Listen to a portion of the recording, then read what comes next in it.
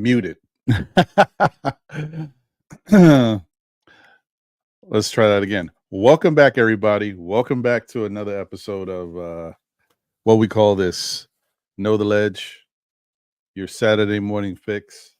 It's not Saturday morning cartoons. It's not karate flicks, but it's something. You know what I mean? Anyway, I hope everybody's doing okay. Happy Saturday to everybody. Let's see what we're dealing with here. What? I didn't. Why is Siri talking to me? I didn't ask Siri to do anything. Siri's wilding.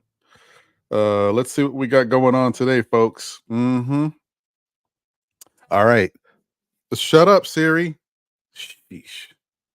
Anyway, so we got currently 74 degrees in the East Coast, New York area. High of 85 degrees today. Sunny, beautiful day. What more can you ask for? You know what I mean? Like this is it, guys. This is it. So definitely nice weather. Tomorrow's going to be 82, chance of a partial shower. But we are here. The weather we've been looking for is finally here. So that's a good thing. Anyway, hope everybody's doing all right. Hope you guys are doing good out there.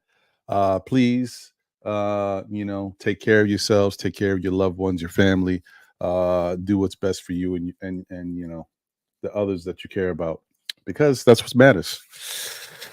Outside of that, you see it. Still Knicks fans merchandise. Yeah, man. Listen, if you guys want to support, that's another way to do it. I'll be honest with you, and you'll find that a lot of us who are in content creation, when it comes to merchandise, it's a little tricky out here in these streets. So unless you have your own little thing set up where you're doing everything in-house and you're sending and shipping stuff out, there's not a lot of money in it. I'm doing it because of the fact that I think it's cool to have merch. I think some people like merch, and I personally don't mind getting some of my own merch, which I haven't done yet because I have been waiting to kind of see what I really want to get, because I don't want to buy every single cup with every single logo. So I'm kind of like, well, what do I like more than the and every day I'm like, well, I kind of like this a little better than the other one. And I just keep I kid you guys not. This is how weird I am when it comes to this stuff. I keep setting up queues, right? And having this stuff ready in my checkout and then changing it. What's wrong with me? I don't know. But pretty soon you're gonna see me drinking out of my own merch. So, but right now I'm still drinking out of plastic cups. I think I know what I want, though. I think I finally narrowed it down. And you guys will see it. I guess that'll be my big reveal.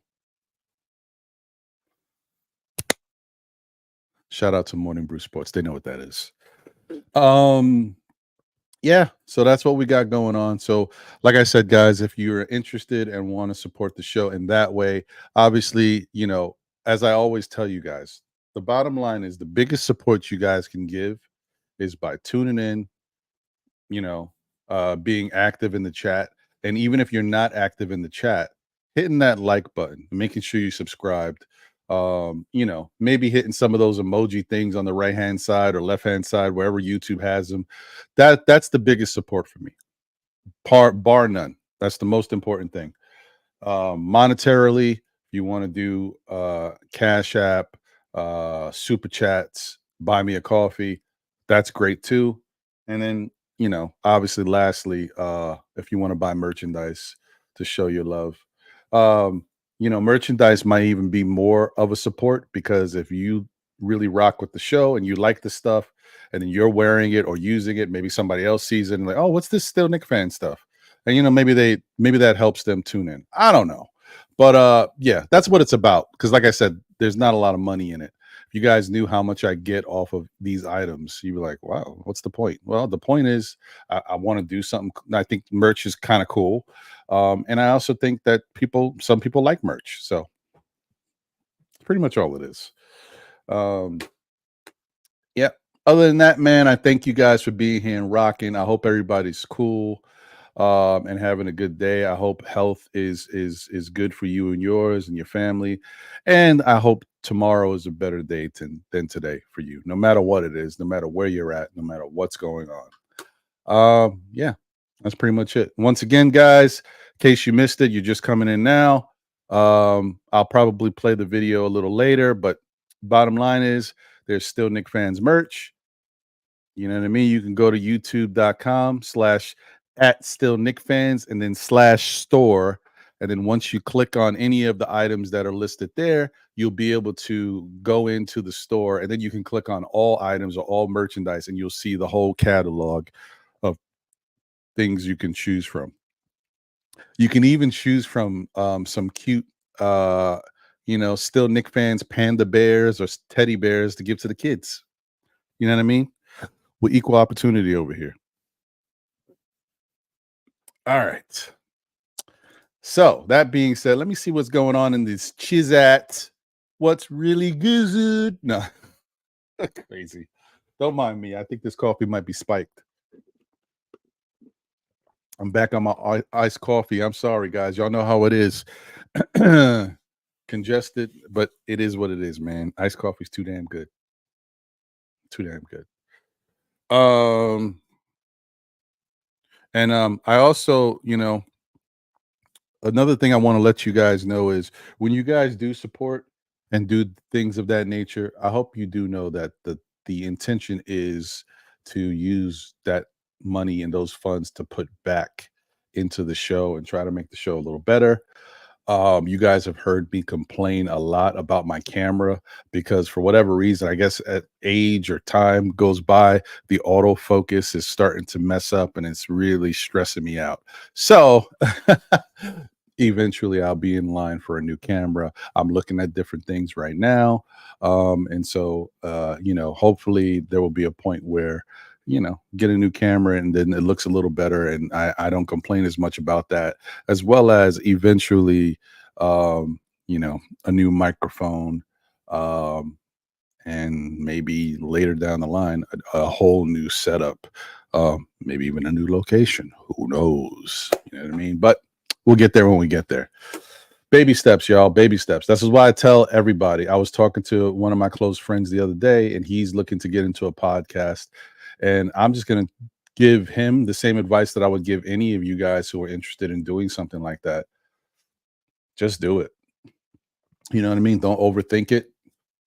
Damn, autofocus is stressing me out, man. Well, that's better. Just do it. Don't overthink it. Just go out there and do it. You know what I mean? Don't worry about who's going to watch. Worry about your content, but don't worry about who's going to watch and how many people it's going to reach. Just go out there, record your show, and get it done. Put it out there. Get your feet wet.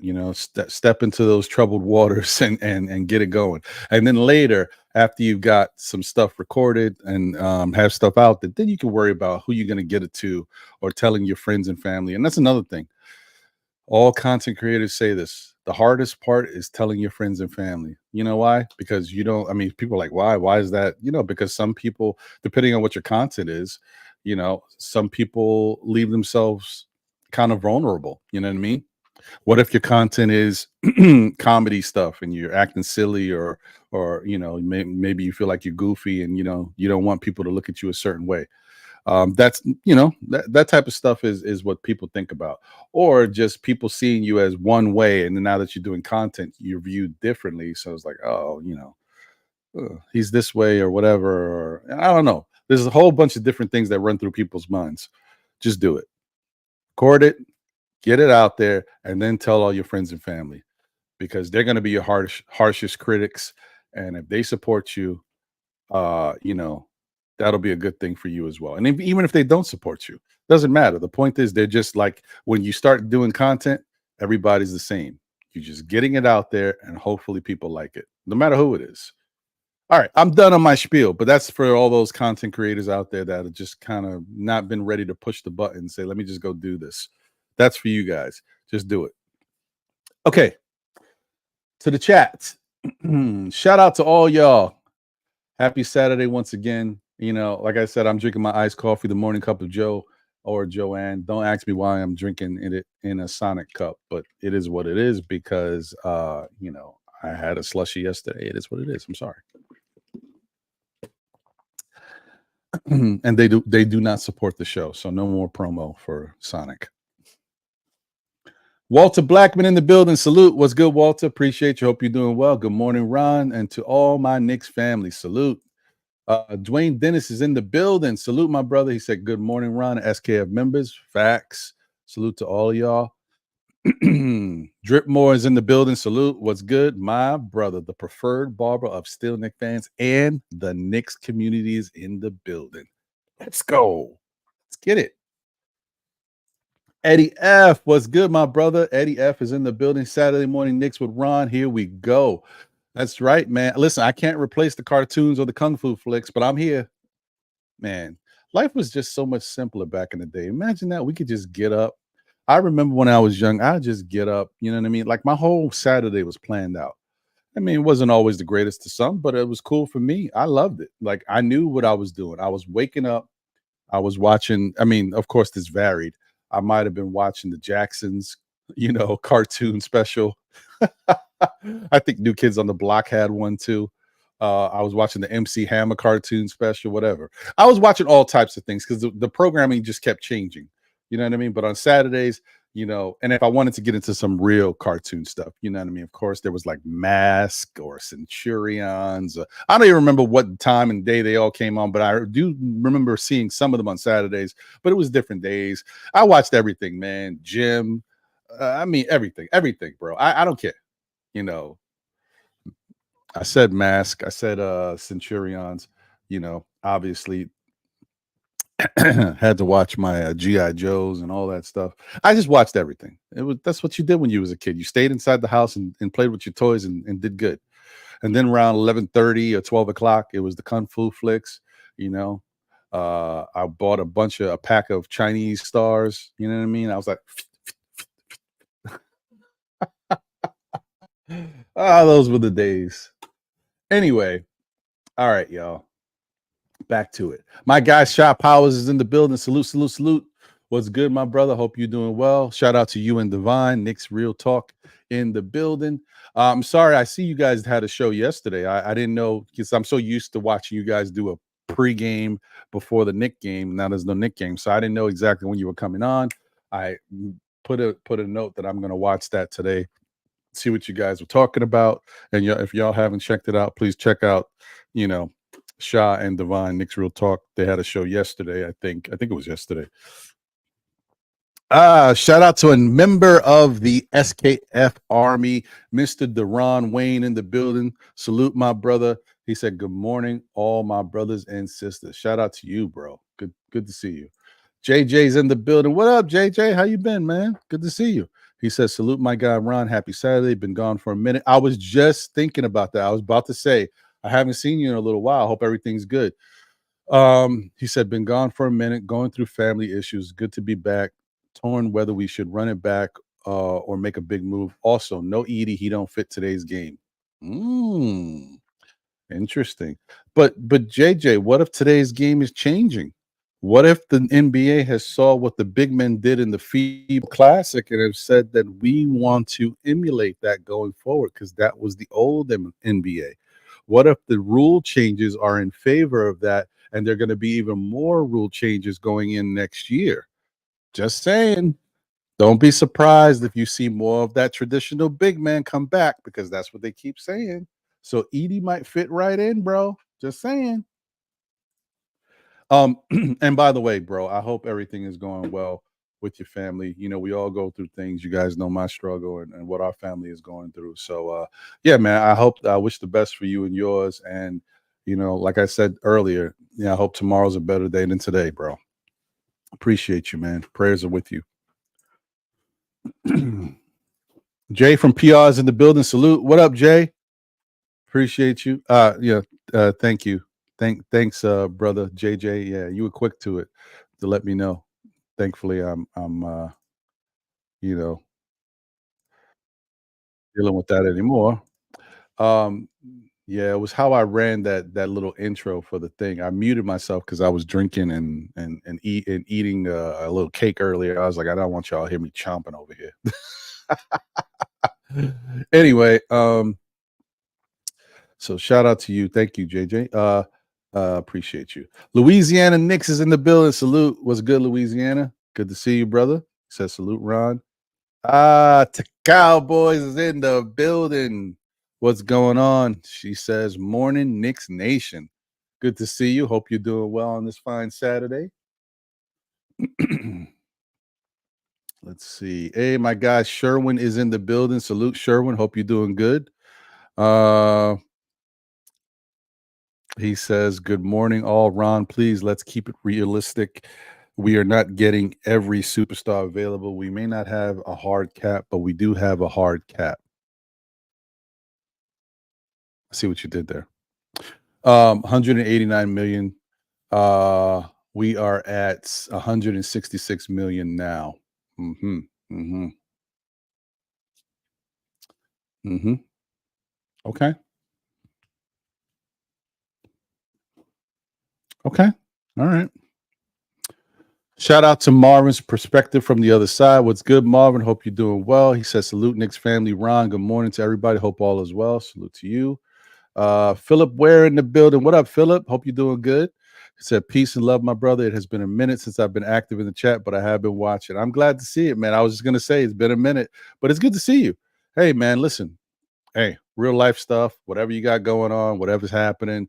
Some people just so busy. It is what it is, man. But hey, whenever you guys can pop in, guys like yourself, Philip, I'm always happy to see you guys, man, because I know that you just like me. You're rocking because you are a Knicks fan. You want our Knicks to continue to do better, and I'm with you on that as well. Deron said, does anybody care about the NBA finals? Yeah. I mean, I guess I care more about the finals than I have the rest of the playoffs that didn't include the Knicks. So I guess, I may find myself watching a couple of games here and there. Maybe so. I could see that. I mean, because, regardless, it is two teams that haven't been in the finals together. So there's some good things to come out of it, I would assume. I mean, I'm not a big fan of the Celtics doing what they're gonna do. And I don't have an issue with the Dallas Mavericks. I'm not a big fan of Kyrie Irving, you know that already. But listen, Luka's cool with me, so I'm okay. It is what it is. And just so everybody knows, I'm not opposed to Kyrie Irving because of any of his beliefs or stuff like that or his game. I mean, the dude is awesome on the court. It's only Nick related. You talk bad about my Knicks. You think you're better than my Knicks. That's the only issue I have with you. That was it, pretty much. You don't like my Knicks. I don't like you. Simple as that. Shout out to Kareem Grant. What's good, brother? He said, morning, fam. Shout out to Ron and the chat. Much love. Good to see you, bro. Appreciate you. Blood of the Panta in the building. What up, bro? Good to see you. Hope you're doing fine on this Saturday. He said, salute to the chat. Salute to Ron and John. Yeah, man. Appreciate you, bro. Jay from PR said, feels good to have a team that is knocking on the door. We here. I'm with you. Sherwin said, when I listen to most of these Knicks talks, they all think we can spend about $250 million payroll. No, I hear you. I mean, but listen. Understand this, Sherwin. We haven't even legit hit the off season yet. Could you imagine? Oh God. Oh man. But anyway, well, I don't know, bro. That's why the off season is kind of funky for me because I like it when the Knicks. I like it if the Knicks are going to make a big splash. Like I know that that's happening, but I don't like it when it's tons of speculation. Like when just every scenario possible includes the Knicks. When stuff just doesn't make sense, right? And every day I look at something new. You know, the other day I saw Kevin Durant to the Knicks. Yesterday, or was it 2 days ago, I saw LeBron James to the Knicks. Come on, man.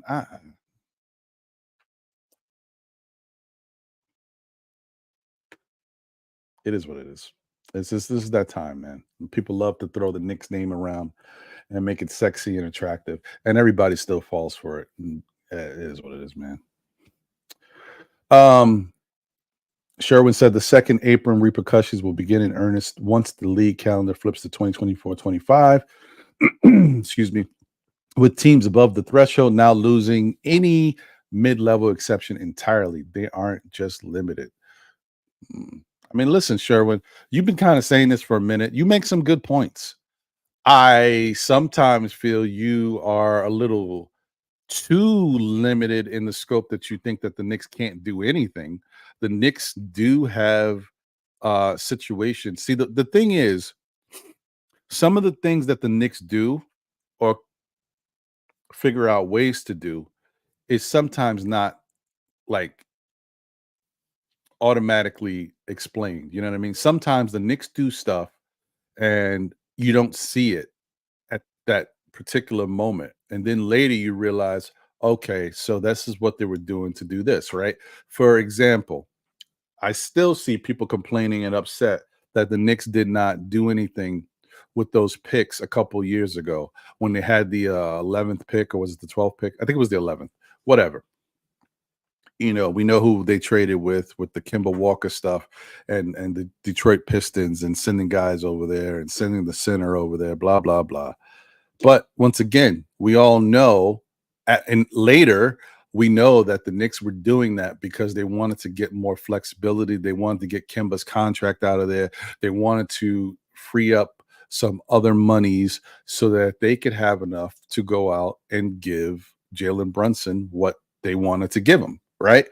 You know, so in hindsight, doing all that and not getting a young draft pick, of which we had two of them that could have been okay. One of them was definitely, excuse me, better than the other.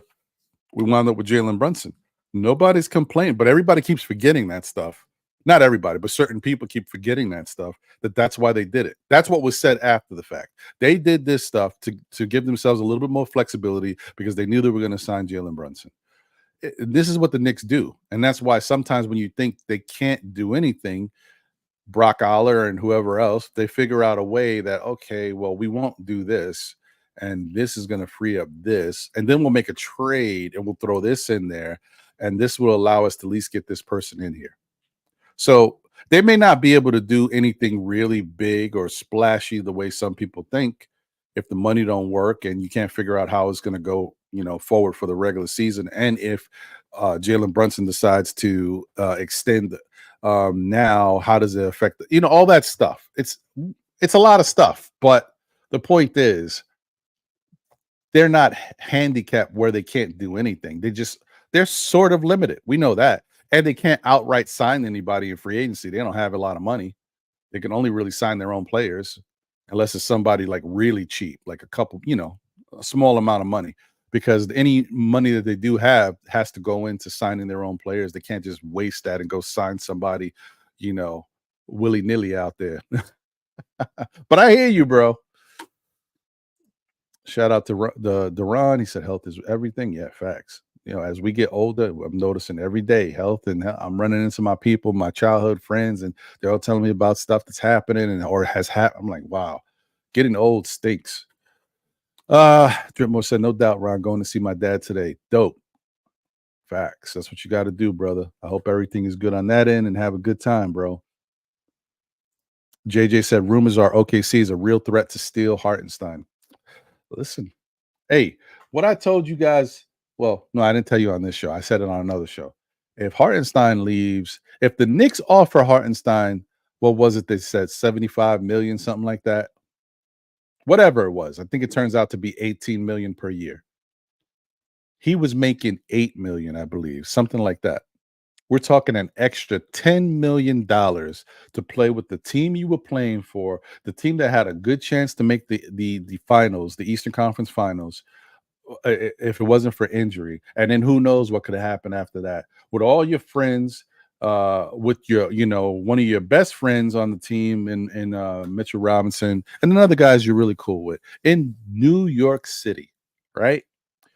If you're telling me that after being afforded that opportunity to make $10 million more, you've never seen that type of money before. You complained because the Brooklyn Nets jerked you in a deal before, and you had a chance to make some really good money and you didn't. You mean to tell me you get that opportunity, that financial ability to really take care of your family and a nice little 3-4 year contract with this team in New York, and you pass that up to possibly get, I don't know, maybe another 5 to 10 million somewhere else? All that tells me is you don't want to be a New York Knick, because money is money. Don't get me wrong. I'm not getting into nobody else's pockets. This will probably be the biggest payday Hartenstein will ever get. Right. But money isn't everything. You know what I mean? Like, money is important, but my whole thing is, like, I can't, like I said, I can't, everybody's different. I'm not an NBA player or a professional basketball player or professional sports, anything. I don't know what it's like to live a life where, you could be traded any day. You've already been on different teams, the travel you have to do, the sacrifices being away from your family. Sometimes maybe everything is just a business. Maybe the friendships and stuff that you make, the bonds don't mean anything to certain people. Kind of like Jokic. For him, it's just a job. So I don't know. Maybe Hartenstein looks at it that way too. I don't know. All I'm saying, for me, for my happiness, if I have a chance to make more money than I've ever made before, it may not be the most money I can make, but if I can make more money than I've ever made and I can live comfortably off that money with my family, and I can still stay where I want to be, where I'm happy, if I'm happy there, I'd rather stay there. The other thing too is, let's not forget, sidebar, Hartenstein has played great basketball. Once again, it's great basketball under Tom Thibodeau. I'm not saying he can't be good somewhere else, but you guys don't forget, sometimes systems make players. You know what I mean? Let's not forget who's a great prime example. A guy that some people say the Knicks should look at this year, Andrew Wiggins. You guys remember how Andrew Wiggins was in Minnesota? Not that he was bad, but towards the later end of the career, they were like, why can't this guy go to the next level? Why can't he play this way? Why can't? Then he comes to Golden State and he's like phenomenal. Like any other day, I mean, of course, you had Steph Curry and Clay, but he could go off in his own right. And then defensively, he was fantastic. He fit right. He fit perfectly in that system. This is how it is. Sometimes systems help you a lot. Sometimes a coach can bring the best out of you. So I just, we've watched guys get the bag and then go, play somewhere, play well, go get the bag somewhere else and not be the same player. I'm not saying that's the case for Hartenstein. I'm just saying there's a lot of factors to think about. You're playing your best basketball ever here under Tom Thibodeau. Just saying. All right. Jeremy Nussbaum in the building. Salute. What's good, Jeremy? Appreciate you. Hope you're doing well. Good to see you. E. Gibson in the building. Salute, E. Good to see you. Salute, SKF in the chat. JJ, I remember you. Oh, he's talking to JJ. Okay. Appreciate you. Sherwin, to the 100% salary matching in trades, but a second apron's teams will be also prohibited from combining multiple players' salaries into trades as well.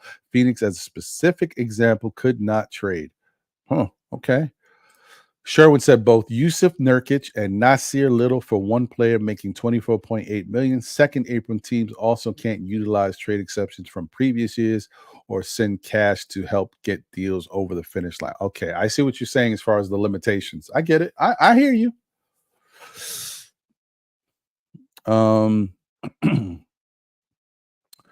I might have missed this other part, but prayers to your family as well, E. Gibson. Yeah, I hope things get better as well, bro. Yeah, shout out to you, bro. Man, like I said, life is tough. It stinks, but definitely prayers for you and yours. Animal Lex is in the building. Salute, Animal. Hope you're doing well, brother. Yeah, no, I hear you, Sherwin. And I appreciate that. Like I said, I never not like when you're in the chat giving people information, giving me information. Like I said in the past, you've corrected me on certain things that I may have been wrong on, and that's why I appreciate having you around, Sherwin. You're a good dude.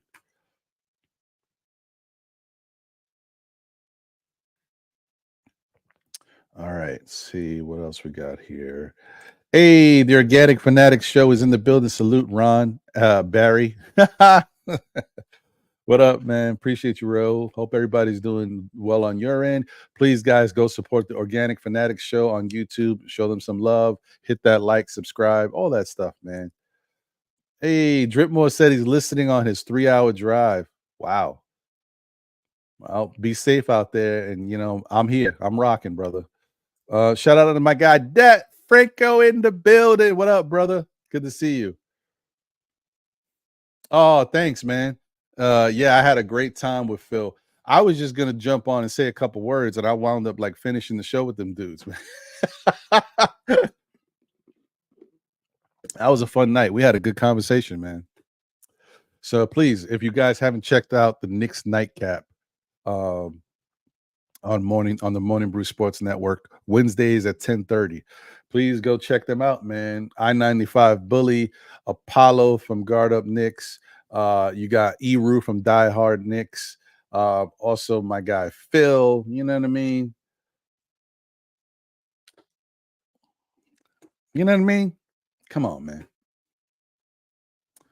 man. JT Riddick in the building. Salute. What's good, JT? Appreciate you. He says salute. Durant. Yeah, Scooby Doo and Fat Albert. That's a fact. Yes, sir. That's a fact. 713 gamer in the building. Fligga D said, I can't call it. I hear you, brother. Me either. I can't call it either. Mets 21-28 in the building. Salute. What's good, Mets? So Mets acts 21-28. He says, Mr. Mets 21-28. He says, at Still Knicks fans, now that the finals are set, who do you got, Dallas or Boston? Well, if I'm being honest, for legacy purposes, I want Dallas to win because I want Luka to get his. I know he can whine and cry to the refs sometimes. He acts like a little kid. But overall, I think I'm cool with Luka, and I really like his game. And I think he's one of the best players in the league. And I think if you're one of the best players in the league, you should either have a chance or you should be able to get a championship. And I think he's put himself in this position finally. And so I wouldn't mind having Luka win the championship. It makes sense to me. But that being said, I know people don't like it. I mean, I don't like it, but I have a feeling Boston's going to win because Boston, at every turn, no matter what you've thrown at them this year, they've been able to come out, on top.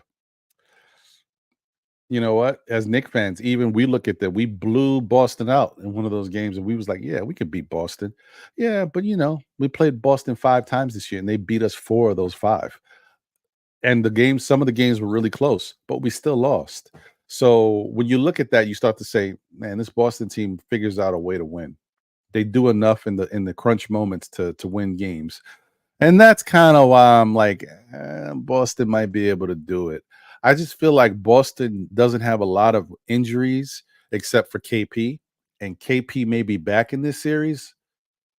And KP is the difference, guys. I don't know. It may not sound like it, just looking at how the boss has been playing and without him and all that. KP is the difference. We've already saw what happens when you got to stretch big, how they can stretch the floor. It puts the defense in a situation that they don't know how to handle. It's tough. So you imagine KP stretching the floor, shooting threes, bringing your big man, your perimeter defender out of the paint. So you got no perimeter defense. I'm sorry, no interior defender. So that means the rest of the guys on Boston could just go into the paint anytime they want, right? But then you say, well, who's the guys that they got that can go? You got Derek White, you got Drew Holiday, you got freaking Tatum, you got Jaylen Brown. That's tough, man. I don't care what nobody. That's tough. It was good job by Boston. I don't know how they did it. I don't know how they have the money for it, but they were able to do it. They'll deal with penalties, whatever they got to deal with, because they want to win a championship. So, it is what it is. Thank you, JJ. Yeah, man. Always, brother. Always. I appreciate the love you guys all show me. I will definitely reciprocate and show the same love to all of y'all. Everything Knicks in the building. Salute. What's good, everything Knicks? Hit the likes and remind Sherwin that the Knicks are rich. I hear you, everything Knicks. But Sherwin does have a point. We can do some things though. I say that to Sherwin too. We can do some things. We just can't do everything. So yeah, we can't do everything. Best of the worst is in the building. He says, or he or she, whoever, you can trade your picks. You just can't trade picks 7 years in the future. And this is if you're a repeat offender 2 or 3 times. I have to read it again. I hear you. Okay. All right. A little bit more context. It all works. The official payback is in the building. Salute, brother. Hope you're doing well. He said, I agree with Sharon. I was watching Morning Brew and all the other shows, and the Knicks recap has been most realistic. This is why it's great to interact with us because we all add value. Uh-huh. Uh-huh. Okay. Okay.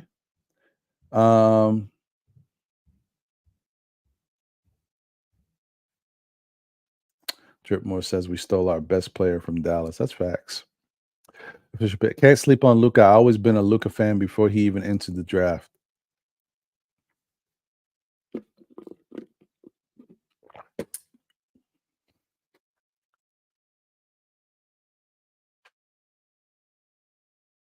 Camera's crazy.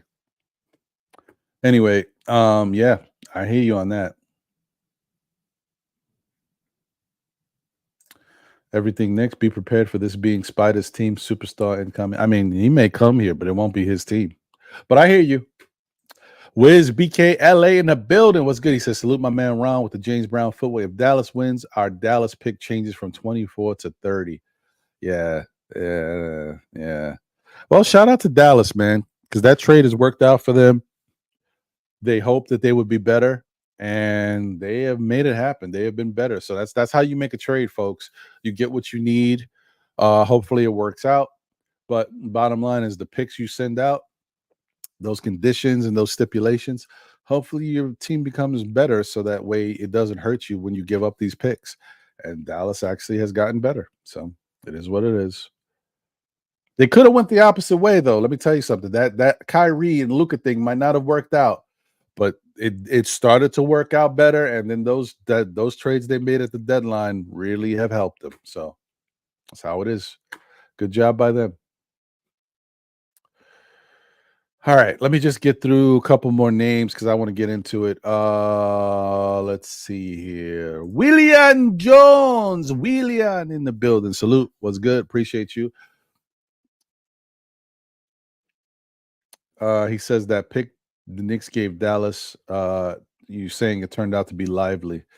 That's the case. That's the case, man. It is what it is. The coolest in the building. Salute. What's good? Appreciate you. Mm-hmm. Hey, what the hell? Pete P in the building, man. That's right, y'all. Pete Panagiotopoulos is in the building. Man, I haven't seen you in a minute, Pete. I hope you're doing well, brother. After me learning how to say your whole name all that time and not having to say it, it's it's kind of hurt my heart. Good to see you. Everything's okay, man. We trying. We here. Good to see you. I hope everything's good on your end. He said, if Hartenstein is worth 100 million, we have to let him walk. Oh, yeah. No, he's walking. Not only is he walking, we'll put him in the cab, little Uber XL. You know what I mean? Wish you well. So we'll see. Almighty Finesse is in the building.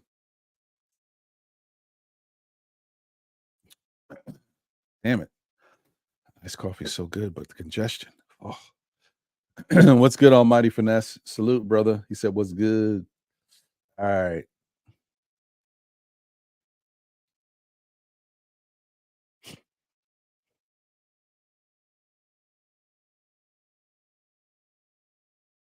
Okay. All right.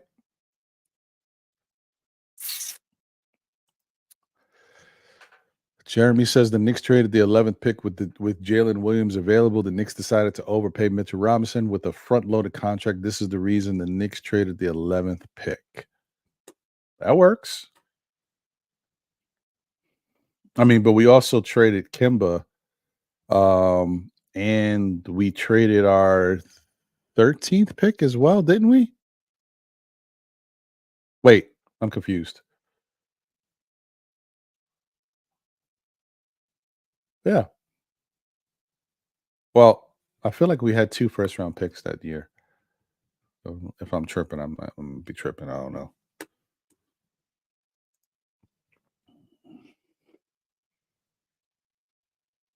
Oh no, because we traded the 11th pick and it turned into a number 13, which we eventually traded as well. I think it was something like that. Yeah, I don't know.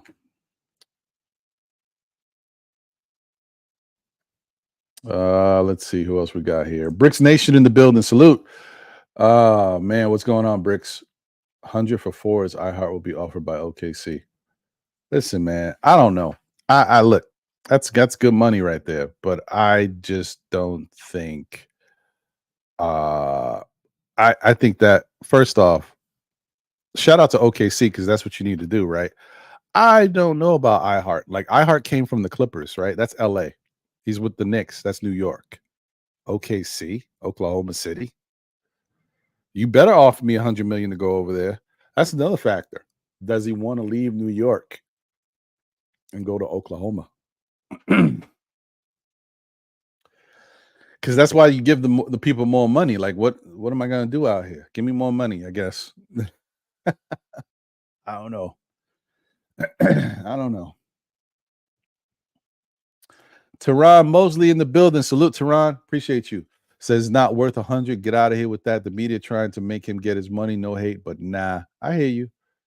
All right, let me get through the rest of this. Let's get it cracking. Hey, Margaret Edwards is in the building. Salute, Margaret. Good to see you. Appreciate you. Fly God the third, aka C_Mac is in the building. Appreciate you. Good to see you. Like the Jerome James, the Ron Williams. Yep. Izzy Black in the building. What up, Izzy? What's good, Ron? Appreciate you. All right. No,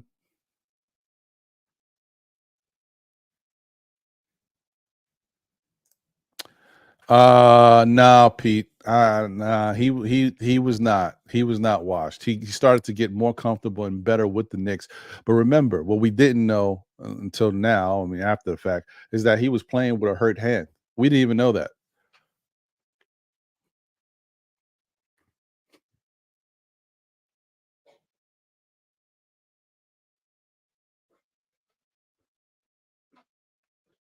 AP in the building. Salute. What's good?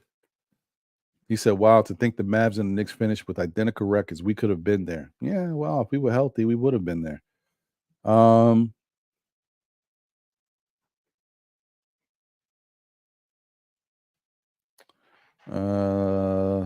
Okay. Hector Gaston in the building. What up, Hector? Good to see you. Said Kobe wanted to see this. Long Island Sound One in the building. Salute, Long Island. A summer just now here. The New York Knicks will be your 2024-2025 NBA champs. I like it. I like where you're going with this. Knicks 100 in the building. It says Matt. Salute to you, by the way. Mavs Celtics is all and is a ill matchup for Celtics. Can lock Mavs guards and Mavs can dominate Celtics bigs. Interesting. Nick Yak is in the building. Salute, Nick Yak. Appreciate you. Good to see you. I want my center inside. Excuse me. Well, that's why it's good to have some parity. You know what I mean? Have an inside center, have a backup that can stretch, have a starter that can stretch, have a backup that can go inside. You know what I mean? Have some parity. Knicks got too many players.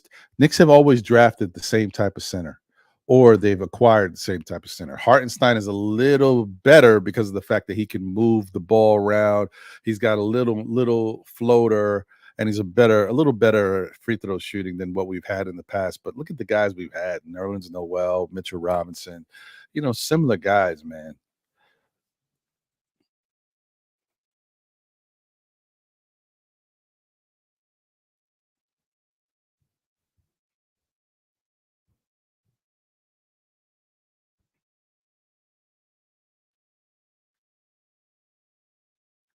NYC BBall 08 is in the building. What's good, my guy? Appreciate you. Hope you're doing well. Okay.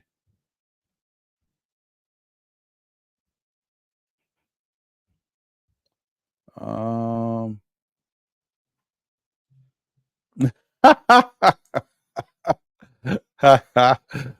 hear you. No cap. Life's analyst is in the building. He said, I hope this season makes the Knicks realize how we need to draft and develop young, affordable depth. Who cares if they don't play nightly? We need depth and insurance. I hear that. We definitely need insurance. I've been saying that for a minute. If you want to run it back, you better give me one or two more players on this team that can be healthy and can fill in. Because that was crazy this year.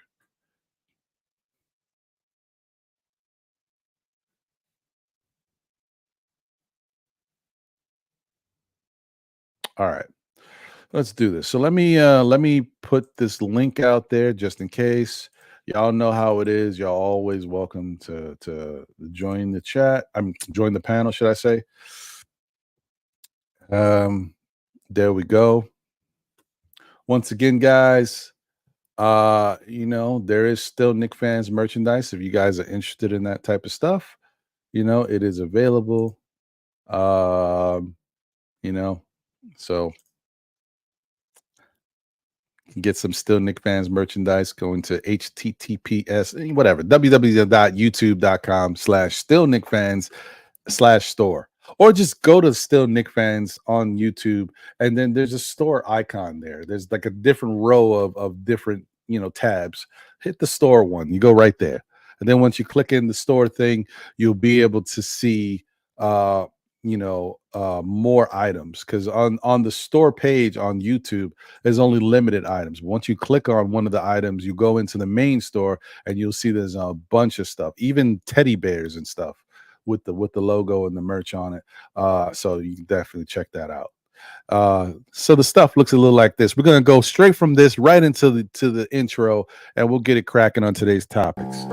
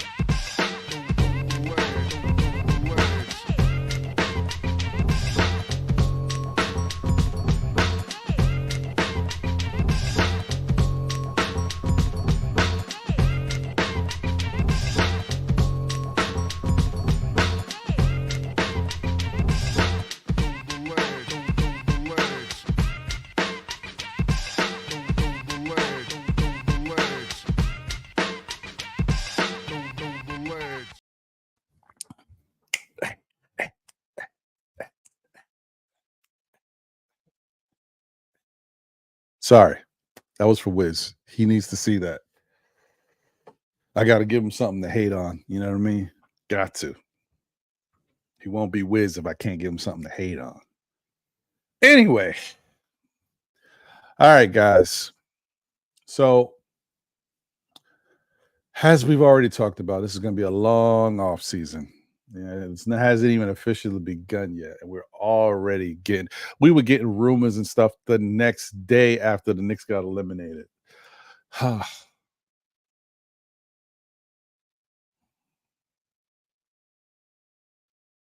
just doesn't stop. It just doesn't stop. Anyway, so apparently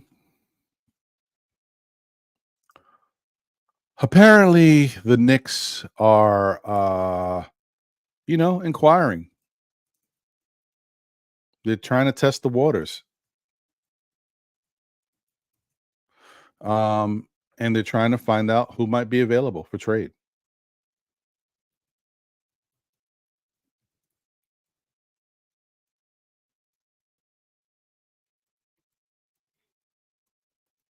Yeah.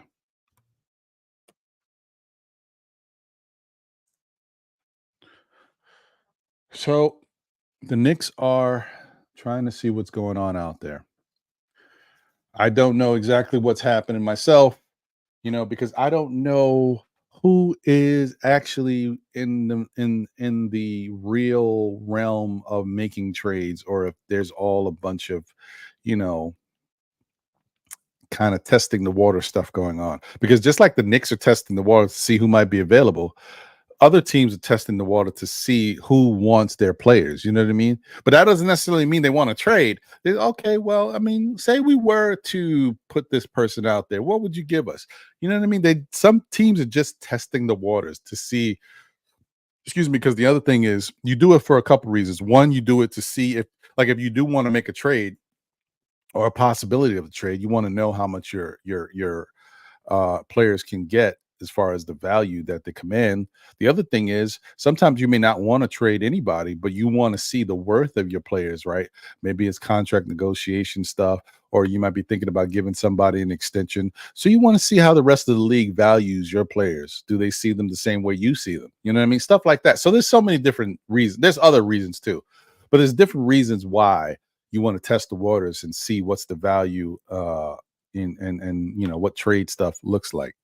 So, and shout out to the chat once again. Appreciate you. We got 96 here on YouTube. Please smash that like button if you haven't already done so. Show your love for the show. We got 34 people watching on X, and we got a few people watching on Facebook. Thank you guys, all of y'all who tuned in. We got 130 across all platforms. Appreciate the love and showing the support. Thank you for being here and rocking with me. Shout out to Allah Wise in the building. What up, Allah? Good to see you, my brother. I hope you're doing well. Hey, my guy Ken. What's going on, Ken? I hope you're doing good. He says Drummond is not a good fit. Drummond is definitely a slow, plotting big man. And I listen, not for nothing, guys. You know what I mean? Like, it's weird. Like, Andre Drummond isn't washed, but I've seen some mental mistakes from him that are like, what? I don't know, bro. I don't know. He's making some wild stuff going on out there. Like for the good he does, he's still adequate, I guess. Uh as a rebounder. No, he's very good as a rebounder, but maybe adequate as a defender. But he makes some wild decisions out there. Just saying. I don't know about Andre Drummond. I don't know about him. Shout out to Shaw Legacy. What's good? Appreciate you. Hope you're doing well. All right, so let me ask you guys this. We've heard that the Knicks are calling around, and so one of the teams that the Knicks have called around to is the New Orleans Pelicans. A lot of rumors are circling around the name Brandon Ingram. How do you guys feel about Brandon Ingram? And let me say this again. And let me say it differently. How do you feel about Brandon Ingram today? Okay. Being a part of this Knicks team today. Because one thing about BI's got skills, right? He can ball. But how do you feel about him today?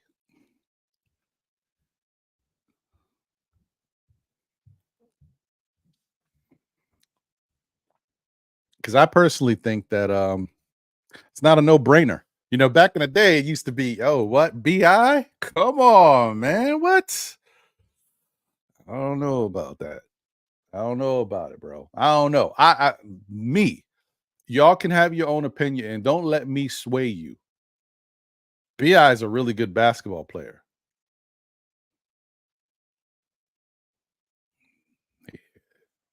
You know, I don't know. I've watched BI a lot now, and I don't know. When he was with the Lakers, he showed flashes, right? And then LeBron got him up out of there for whatever reason, right? Probably because they play the same position, which makes sense.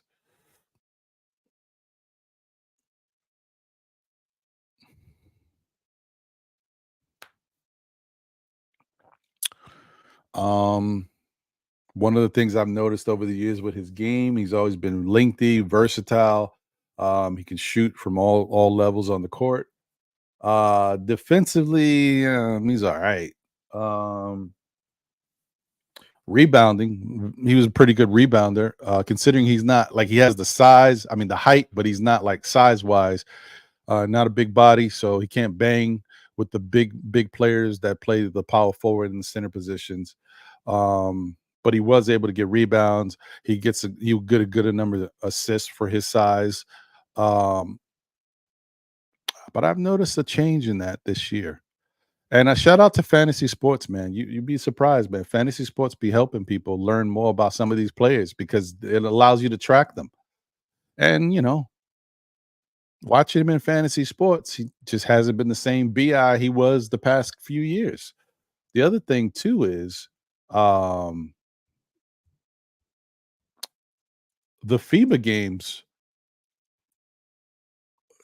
He didn't look that good in them FIBA games. You know what I mean?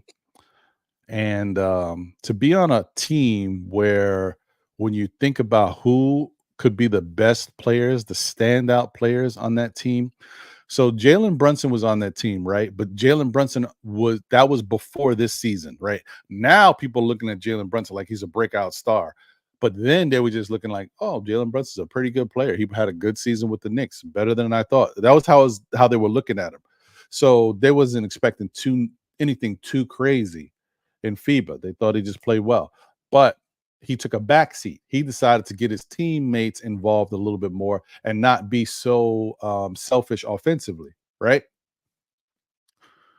But on that team, you had Anthony Edwards and Brandon Ingram. And really, when you think about it, I mean, the rest of the guys, I mean, you had Halliburton, but Halliburton's more of a facilitator first, right? He can score, but he likes to pass the ball. So when you think about it, who was the key guys, the main people on that team? It had to be Anthony Edwards and Brandon Ingram. But I saw Anthony Edwards get busy at moments, and we also saw the kid from the Lakers. I'm forgetting his name right now, but Bi was not doing well over there. Um, so I don't know about Bi, man. I don't know. I just don't think. I just think you bring him here, and he's just another piece that just doesn't do it. I don't know. I mean, I could be wrong. Maybe getting him out of hey, that's the other thing. Shout out to that mindset. Maybe getting him out of New Orleans would be just what Brandon Ingram needs.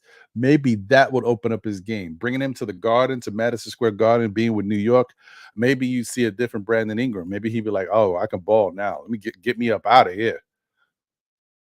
Because not everybody loves New Orleans. I mean, it has some good stuff over there, but you know what I mean. And that's that situation they got over there with Zion and stuff.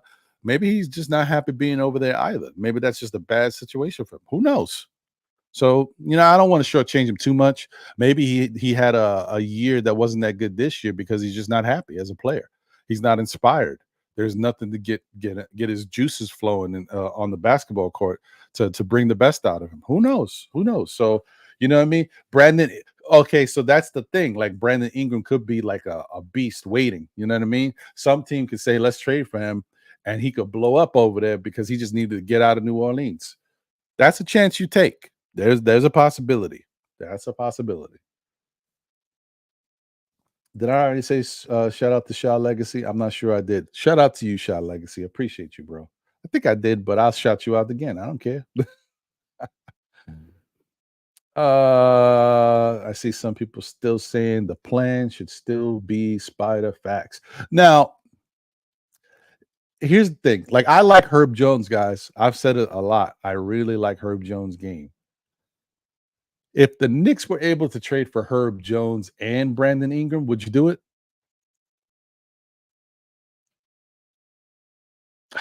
And Brandon Ingram's got a hefty price tag too. He's making some good money. I think somebody said he's making about 150 something million. He's making some good money too.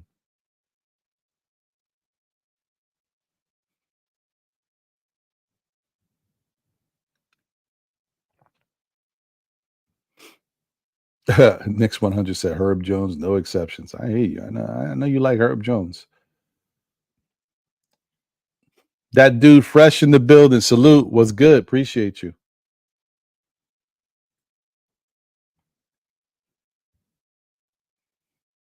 Eddie F says you be buying low. Yeah. I mean low, but he does make some good money. His contract ain't nothing to slouch at. It's interesting, man, because my whole thing, like, oh, that's another thing. Nope. Nope. Nope. I just thought about something. The other thing that say what you will about Tom Thibodeau. People like to say that he's running his players into the ground with the minutes and all this stuff. I told you we already talked about that narrative. Josh Hart even came out in his most recent interview and kind of expressed the whole point that no, Tibbs don't do what you people think he does. We don't get to practice a lot. We be chilling. You know what I mean? So like that's interesting. But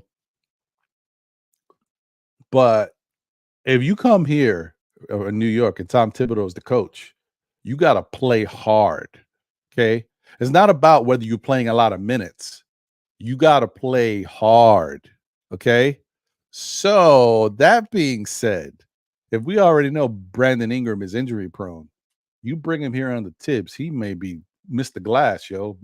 Unbreakable ain't him. He might be Mr. Glass over here. He might be go out there on the court, get your rebound, and just disintegrate.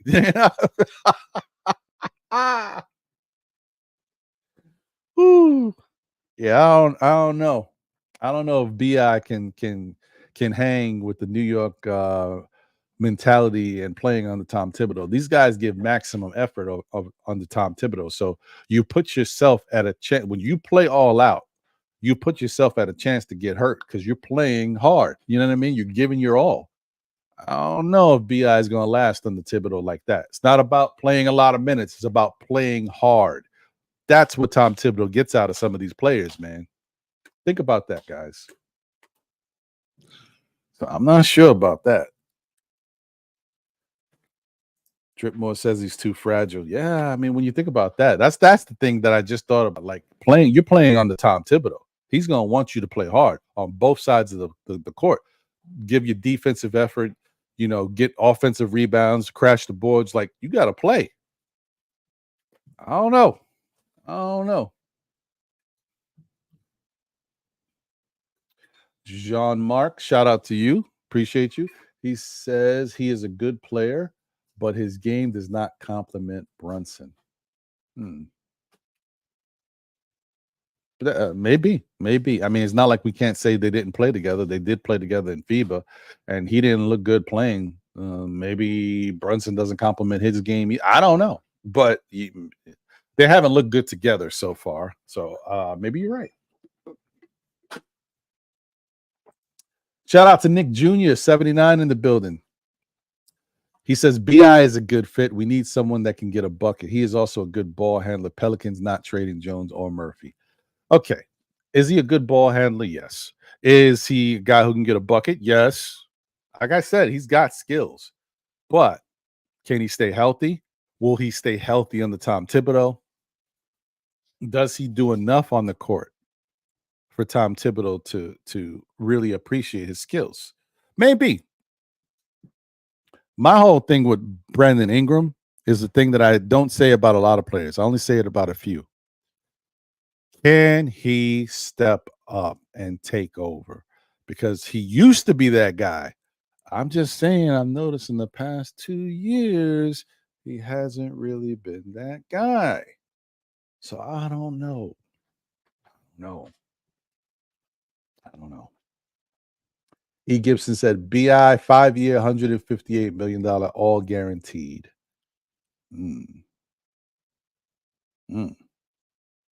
Mm.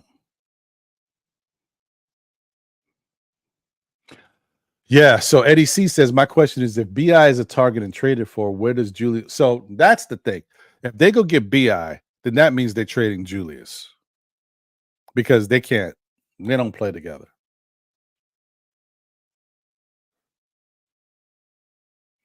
I don't think they would I don't think, Eddie C, I don't think OG, you can't flip OG and BI. Like, you talk about a culture shock.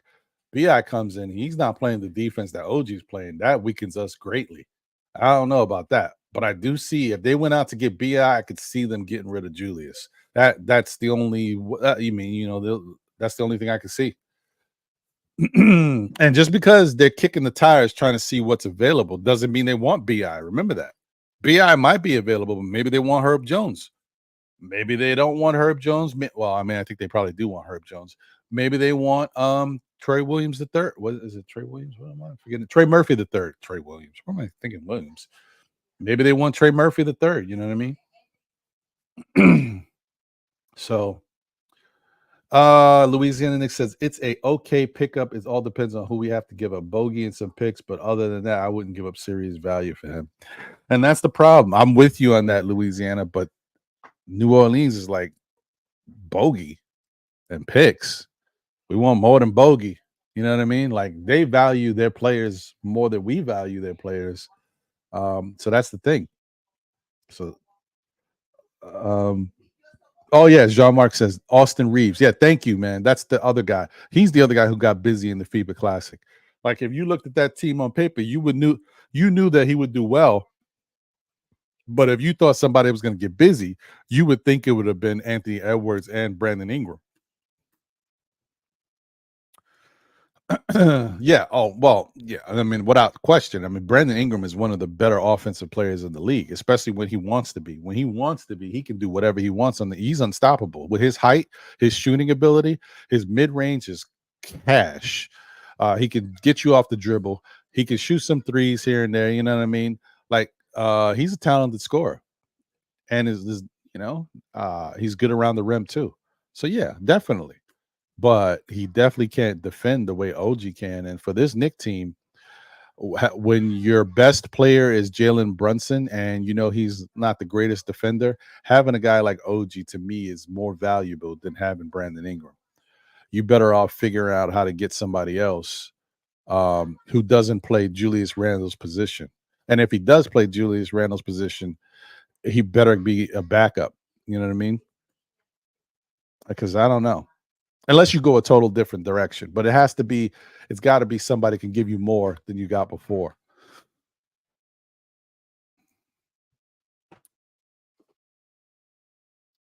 So D Coolis says Gary Trent Jr. That's a name that I saw. We talked about that the other day on the morning the nightcap. Gary Trent Jr. is interesting. He's interesting.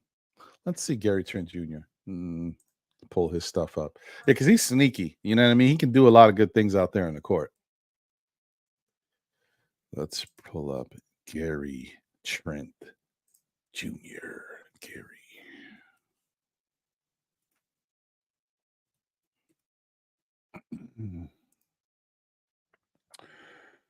All right. Okay, let's get him. Let's share the screen.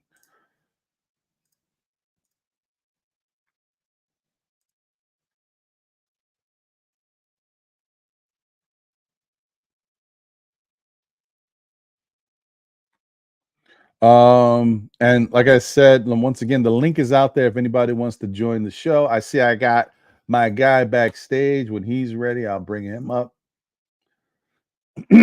Oh, he is ready. Look at him. Boom. Hey, what up, Sha? Oh, you on mute. What's going down, Ron? Salute to you. Salute to the family in the chat. Let's get it. What's going on, brother? I hope you're doing well. Everything's good, man. Good day out here in New York City, man. I just walked the street, man. Maybe when I get off here, I go lay in the sun for like 3 seconds or something like that. Try to get a little charcoal burn or something like that. I hear you, brother. I hear you. Um, yeah, and his extracurricular activities. He definitely is that. Yeah, but it is what it is. As long as he can go out there and play basketball. But like I said, I have other issues with Bi for some other concerns. So I'm just not sure under Tom Thibodeau if he's the right guy. Yeah, Bi was a good talking point maybe 2 years ago. I was heavy on Bi, a couple of years ago. But after the last couple of years, man, he's been. Do we want to get somebody with a big contract like him and put him on the? He's been hurt the last couple of years and stuff like that. I mean, is his defense really that much up to par and the position that he's going to play? Are we substituting Julius Randle for Bi? I'm not doing that deal. Me personally, if only way I see them getting rid of Julius Randle has to be, it got to be another person that's going to bring that 25, 10, and 5, man. And you don't get that too often in the NBA this year. I mean, these last couple of years, Julius Randle has been doing that consecutively for last couple of years, man. So, i.e., why he got those all-star, all-NBA quotes and all that other stuff. Yeah. No, I'm with you on that. That's the thing about him. Like he's a wild card. He's a wild card with that. Like he definitely has the ability to do some things. But I just looked at how he's been playing the past 2 years, and I'm like, I don't know. But most importantly, this year, and this is the most recent year. So I'm like, if this is who he is, I don't know. I don't know. It's tough. Shout out to Jarvis LaFleur. What's good, my brother? He said, salute Ron. Shout out to my beignet brother. Ron, I like Ingram at the same time. He is injured quite a bit and shows some inconsistency. I like him, but I would rather Herb Jones. Well, I mean, there's no argument here. I like Herb Jones. I like Herb Jones too. I don't think he's in the cards, but maybe a favorable mention for him. Yeah, of course, I would love to get him. I mean, I would love to get a Giannis. You know what I mean? or Luca. You know what I mean? I would love to get those guys too. You know what I mean? But is it going to fit into the money scheme, man? As a fan, I know. Of course, I want everybody. I even last night on the pod, I even advocated for LeBron a little bit. I threw that LeBron in there. You know what I mean? I threw the LeBron out there, not really advocating, but I threw it out there. You know what I mean? To get LeBron, and if they somehow can get that pick to be Bronny, LeBron gonna want to come over here his last year in the NBA. And he wants to go out on a bang, come to New York and be the shooting guard on New York with Brunson and OG and Julius Randle and Ahart. Come on, man. Of course, I would love to see that happen. But does it fit the big thing I preached last night was about the apron. We are going to be a luxury tax team from now on in. But the way that I figure the Brock Isles and it's another guy that I can't remember his name, Finley or something like that, that they work the books and they work the money. And they've been making some good things for us happen. You know what I mean? With this salary cap, we gonna play in the luxury tax. The biggest thing is to stay away from the apron. The apron takes away a lot of the stuff that you can use going forward. Yeah. I mean, okay, so sure, when it was like that money, yeah. I mean, okay, if it's 31.6 million annually, that's not that bad for BI. But like I said, sometimes what you got to do is we have a vision of a player, right?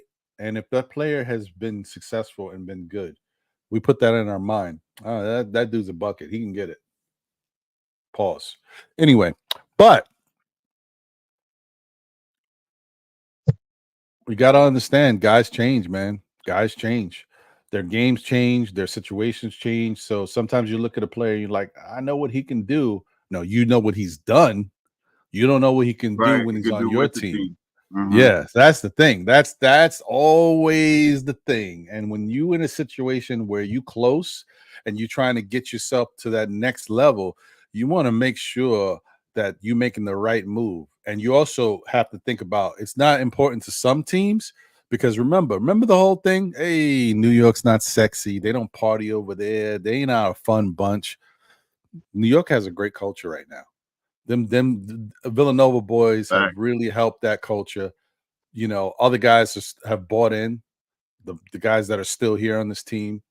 And I care more about that than a lot of things. Of course, I want the Knicks to be able to be a better team, but I like their culture. Their culture, that culture is what has drawn more people to be Knicks fans. There's some people that love the way these guys go after it and the way they're there for each other. That's huge. So I wouldn't want to like get rid of that culture and start bringing in some person, especially some person that's a really good player that has a voice. You know, because those are the type of players you got to worry about that can disrupt you. It's not them little guys that you bring in that come off the bench. No, it's the guys that make some decent money that have been somewhere. Those are the ones that can uproot your culture. So it's important. It's important. Just saying. I don't know, man. I don't know. I feel you, D-Roz. I ain't mentioning that. I'm just saying those are some of the things that's out there, man. Those 5 names is Kel Bridges, Booker, Paul, Embiid. Still got the chatter of Donovan Mitchell out there, you know. So these are the names. All these names that I just mentioned, aside from Mikal Bridges, put us towards that apron, or we're gonna have to make a trade. You know what I mean? So with 4 of those 5 names that I just mentioned, aside from Mikal Bridges, we're gonna have to make a trade. We're gonna have to make a move. If we want to go get Paul, you make about $50 million. You're gonna have to make a trade. If we want Embiid, Giannis, we're gonna have to make a trade. You know what I mean? We want Booker, we're gonna have to make a trade. I mean, and are you willing to give up someone that's already been here for a couple of years, that's already, like you said, Ron, about the culture, to disrupt the culture? You know, are they gonna come in here and be like a seamless fit, or is it gonna be a little rough road so they can mend themselves into the, you know, what the lineup is going to be and how you're going to get your shots off and stuff like that? No, I'm I'm a big advocate of the Knicks running it back and maybe making some bench moves. You know what I mean? Getting stronger with the bench, because I don't think we're going to keep Precious. I think Precious probably might be gone. I hope I would like to keep him, but money wise, man, you follow the money, man. They're not going into the super luck. They ain't going to the apron for Precious Achua. You know what I mean? Yeah, that's fair. That is fair. So what was I was gonna put up? Shout out to Pete Panagiotopoulos. He said McCollum would be a good secondary playmaker who can give you 20 plus on any given night, even at 32. My whole thing about McCollum is, like, you know, he shows up when he wants to too sometimes. Yeah, and I think he's making some. Yeah, and he's making some good money coming off the bench at that. So I don't know, but I hear you though. I hear you.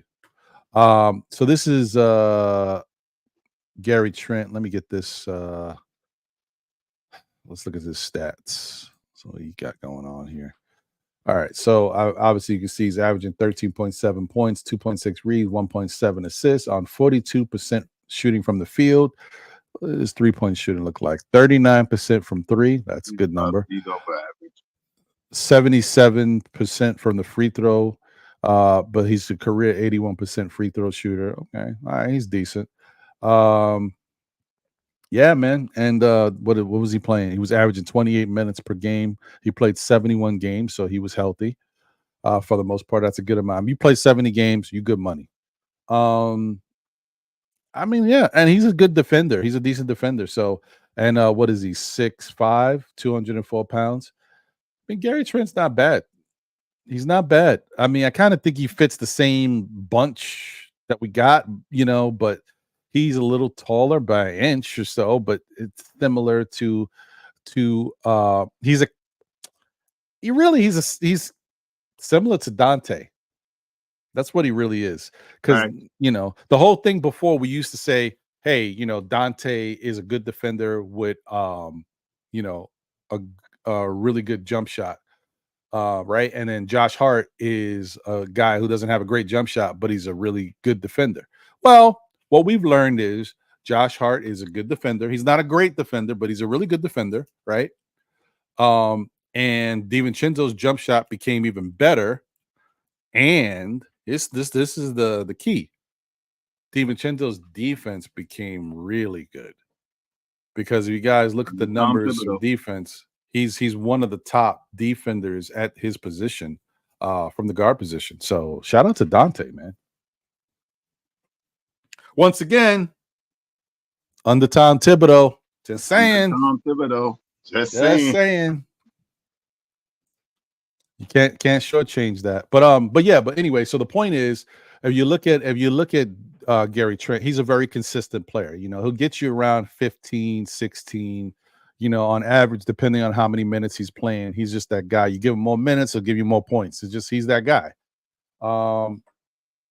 Yeah, so he's an interesting guy, someone to take a look at. That this goes back to the secondary thing, right?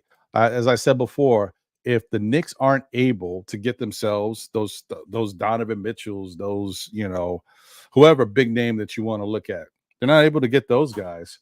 Gary Trent Jr. is the other type, but you can still win with Gary Trent Jr. If you bring back the other guys you got, if you don't upset your core.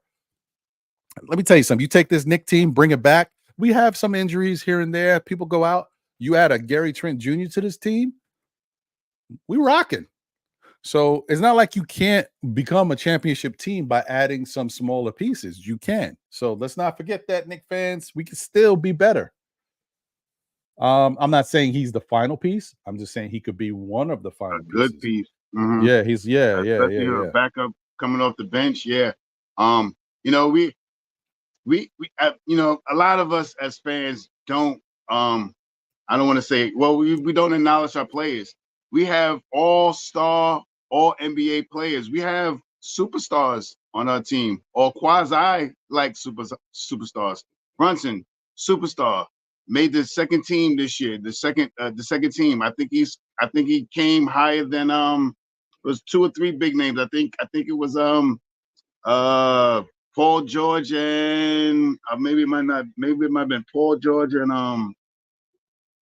I know one of them was for what's the dude that came from Brooklyn? Durant. I think he was higher in the standings than Durant was. I think Durant may have fell to the 3rd team. I forgot the numbers. Don't quote me, but superstar. Julius Randle, superstar, 25, 10 and 5. All NBA a couple of years ago, all NBA, all-star status, superstar, defensive player, if he can stay healthy on the court, is OG Anunoby. If he'd have been healthy last year, he would have been first tier defensive player. Best shooting guard in the league almost this year. Shot the most 3-point shots, and I think he made the most. And DiVincenzo. We got superstars, man. A guy that's under 6'5" that's been out rebounding everybody. And J Hart, superstar.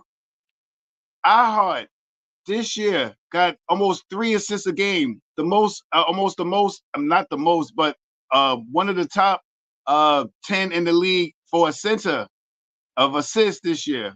Huge. We got players, man. They may not be and what the best thing about our players is they fit together, man. Like you were talking about earlier about Hart, about the 17 million and the 20. I was saying something similar last night.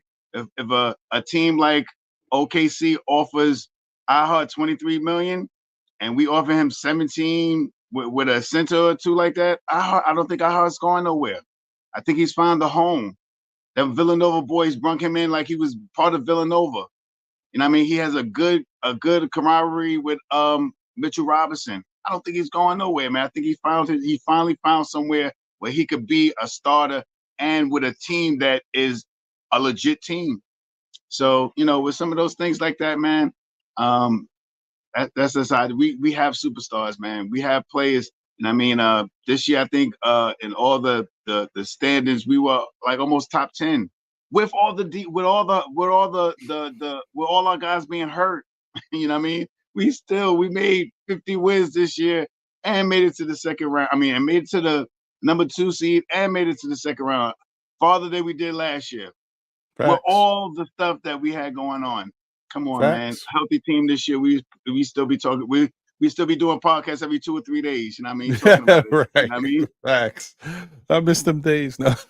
Yeah, man. Yeah. Oh man, yeah, you're right. Shout out to the chat once again. Thank you guys for being here and rocking.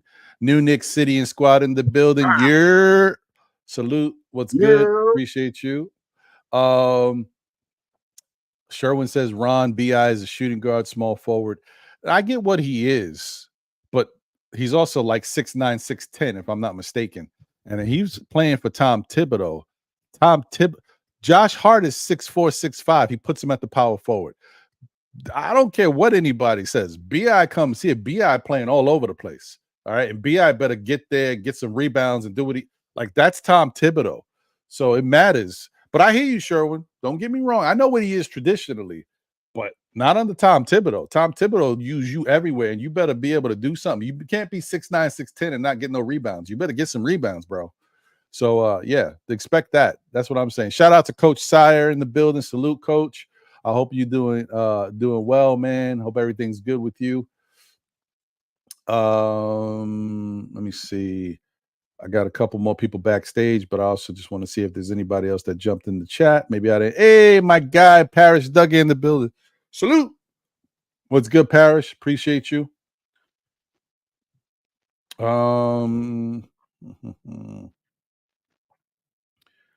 King Juggernaut 08 in the building. Salute. Appreciate you. That's an interesting. I like the official playback comment because we've been talking about how long we've been talking about Russell Westbrook, like last 4 years or something like that. Yeah, it's been forever. He said Russell a free agent, bro. Yeah, I don't know, man. I just don't know if he fits what we got going on here. I'm always on the fence with Russell because I know he's got something, but I don't know. His playmaking ability might help this Knicks team. I mean, you can get him for a cheaper contract, maybe if he's willing. It's all about these players if they're willing. But he's been around the league enough to know, what it is. So. And the Clippers, for whatever reason, couldn't do it. I think I got a better option than Russell Westbrook now. What about Kyle Lowry? I honestly don't think Kyle Lowry's leaving Philly, bro. I don't think he is either. He's from Philly and all that stuff. But Kyle Lowry's not a bad, better than. I mean, I would take Kyle Lowry before Westbrook. Right. Everything I hate about Kyle Lowry, I would love if he was on the Knicks. On the Knicks, so right? That's what it exactly. is. Let me get these guys up in here, but let me just say what's up to my guy Delano Steele Jr. What up, DSJ? Appreciate you. He says salute to everyone in the chat. Salute to Ron, still Knicks fans. Appreciate you, bro. Good to see you as always. Okay, let me get these guys up in here. Thank you guys. Listen, if I missed anybody's name, it's not for lack of trying. I may just not have seen it. There's a lot going on in the chat, but I appreciate y'all much. Hey, Double A. See, gotta look around. What up, Double A? Appreciate you, brother. He says, salute Ron Shaw. The Knicks need only to get healthy and re-sign OG and Isaiah unless we can do a three-way trade for Bridges. Won't happen. Straight trade with Brooklyn. Yeah, man, we'll see, bro. Good to see you, Double A. I hope you enjoying your Florida weather and jumping in and out of the pool, keeping them old joints loose and limber. Oh, man, appreciate you, bro. Okay, let me get Mets in here. Mets, what up, brother? Not much. I mean, I'm gonna be blunt.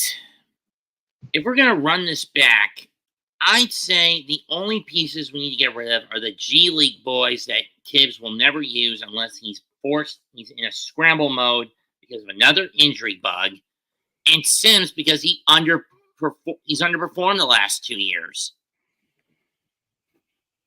I got a quick question to that. Did we is the one of did we sign Shake Milton and the Akite and all these other guys? I heard some things out there. I'm not sure.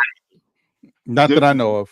No, nothing. Not right? that I Okay. know of. No. Yeah, because there was some speculations out about them signing them, and they could put all of them together or put them all in a bowl and add Bogdan and a couple of picks and ship some. Get something.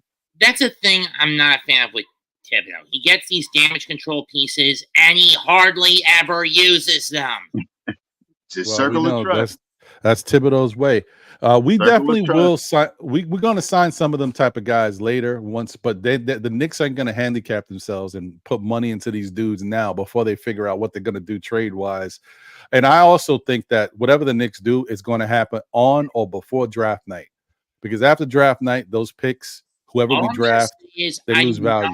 All I'm going to say is I do not. I repeat, do not want this team to either one, draft a player, then ship them out for a get good quick pickup, or two, ship them out for an old aged vet that's gassed at this point. The last 2 years we've been fleeced out of draft picks. Oh, and for the record, Ron, the 2021 pick we gave up, it wasn't the 13th. It was we initially had the 11th pick. Right. But didn't we? So we had the 11th and we drafted Ousmane Dieng, correct? If I'm not mistaken. Yes. And then we shipped him out to, I believe, Detroit for Jalen Duren. And or Charlotte, I don't remember which one he went to initially. And then we shipped him out to, I believe, Detroit. Right. But then remember, somehow we made a trade with OKC, and OKC gave us the 13th pick. And then we wound up flipping that out too. I can't remember. You know, my memory's kind of trash when it comes to things. Duren was the 13th pick that year, right? Yeah. So we got OKC's pick. We used it on Duren. We wound up shipping Duren out to Detroit as well. It was something crazy like that. I'll have to go back into it, but I'm not really pressed right now. But you know what I'm saying. And all we got out of it was a mediocre second round. And all we did draft that year was a mediocre second round pick that we ended up getting rid of anyway. Right. But remember, so, okay, even if you don't want to go apples to apples, whatever, oranges to oranges, the bottom line is net off season, we got the best thing we've ever gotten for a lot of people who have watched Knicks, and that was Jalen Brunson. For a lot of people, listen, that's what we got. Okay. And that was great. And it's been great. And he's going to carry us. We just got to keep building around them. Believe in him.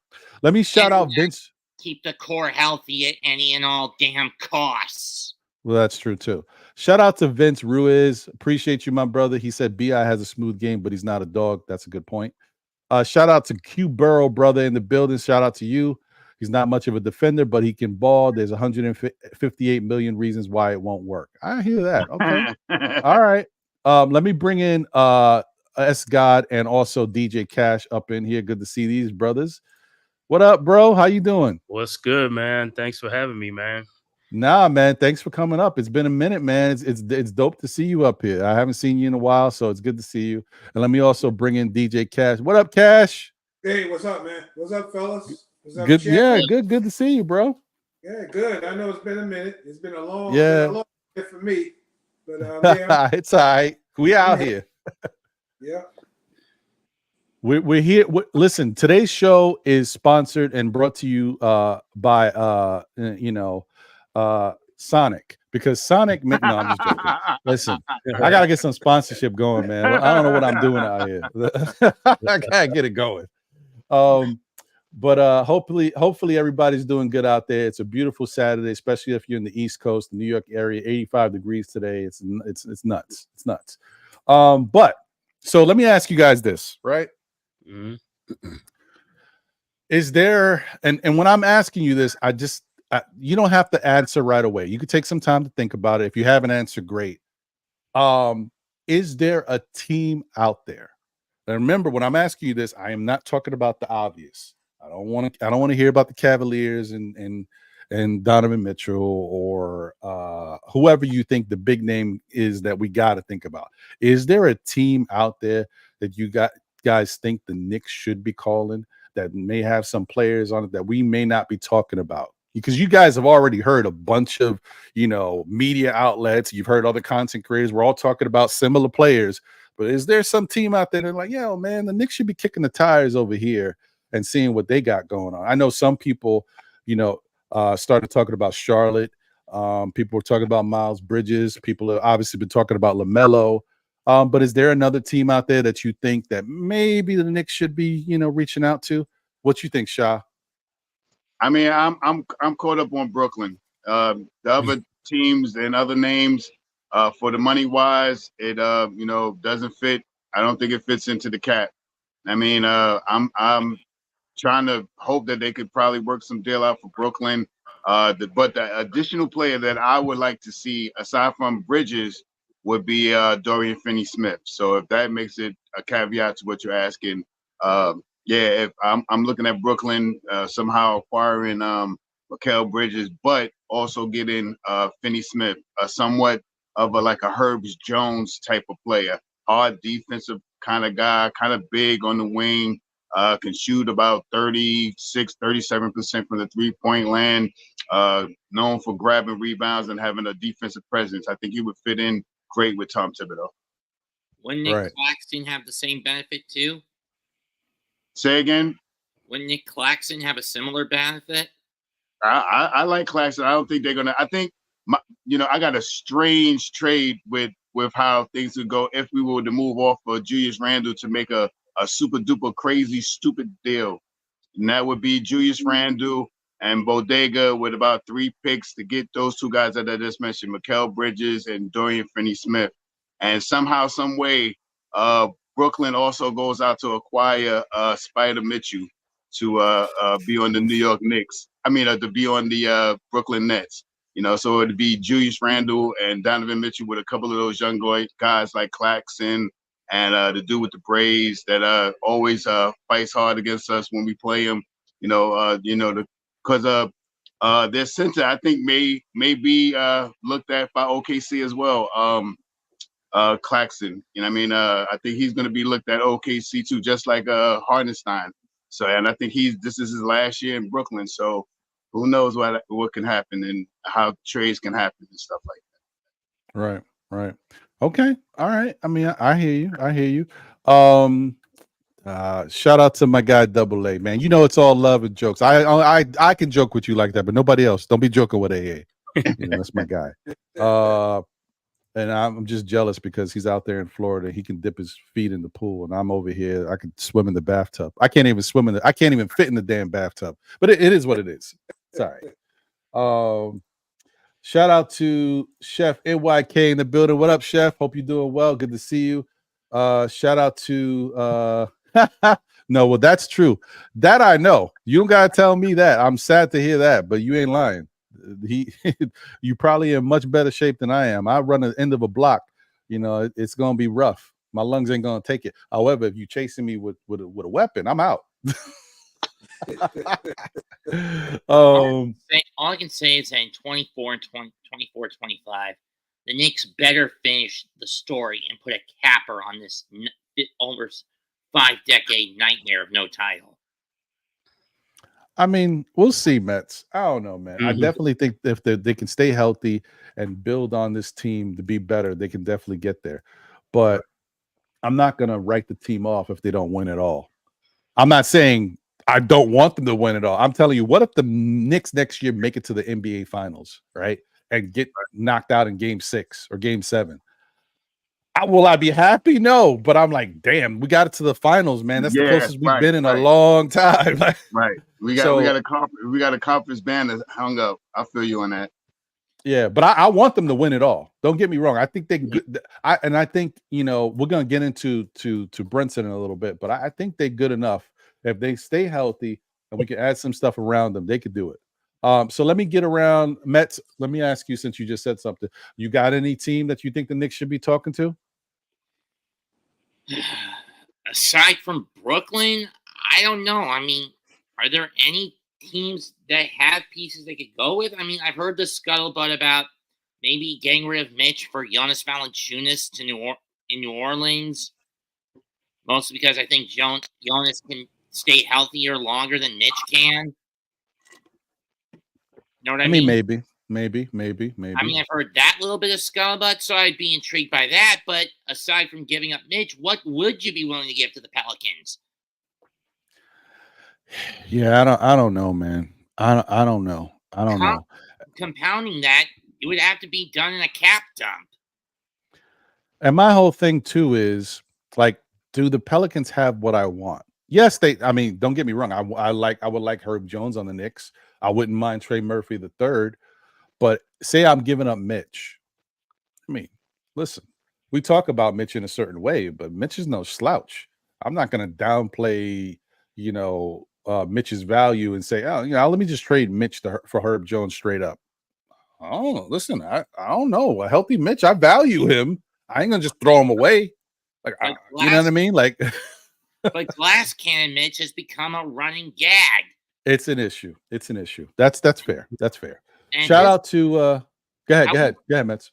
At this point, I wouldn't mind bartering with the Pelicans to get Jonas. Well, Jonas is like 1,000, isn't he? I mean, don't get me wrong. I like his game. Let's see how old Jonas Valanciunas is. He is 32. 32. Okay. No, I thought he was older, actually. So he's younger than I thought. He's 32, about 32, yeah, right? He's 32. Yeah. Mm-hmm. Okay, he's not that bad. I thought he was actually older. All right, that could work. It's a possibility. Listen, I don't want him to be my starting center, but as a backup, I'm okay. I don't want him to be my starting center, though. Unless there's injuries. Make him the second string center. Or have him come off the bench and only start him if Hartenstein's Achilles starts getting under his skin again. It's about the money, man. Let me check one more thing about that. Is Valanciunas a free agent now? Or is he still on contract? Because if he's still on contract, I'm pretty sure he's making about 18 to 21 million.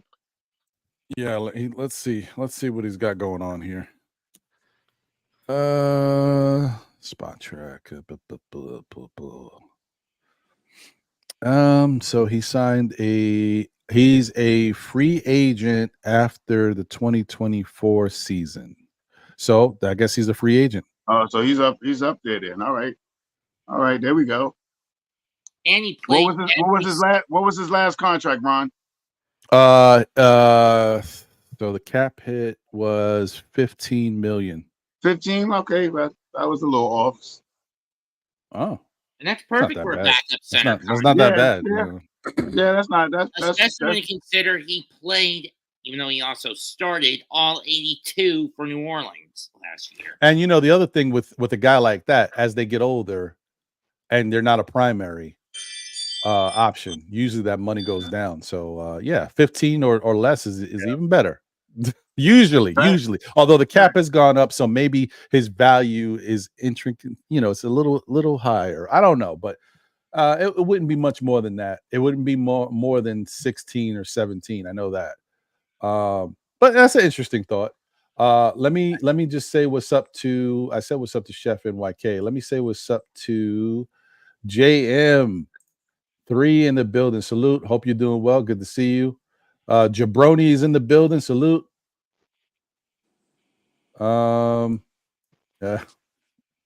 Oh man, we got our own issues. The Mets is, I was just thinking about the Mets. Man, no bueno. Don't even bring them up. Mets, don't even talk about them. I'm a happy Saturday. It's good weather. The Mets just get me, Tonight, do or die for the Rangers. Oh yeah, I know how quickly things change, man, and that's a healthy, good team. Yeah. Randy Brackens, appreciate you. I think this might be your first time in the chat. Thank you for being here and rocking. Please smash that like button if you enjoy the content. He said the best ability is availability, and Mitch is rarely available, and that's the bottom line. That's why I said if there's a Knicks player that I think the Knicks will really consider getting rid of or moving on from, it's Mitchell Robinson. Only because he just can't stay healthy, man. No matter what, it's always so. And then let me tell you something: the ankle injuries happening over and over and over. It's chronic. It's an issue, bro. It's an issue. So let me move on. You think hypothetically, real quick, Mitchell Robinson and Bodega's contract is $30 million, about $30 million, 28 to 30 million. So they go at cherry right there. Yeah, it's true. Let me get over to. I still say ship Mitch out to New Orleans. Well, I mean, as far as he would be happy to go there. As far as livelihood stuff, but I don't know. We'll see. Shout out to Mitch though, because I have appreciated him being a Knick and what he has done, and he's always worked to get back. Just he keeps Yeah, especially when he's and on the this year, court. yeah, this year I still want to say that I don't know. They're not talking about it. And even Josh Hart brought up how the freak injuries have happened to the Knicks. And when he brought up Mitch's injury, I guess he didn't want to say anything. But, listen, I don't care what nobody says. Mitchell Robinson got hurt because of Joel Embiid. Thanks. So that is what it is. I'm not going to go anywhere else about it. I don't care about him staying on the court. It's one thing if he injures himself doing something. Joel Embiid took my man out. So it is two times. And personally, if it was me on that court in Game 3 in Philly, I would have jumped out of my seat, picked up Embiid's leg, and trapped his ass in a figure 4 until he. Listen, it took a lot. I will tell you that I've been in a situation, not like that, but you have something happen to you, and you just can't believe it's happening. And it wasn't even happening to me, but it was happening to someone I care about. And I'm like, I was just so dumbfounded when someone does something and you're like, what just happened here? You don't even know what to do. I'm like, I was just stuck. And I feel like that's what happened to Mitch. Mitch felt his legs being tugged. This dude's on the floor. And he just was like, what are we doing here? But had Mitch been aware of what was going on and been cognizant of what was happening, I think he would have. I mean, listen, a lot of players would have gave Joel Embiid a 2-piece right on the ground. Take that with you. But or at least anyway, kick them in the head. Yeah, right. Something. Yeah, but that would have been crazy. Anyway, Cash, what's your thoughts, man? Is there any team out there that you think the Knicks maybe should, kick the tires on? Like, call them and see what's going on?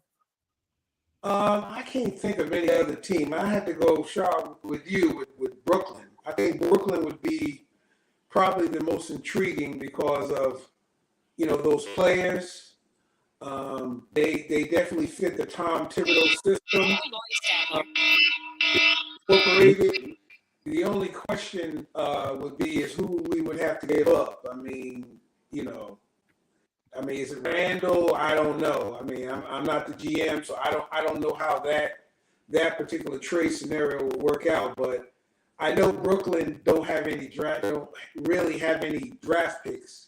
And, we hold a lot of cards there. So, we can kind of be, enforcers in a trade scenario like that. Because that's rare that, Brooklyn and the Knicks would make a trade. But, that would kind of be historic because, Right. I mean, right. Brooklyn's in need. But any other teams right now, I really haven't looked, to see. Valanciunas one that you were talking about, that would be interesting. My only concern with him would be on defense because Tibbs likes that rim protection. Can Valanciunas be that rim protector? We know his offensive game. He has some skills. He's definitely skilled offensively, but Cash, how his defense would come into play would be the question. Right. Cash, they're saying that you're coming in like kind of like broken up and stuff. They can't really hear you that well. I'll put the link back in the chat. Can you bounce out and come back in? Yep. All right, I'll do that. In the meantime, I'll get over to my guy S God and see his thoughts on what we got going on. So what's up, S God? What you think, man? You think there's a team out there that the Knicks haven't talked to? I mean, me personally, I would run it back because the reason I'll run it back is because we haven't seen this team fully healthy to know exactly what we have. And what we have, I think if we had a healthy team, we would have been playing right now for an NBA championship. Because the one thing that people don't realize when we played in the playoffs, without Julius Randle, teams were able to put big guys on Jalen Brunson, send 2-3 guys on him, and wear him down. With Julius Randle there, that doesn't happen because Julius Randle is a handful. He's a load, plus he's a rebounder. And Pascal Siakam, Miles Turner, those guys would be getting in foul trouble because they can't handle him down in the post. You know what I'm saying? So that would have balanced it out and stuff like that. But as far as the team, the only thing the Knicks needed was like a secondary playmaker. Someone like, to me, I think somebody like a Tyus Jones would help, because he could run a team. Josh Hart, DiVincenzo, McBride, they can't run a team. And you see when Brunson goes out, we don't have no playmakers, nobody like that. So that would probably be about the only person that I would consider. And the reason why, because if we run it back, we're gonna have to pay these guys, man. We don't have the salary cap like that to go get other players. Follow the money. Players. You know, everybody talking about going get this player, going get that player. It's like you're gonna have to pay that player too, or his salary is gonna, you have to move somebody out. And if you, let's say you trade Brandon Ingram and you trade Julius Randle, now you're getting smaller, even though he's 6'9", but he's really a small forward. You see, these guys play small though. You know what I'm saying? I'm not saying like that, but it's like you need bigs. We got worn down in the playoffs because all our guys that was bigs was injured. That's why we got worn down. The bigs was all gone. You know, and another thing I want to say about Mitchell Robinson, I know everybody say Mitchell Robinson is like you know, he don't have no offense, but at the end of the day, it's like he don't need to have offense. He's not a two-way player. There's not too many two-way players in the NBA. Everybody can be a two-way player. He's dominant at what he does. He's a dominant rebounder and a dominant shot blocker. If you want to make him a two-way player, make Julius Randle a two-way player. Make Brunson a two-way player. You know what I'm saying? You can't do that. You know, there's not too many two-way players in the NBA. And at the end of the day, you can't have everybody being offensive-minded because that's 5 players. There's not enough balls to go around. And the more offense you have, the more money you're going to have to spend. You know, like if you get a Miles Turner, he's a I guess a two-way player or something like that. He's a shooter, and but you have to pay him $160, $180 million. Mitch is only getting $60 million. And, you know, Clint Capella, you know, everybody say Clint Capella. Clint Capella's getting like $100 and something million on this contract, you know, but Mitch does the same thing that he does. And the only reason Clint is getting points is because Trae Young is throwing him alley-oops. Right. Since RJ Barrett left, nobody's been throwing Mitchell Robinson alley-oops. How is it that the point guards, Jalen Brunson, Josh Hart, DiVincenzo, they can't throw alley-oops coming down the lane? Nobody throws them an easy alley-oop. And I mean, that's the one. That's the one thing I don't want to cut you off, but I just want to say, in fairness, I'm going to shoot these guys a little bail. Okay. Would you? I mean, if I think that's a call from the Knicks organization, because we've already seen Mitchell Robinson's ankles are trash bags. So they're throwing this guy alley oops. He's coming down on them ankles, and he's out of here. So I think that I honestly think that if we look back to the when Mitchell Robinson, when we had Nerlens Noel, we used to throw lobs for him all the time. The year after we got rid of Nerlens, they were still throwing him lobs. He got hurt again and hurt his ankle. I think if you notice from that, I mean, how could you do that? You could. I mean, I'm not going to do it, but if you went back, I think you'll see that all of a sudden the Knicks stopped throwing lobs to Mitchell Robinson. It wasn't just these guys; it's all of the point guards. So just go ahead. I'm sorry, I didn't mean to cut you off. I just want to say I think that's coming down from the front office and the coaching staff. I don't, like I said, when Barrett was here last year, he was throwing him alley-oops when he was here too. You know. No, I know, I hear you, but I noticed it wasn't. It stopped. Like it was happening often, and then it kind of calmed down. Right. So I don't know. But yeah, like I said, as far as that, but yeah, I think, like I said, I think we should just run it back. Like I said, I don't think we should try to, like, you know, go get other players and stuff like that. And then, you know, trading. Sometimes I hear like trade rumors of Julius Randle going for this guy and Mitchell, and from draft picks is like you're trading for like role players. Mikal Bridges, he's a good player, but at the end of the day, he was the man for Brooklyn. He didn't look the part this year, and he had all the opportunity to look the part. He didn't look the part. Even I know Nets fans that's not even really happy with Mikal Bridges. They're like, we could get rid of him and trade him. It's like we could trade him and get a real star in here. You know, and I think putting Randall's name in is like, to me, is like, it says like, if you're gonna trade Randall, you gotta trade him for another power forward, somebody like that could do, like, you know, double, you know, 20 points, 10, you know, something like that. You know, and it's like, and plus, you know what I'm saying, if you're gonna trade Randall, you trade him for a power forward, not for a small forward. That's how I look at it, because you're gonna make your team smaller. I see what you're saying. That's an interesting point too. Cash, you good? Yeah. How do I sound? Oh, much better. Sound better. Okay. All right, that's good. I don't know if you remember what you were saying.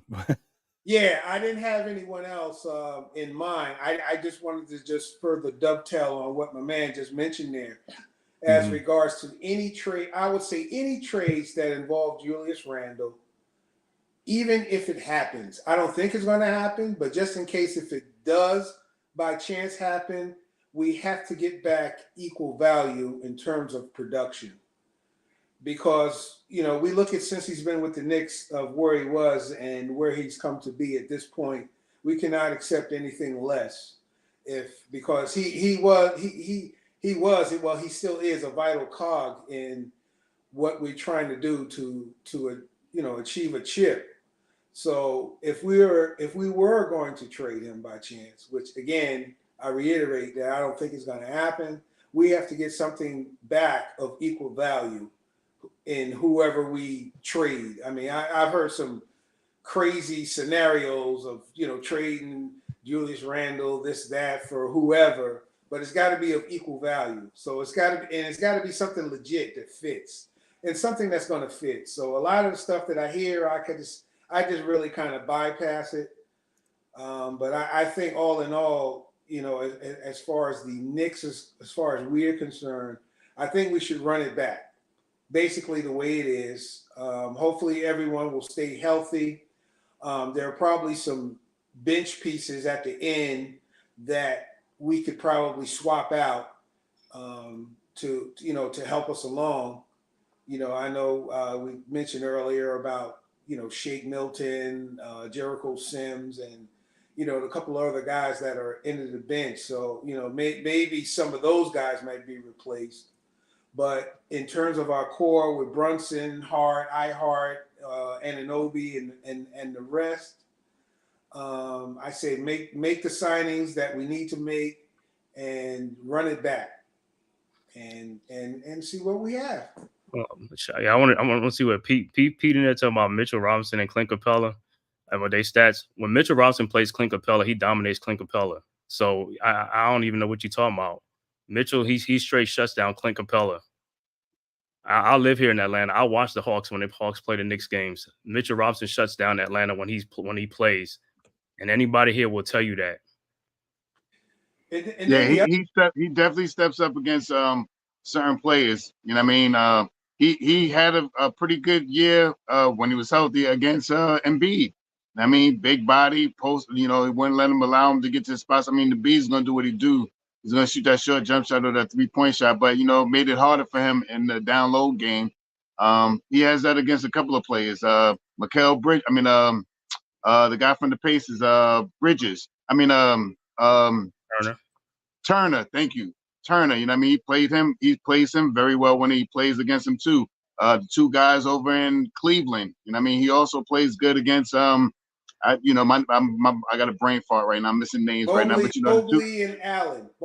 Right, those two guys over there in Cleveland. So Mitchell Robinson is, he steps up against. He played good against the Joker. He plays good against the Joker sometimes. I've seen Joker tear him up too, but he plays well against some of these guys. So he's been in the league, so it's not like he's a new jack to it. Not like his first year, second year in the league. The big thing is what they're going to do with Mitch and iHeart. If they sign iHeart, is everybody in agreement with keeping iHeart and Mitchell Robinson this year and having Mitch coming off the bench? I'm cool with that too. If we stay under the cap, the big thing for me is that apron, and I think that's the same thing that the Knicks are thinking about now. Yep. And in harmony with that, if you really think about it, we have not seen this team with everyone healthy. So, I know, a lot of, people are making assessments, maybe make this move or make that move. We really haven't seen what we have with everyone healthy. And I would say until we do, we really can't make a fair assessment of this team in terms of what major moves that we need to make. Probably by the say going into next season, by the trade deadline, we'll get a chance to see the full effect of this team with everybody healthy. If there's any adjustments that need to be made, obviously, they will talk about it and make a move then. But until we see this team with everyone healthy, I would just hold off on really doing anything. That's why I say run it back from the way it is and build off that chemistry and cohesion that we have. The only outside chance, and this is an outside chance, that we just discussed earlier would be Mikal Bridges. And knowing how he would seamlessly fit, with obviously the Villanova crew and, we know they talk.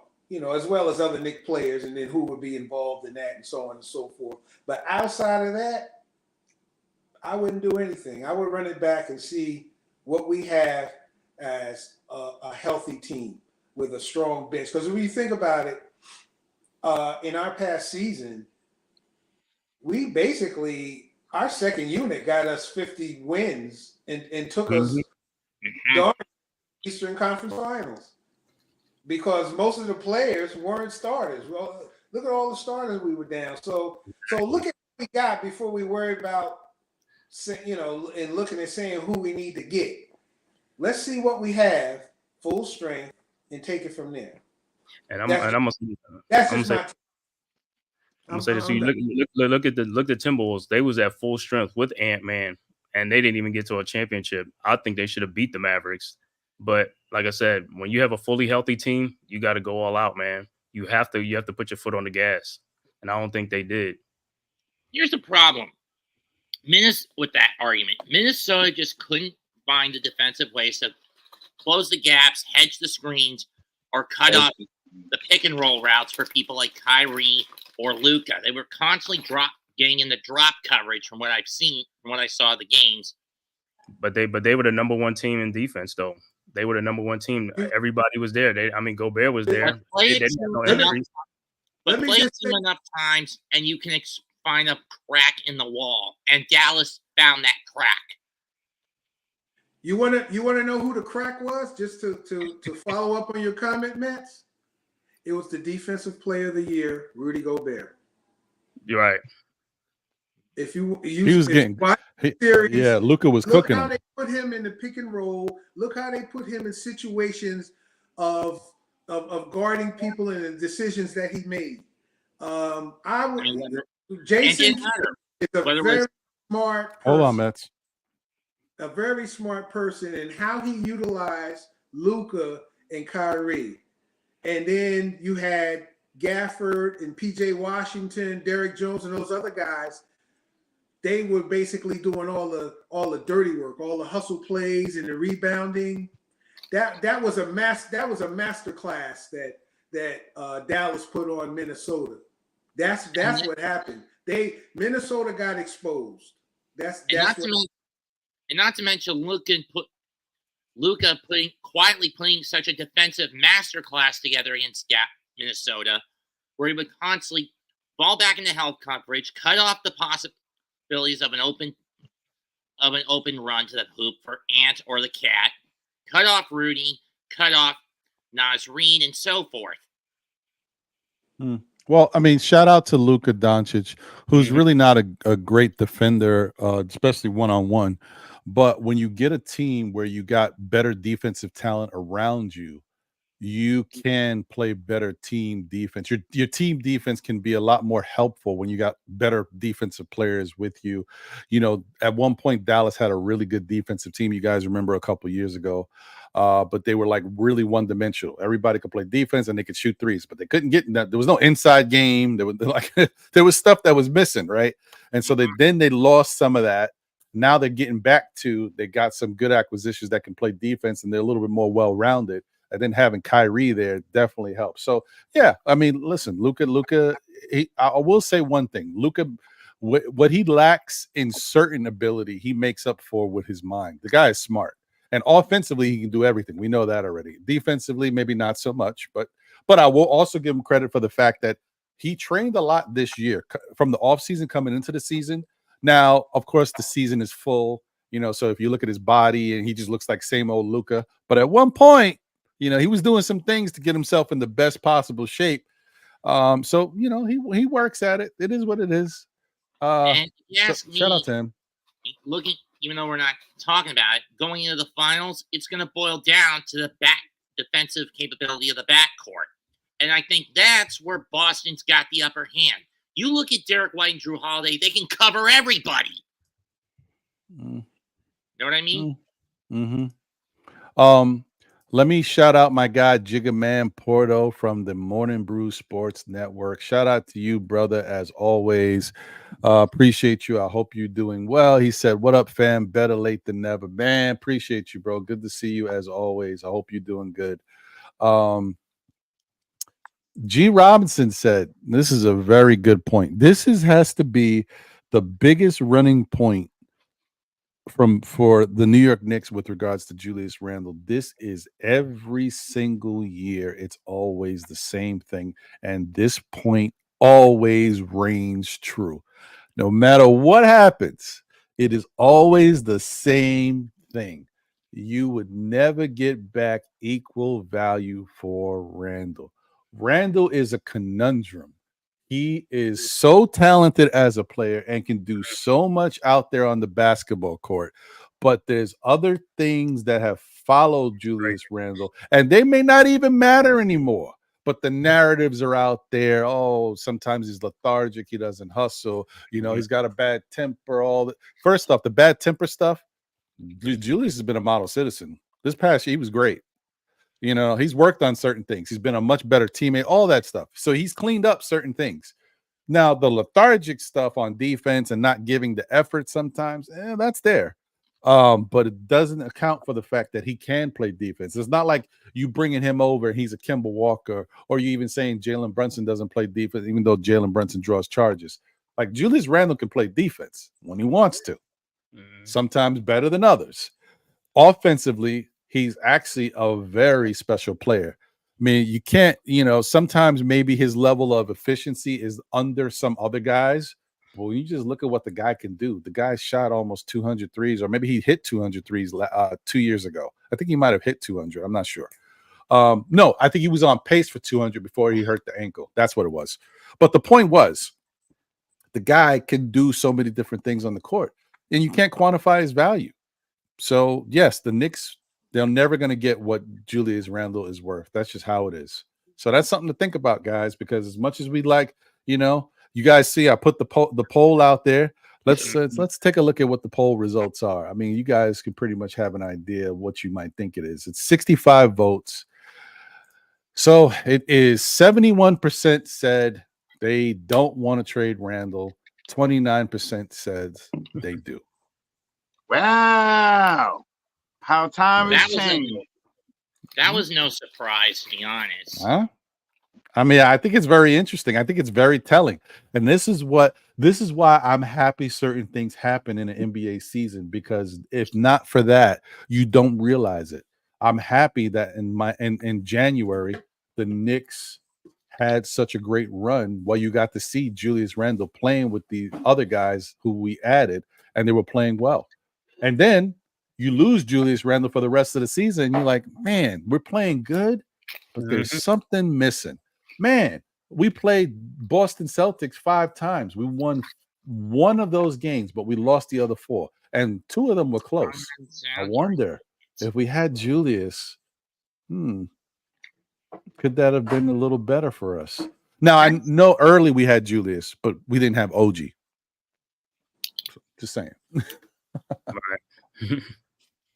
So I mean, this is something to think about, guys. I think a lot of us appreciate Julius Randle a little bit more now. Even some of the people there's still some people out there, guys, that have not gotten over the thumbs down. And that is just not right. At some point, you just got to say, God, listen, people made mistakes. And he also said that it really wasn't for every Knicks fan. It was for certain. But Julius he didn't say the right things. Julius is not the best sometimes in explaining himself. So for sure. Not very good. It just was bad. It was bad. But come on, man. At some point, you got to move on from that. I've seen other players do a bunch of stupid stuff. And because they're so good, right, and they've won, people kind of let it go. But whatever. It is what it is. I was going to say that. Oh no! Well, go ahead, Mets, and then I'll get over to you, Cash. Some of these comments I'm looking at, I mean, who wants Dolan calling the shots again? That guy became a cancer to this team. I mean, yes, he's the owner, and we cannot get rid of him, and we can't get rid of him in any way, shape, or form. But still, Long Island Sound 1, what crack are you smoking, bro? Saying that Dolan, quote unquote, right? You still sell crack? Listen, all right, Mets. Look, Mets.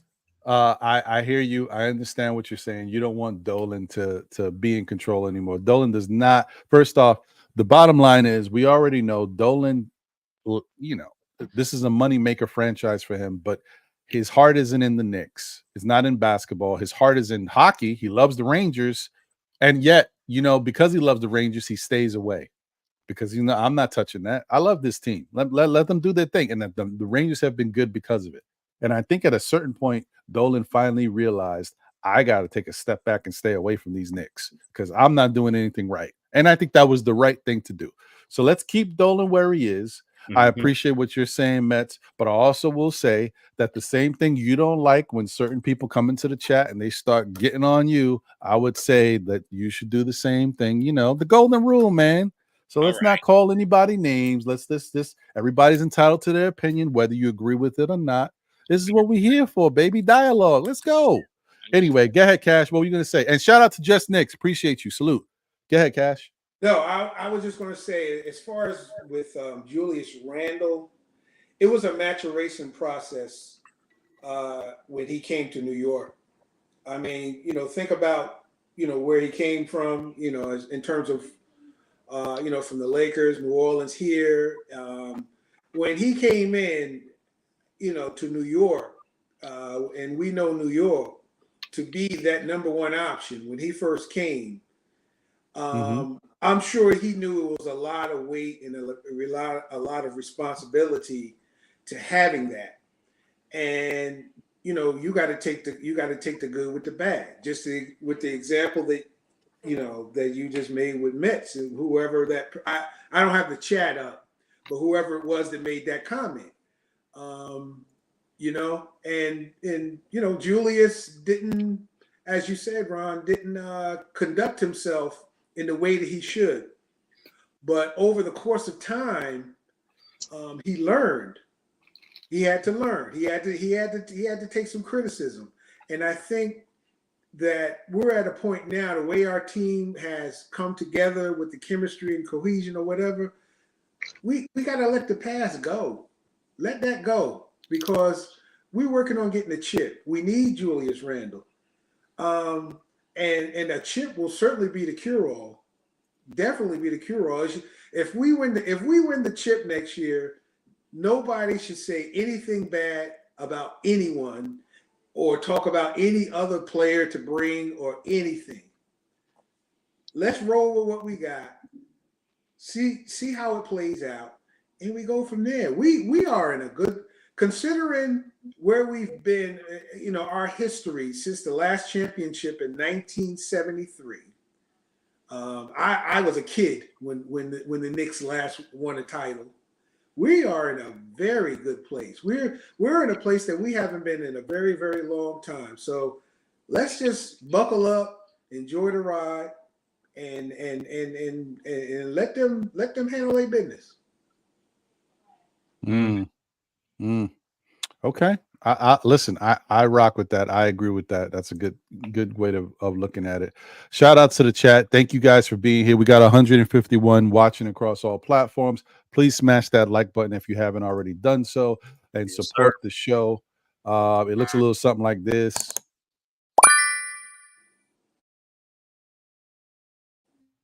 Thank you guys.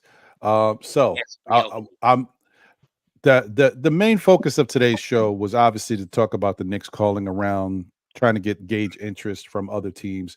You guys obviously know the second focus and of the show is to get into some draft picks and people that might fit the Knicks. But before we get there, I do want to talk about something real quick, because I think this is something that is very interesting. It's something that we are not used to having. We have finally got this from the last 2 years from this gentleman. And I wonder how you guys feel about it, because to me, this says a lot. Brunson hates the Knicks getting a pass because of injuries. He's like, yeah, we were injured, but we got to go out there and get the job done. Now, listen, let me tell you something. This is the type of leader I want. This is why Jalen Brunson is important to this team, because it's no excuses. I got to go out there and get it done. If I don't get it done, I messed up. I failed. I love that. Now, in fairness, I will say, let me tell you something. Them damn injuries hurt. Them injuries hurt us, bro. I'm rocking with you, Brunson. That's the way you should think. But me as a fan, I got to shoot you some bail. It's hard to win in the playoffs if you ain't got your players. So I'm just letting y'all know. But this is what you want to hear from your leader. How you feel about that, Shaw? How you feel about what Brunson said? I mean, that's exactly what you take accountability. You know what I mean? Next man up mentality, and that's what the Knicks have done all year long. You know what I mean?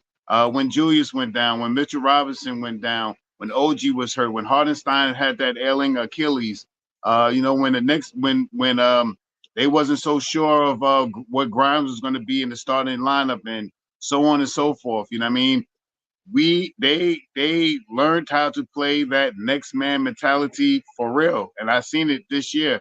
You know what I mean? We all talked about it. You know what I mean? We had our second unit being our starting unit, and we still won 50 games this year. So it's really about that. So I appreciate that, especially him being the quote unquote head of the snake, saying something like that. Of course, I'm giddy for that, because that's what you want to hear. I mean, that makes you feel better about the team, and it makes the Knicks look different from prior years. Mm-hmm. Yeah, I like that. What you think, Mets? How you feel about what Brunson said? I agree. I mean, there are times there are times where you go in front of the press and you tell the fan base what they want to hear. Like, we got far, but we could have done better. But on the other hand, there are times where where the leader needs to step up or hear the counsel he needs to hear and hold accountability on himself. I mean, politicians have had world politicians have had that sort of thing where they've had an advisor that will either lead them in the wrong direction by telling them what they want to hear to give them comfort, or they'll hear some from like that watchdog advisor who tell them what they need to hear to call them out on whatever injustices they've caused. In this case, Brunson's going the latter route, telling the press what they need to hear and the fan base what they need to hear. You muted, Ron. My bad. So you don't think maybe he's not just telling the fan base and the press what they need to hear, but how he feels? Yeah. So let me say this. Shout out to HP Carlos. Salute to you. Appreciate you. Thank you for being here and rocking with us. Shout out to Bricks Nation. I see you. Good to see you, bro, as always. Shout out to Shah Legacy once again. So Shah said, I love Brunson, but he's full of it. I don't like the fake answers. So my thing is, what makes you think it's fake answers? Remember what I said when I said that we're not used to this, right? We're not used to this. We're not used to having a guy who thinks the way Jalen Brunson thinks.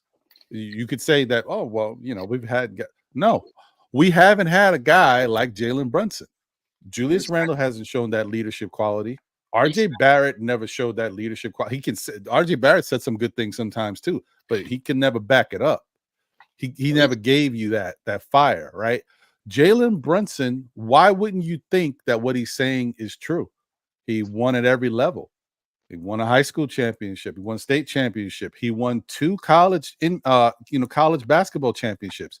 You think a guy like that who's used to winning makes excuses? Right. I'm just saying, like, I know it sounds kind of wild, like, we used to people just saying stuff for lip service, but Jalen Brunson's a different animal. And he's already shown you, like, how many times did he drop 40 in the playoffs? Which kind of shows you I'm going to do whatever I can to make us win. I think it was I'm not listening to a guy like that and saying, I don't know, he's just saying it to say it. I think that's how he feels, bro. I think that's what he believes. So I'm just saying. I'm just throwing it out there. I'm just saying he's different for us as Knicks fans. We haven't had a guy that talks and does what Jalen Brunson does in a long time. And even when we had a guy that does it, we didn't have a guy that talked it. Patrick Ewing did it, but he didn't talk it. He didn't like to talk. That's why the media didn't like him. And then when he said something, he used to say some wild stuff. So that's what I'm saying. We haven't had a guy like this. Yeah, but he couldn't do it. Melo liked to talk, but the problem with Melo is that all right, I'm gonna open up a can of worms when I say this. I know, Ron. Yeah, you know what I'm saying. Let's get the elephant out of the room. I don't know. Let me leave it alone, man. I like Melo, bro. Melo just had a birthday recently. Like, let me leave it alone, man. Melo's not Brunson. Brunson's not Melo. I don't know. Whatever. They different. All I'm gonna say. I don't know. I'm gonna say it like this: Brunson didn't even have to say anything. Like I said, his play did the talking for him. I mean, the Knicks were a 4 seed when Brunson, with all these injuries started happening. By the time the playoff came around, also Brunson had elevated us up to a number 2 seed from a 4 seed to a 2 seed. Remember, the Sixers was a 2nd seed when Embiid went down. Maxey was there, and they went all the way down to a 7th seed. It shows you who can carry a team and who can't carry a team, and that's what people need to realize and look at. This man, like I said, the defense that they played on this man during the regular season and in the postseason was like playing in the 90s. The Knicks, the 90s Knicks, the Pacers, the Bulls, those teams. That's how Brunson was being played against all throughout the playoffs, and he still was dropping 40 points and 30 points on guys. You know what I'm saying? That's true. That's a good point. That is a true statement right there. Listen, Brunson got busy, man. I don't know, man. I like I said, I'm not gonna. Was he perfect? No. Did he make some mistakes? Yeah, he did. He wasn't perfect, but he made more winning plays than his mistakes. You know what I mean? And we're used to a lot of guys making a lot of mistakes and not a lot of winning plays. So let's appreciate when we got a guy who does promote winning and does do stuff that we can build off of. You know what I mean? So, yeah. All right. I just wanted to put my 2 cents in. Yeah. Oh, yeah. Go ahead, brother. I'm sorry. I think I was actually trying to get around to everybody. I got caught up. My bad. That's all right. When you look at Brunson's growing up, his father pushed him to be the person whom he is. He's going to speak that into existence. Or if you heard another expression, it's speaking truth to power. Because, again, as you mentioned, he won on all levels. The question we have to ask ourselves as fans, do we believe that? He don't. Even of what he's done to this point, in his tenure with the Knicks, he doesn't have to prove anything else to us as fans.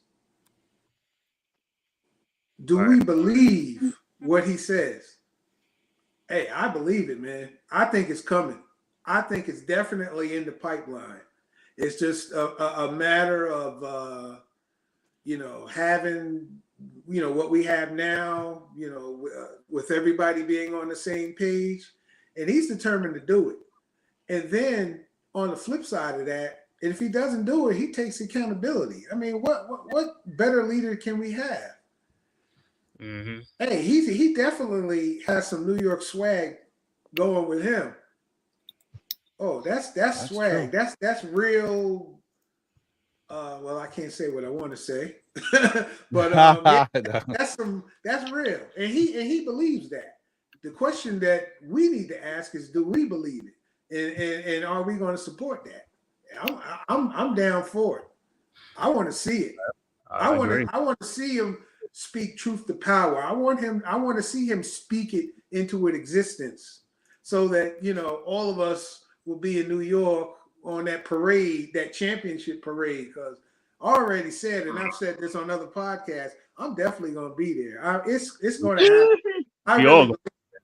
I really believe it. Now, when I might take a whole week off from work. Let me tell you, I don't know if everyone on the the panel is from New York. We're gonna be there. It's gonna be crazy. I mean, just look at when we beat Indiana games 1 and 2. Imagine, that's all right. But anyway, back to the point. Yeah, no, I hear you though. Yeah, I'll definitely be there too. The only question is, will I be outside with y'all, or will I be just looking out the window from my office? Because I work right there. So hey guys. But Jalen definitely is an I. He doesn't talk we. He always put the emphasis on I should have done better. I should have done this instead of really elaborating about saying we all the time. I heard him say, we didn't come out to play today, but I also hear him say, it was up to me, or I should have did this, or You know, the turnover. He always implemented on himself, which makes him a better player overall. And that makes him a better leader too. When you take Right, accountability, that's the word. you know Leader. your team knows when they didn't play right. As long as you point the finger at yourself first, they appreciate that. It's not just us, it's you too. So he does that. Mets, you were gonna say something? I'm going through some mock draft simulators, and if I can share it, if you don't mind. Well, hold on. We haven't got there yet. Hold on. It's coming soon. Coming soon, like 5 minutes. About Brunson, I'm gonna say this about Brunson. Brunson, he's held up his end of the bargain since he's came here. It's up to these other guys to step up their level of play to Brunson's. That's what the problem that we're gonna have. Right. There you go. Facts, man. Facts. Yeah. I what can't say it better. Yeah, I can't say that. You can't say it better. That's very, very important. And that's the truth. All right. Go ahead, Mets. What we talking about here, brother? The whole mock draft setup I've been looking at. I mean, okay. Let me get this off the screen. Pew. All right. So what you got going on? What you trying to tell me, Mets? In terms of draft targets, starting from the 24th pick, add this list of guys. Who do we go after? Because none of these guys really say key marquee player to use. Huh. Oh, while you're telling me whatever you're trying to tell me, shout out to Travel Vibes. Appreciate you. I also got the super chat that I want to get to from Mr. Silk Sutton. Shout out to Silk. Thank you for the generous super chat, my brother. I hope you're doing well. He said, "Hey Ron, I heard Mitch to the Warriors from Moody, Gary Payton the second, or isn't he the third? And a 2027 first round pick. Yes or no?" I mean, listen, I will say this. Gary Payton Jr. is the type of player we'd like to have on the team. He's scrappy. He can play some defense. He got some hops. He don't do much else, but that could help with regards to helping the overall defense. Moses Moody, I'm so iffy with Moses, man. Moses is he's got talent. He can do so many things, but Moses, I don't know, man. You would think if any system's going to bring out the best in your game, the way you play, you would think it would be Golden State, right? And I just don't know if I've seen what I deem to be the best from Moses Moody. So now if he comes from there and comes to the Knicks in offensive system, you know, we've opened it up a little bit more. You could take some shots here, but you know, will he be able to flourish and give us what we're missing? Maybe he has some playmaking ability that will open up in New York. I don't know. Look, I will say this. If there's no other way that you can get Mitch off and get him up out of here, and this is the only trade you got, would I do it? Yeah, I probably would. I mean, this is Mitch. We're talking about, even though I do want to say that Mitch has some value, he's hurt all the time. So any team is going to look at it and say, yeah, okay, he's got value, but he's always hurt. So listen, and that's the problem with Mitch. If Mitch was healthy, first off, if Mitch was healthy, we wouldn't want to trade him. So, but that's the thing. So it is what it is. You can't win here. But like, if you can't put Mitch in another trade that works for a bigger player and nothing else happens, if this is what we wind up with, and we're able to draft a player or two to kind of round out the roster, I'm still okay with that. I'll run everybody back. Bring in Moody, bring in freaking Gary Payton, the third or second, whatever he is, and bring in one draft pick, because I don't think the Knicks would keep all three of those picks. I think they might draft one person, keep that player, but I think they'd flip those other ones. And and go to war with that, with everybody, with OG and Hartenstein and Randall being back. I'll be okay with that. It is what it is. I'm gonna tell you, my bad. I'm gonna tell you two players that the Knicks should look at in the draft, though. I mean, to replace probably Mitch and not to say Anunoby, but it'd be Kyle Ware from Indiana, 7'1" center. I watched some of Indiana games a lot this season. He could shoot threes. He could. He's aggressive on the offensive end, you know, stuff like that. And also 6'8" small forward from Virginia, Ryan Dunn. Dude's he's a defensive player. So those are two guys cheap that could come on the Knicks, you know, to replace those guys. Except, if Hartenstein leaves or whatever happens. But I know the first domino is going to fall on the Knicks when they make bogeys, if they pick up his option. If they pick up his option, that means they're going to make a trade. If they don't pick up his option, then, you know. What was the first name that you said again? The Khalil Ware. For Indiana. Khalil Ware. Something to look into. Okay, thank you. And Here's also my Brian Dunn. Yeah, you don't have to do much looking. Hint, hint. My issue with that is, if you put him on a team with Tibbs running the show, he's going to be stripped of his 3-point potential. Well, I mean, but he also has a post game too, though. I mean, he has a post game, so it's not like he's like a devoid of offensive talent. He has an offensive talent. He's a guy that you can give the ball to, and he could get you a point down in the basket. He has a post up game. If you ever watched him in Indiana games, you can see it. He has potential. He has a lot of potential. And Tibbs did give Hartenstein a little leeway with the 3-point shot. I think he pulled it back. Ihart pulled it back himself more so than Tibbs. You know, he shot 33 or something like that. So he did give him an option in the beginning of the year. Just wasn't making those shots. If he would have been more consistent, I'm pretty sure you would have seen Hartenstein shooting more 3-point shots. Yeah, I believe that. But even then, in most cases, Ihart would mostly be doing corner shots. Mm-hmm. Yeah, true. So Mets, did you figure out what you were trying to say? What you were looking at some mock drafts and of the pieces that would have been available to us at that time, who would have been the best pick in the simulators? Okay. Found. Which one was it? It was this one, 2K Lab. Oh, I got one more thing. Does the Dallas pick does that change depending on how far they go into the playoffs? Yeah. If they win the drops to the third. If they don't, yes. It's 25. Yeah. Yes. I think it drops down almost to 33 or something like that. In the 30s. Yeah. I think it drops down. It drops down. I've seen that somewhere. I forgot the exact number, but I think theirs is 24 and it drops down to maybe 30-ish, somewhere in the 30s. Dallas gets us again, guys. That's why I do not care. I hope every night. See, they win because that's the problem. Like we can't even stick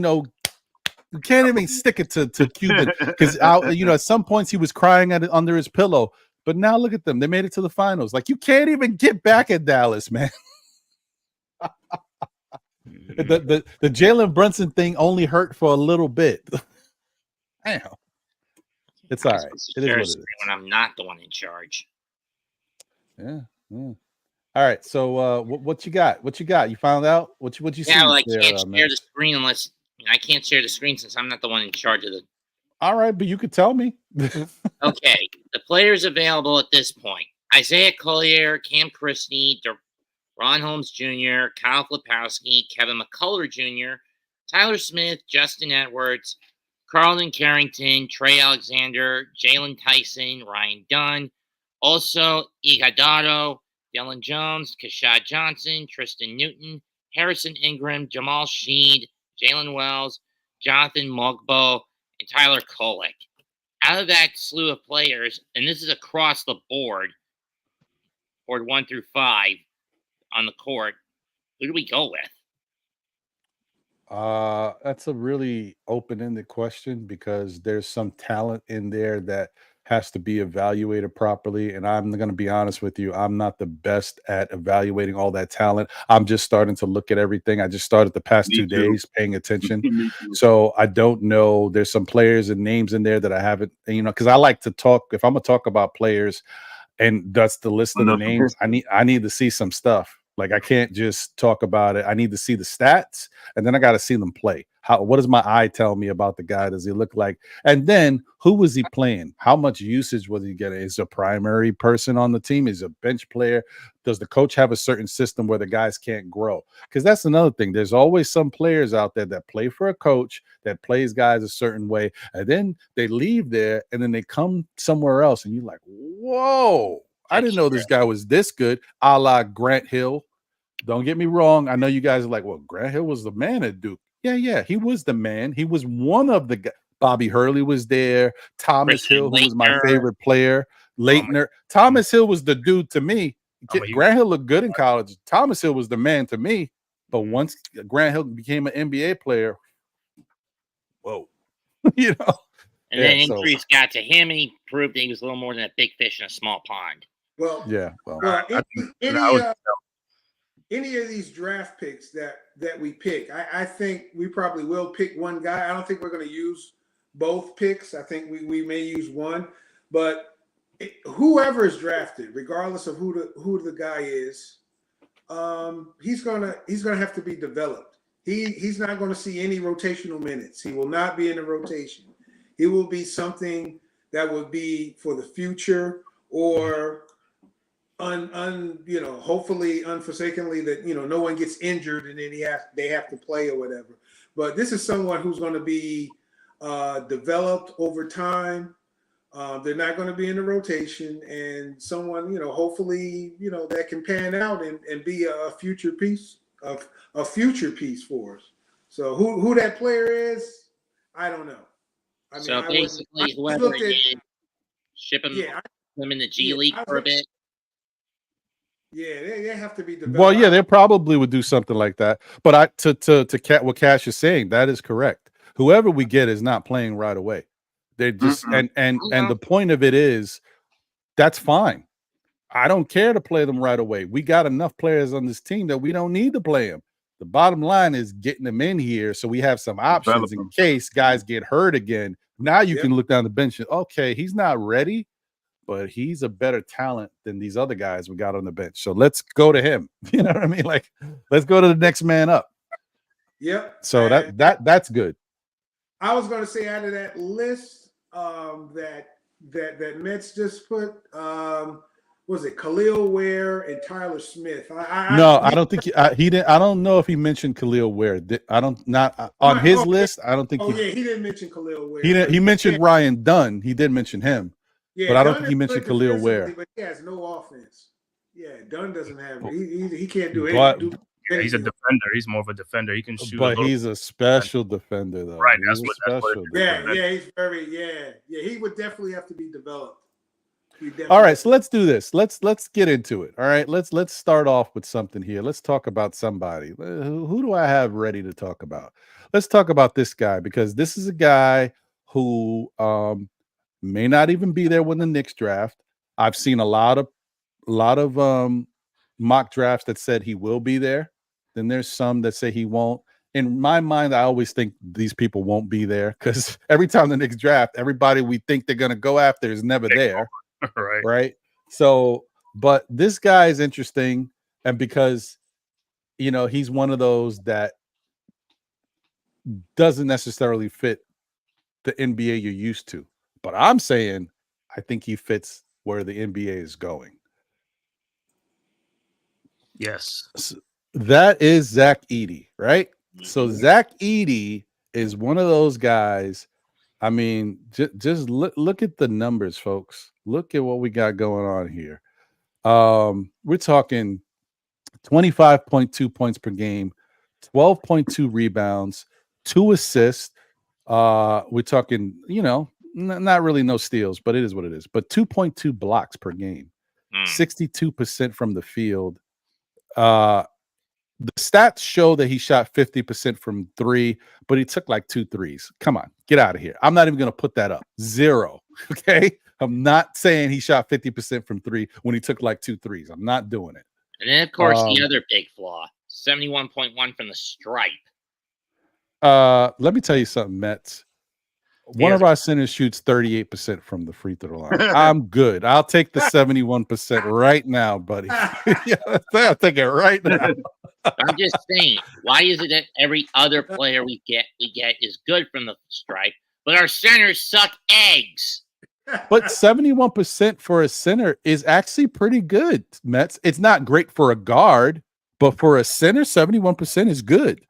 Right. So don't look at it as a negative. 71% is actually very good for a big man, not for a guard, but for and I'm telling you, even there's guards that shoot 71%. It is what it is. I'm not saying they're horrible because of it. I'm just saying you want them to shoot better. But for a big man, 71% from free throw line is damn good.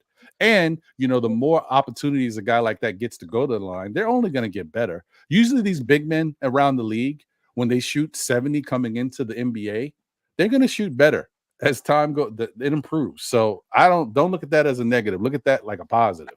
I mean, he doubled up on Mitchell Robinson. I mean, that's disgusting. That's bad. What was He has iHeart's free throw he has shooting? great stats. No, I'm sorry. What were you saying, Mets? What was iHeart's percentage from the stripe this year? Around 55 or so. Crap. Hold on 1 second. I'm gonna have you repeat it again. Damn headphones. Okay, go again. And what was Hartenstein's stripe shooting efficiency? Around 50 or so. No, he was better than that. He was in the 60s, I believe. But let me just double check. Hold on. Let me tell you right now. Hartenstein. Where was he? He was. Oh, wow. Well, he got it higher. Well, he was in the 60s. He finished the season at 70.7. Yeah. Okay, so he beat English Hartenstein. Not bad for We a don't have an center. issue with that. Not Okay, bad. Hartenstein. He's not going to. Mind you, he's a career 68% free throw shooter. So he shot better than his average. Under Tibbs. No, I'm just joking. Yeah, man. Yeah, man. Oh man, look at this dude. Let me bring my guy up here. The Asiatic. I didn't even know this was him. I can't even what? Who is this? The Asiatic brother. Let me switch my. I think I only set this up for 5 people, so I got to switch it to this. Hold on. Boom. Soul Finger. What up, brother? What's What's good? happening, man? What's going on, fellas? Look, Salute. Yeah, being bad Andy over here, doing a little OT, and I happen to come on. So let me see what's happening. I see you got a panel on here, man. I ain't seen DJ Cash, and my man Right? and S God since. Hey man, the last time I saw them, man, the arc was a 4x4, man. Last time I seen you, brother, OJ was Oh man, Well, I'm telling you, man, hey, and you got the great, my man, Shy Powers, and You're ready. and then the ever controversial Mets. controversial. But hey, no, it's I had to get on here, man. I said I'm chilling on getting on, but I was like, man, I had to get on. I seen my guys I hadn't seen, like I said, it's been a minute, and I love. Hey, shout out to both of them, and then Ron, you kind of I call Ron, you like the voice of reason. You like your voice in the airways and what you do for Knicks Nation, man. It's like that cool breeze on a spring day with some lemonade, man. Yeah, I'm trying, brother. I appreciate you. Hey, trying. with that Frankie Beverly playing in the background. Oh man. Don't get me started. I'll go to a barbecue right now. Can I find one? Joy. For sure. Yeah, man. So let me do this, right? So let me finish with Zach Edey stuff so we can talk about him a little bit. All right, so I already broke down, the numbers, right? This is what he did last year in college, or this year in college, should I say. This is, and remember, this is like only stuff that I've seen, whatever, and I got from other places. It may not be the gospel, right? So the opinions can vary, but I'm gonna take a look at his strengths and weaknesses. There's gonna be times where I don't have enough weaknesses or strengths for people. I'm just grabbing information from where I'm grabbing it. I'm just being 100% transparent. I haven't been watching a lot of college basketball recently. I don't know a lot about these guys. I only see highlights, so I can't. If you want to wait until I give you my own thing, the draft will be over. And then like, yeah. So I took a look at it. I'm like, yeah. So his strengths and weaknesses are boom. So first off, his height is 7'5", right? Legit, he's 7'4". He could be 7'5", but legit, he's 7'4". That's just bottom line. He's 300 pounds. I see some places have him at 299. Brother's 300 pounds. It is what it is. He plays the center position. His strengths are he's a great post scorer. No joke about that, guys. He's great in the post.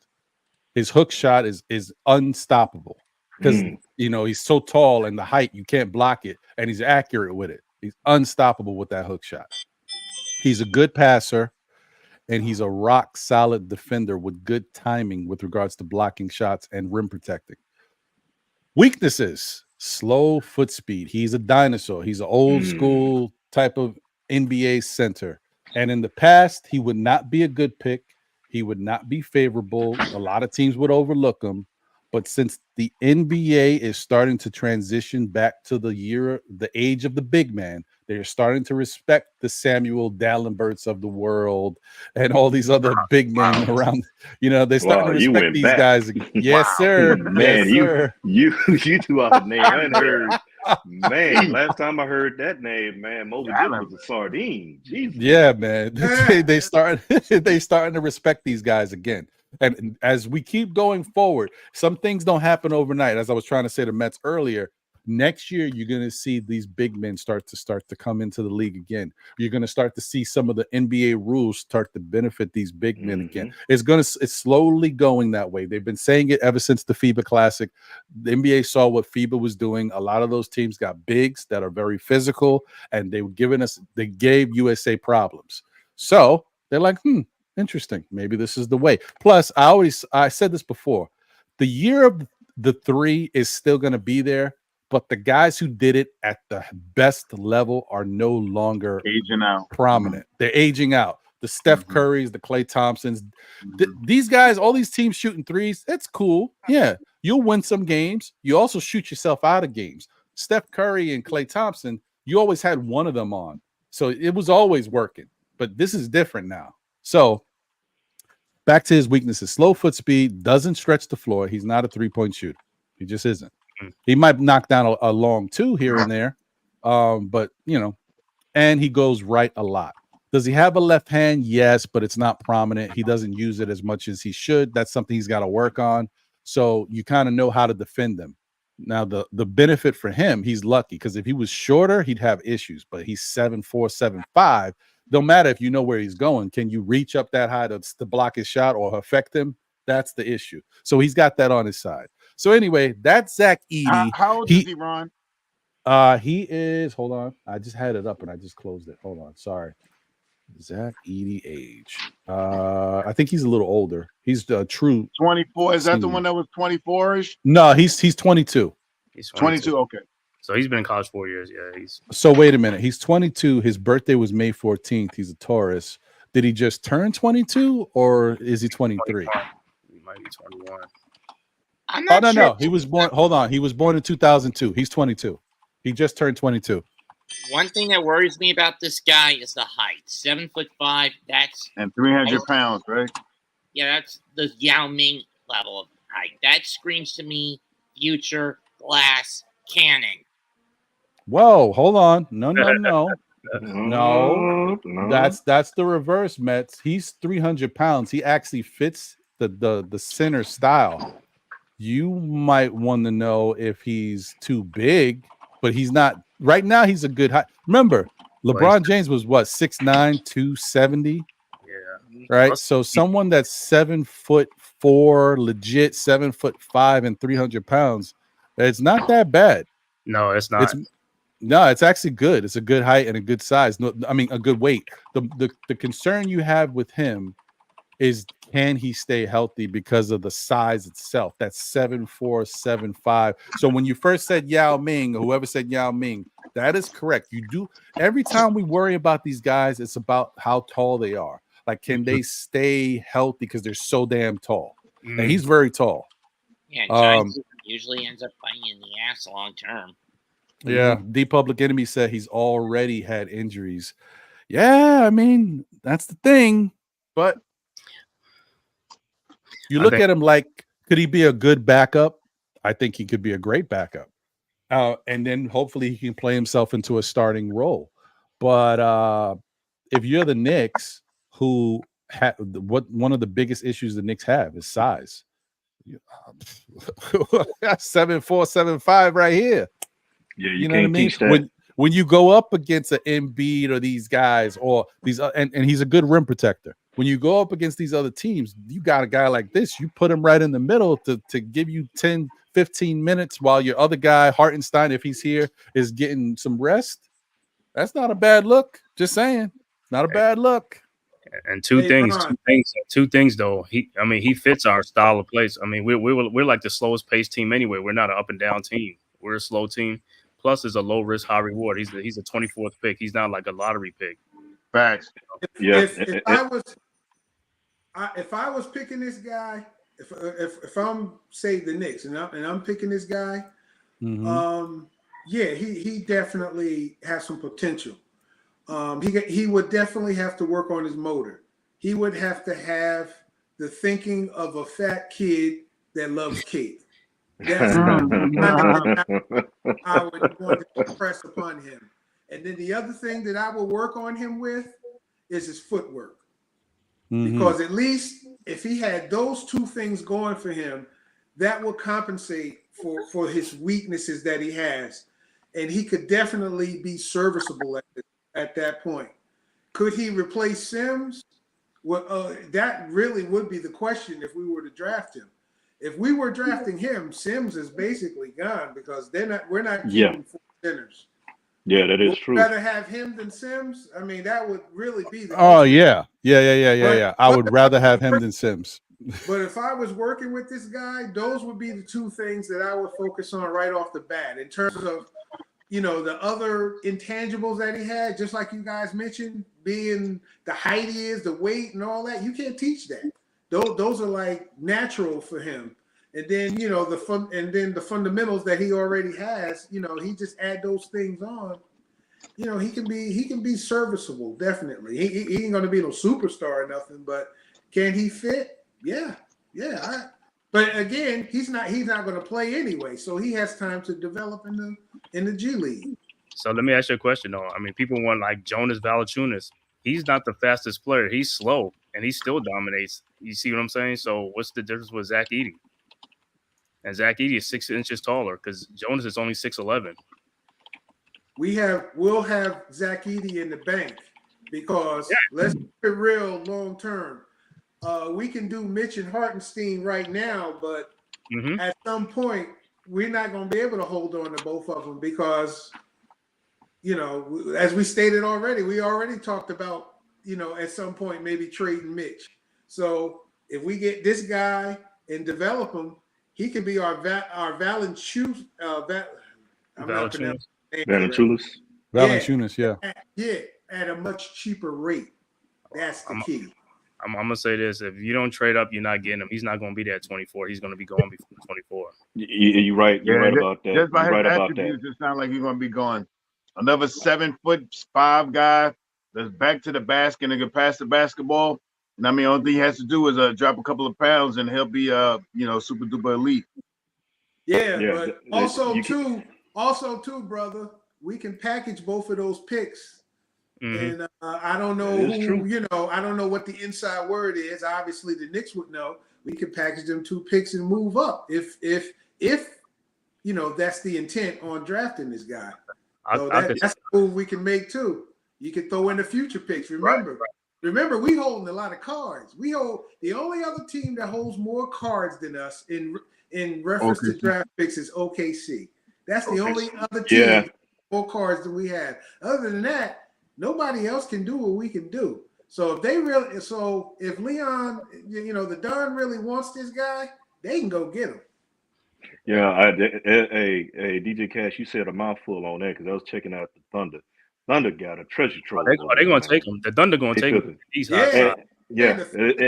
And I think, and to back to dovetail on that finger, and my man here, that's the only team I worry about getting them.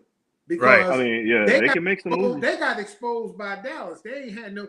Chet Holmgren was too thin, man. He couldn't handle. That cat. You put to work on him, man.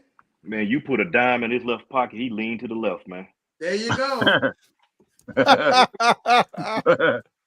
And the thing about it is you can't teach that height. But just keep in mind, a lot of people looking for him. But we get him, he's gonna start. Look, whoever the Knicks draft is gonna go through the Deuce school of NBA. Don't expect to see him on the court for a couple of seasons, man. He's not gonna just go throw him right on out there, man. You know what I'm saying? It's just one of those things.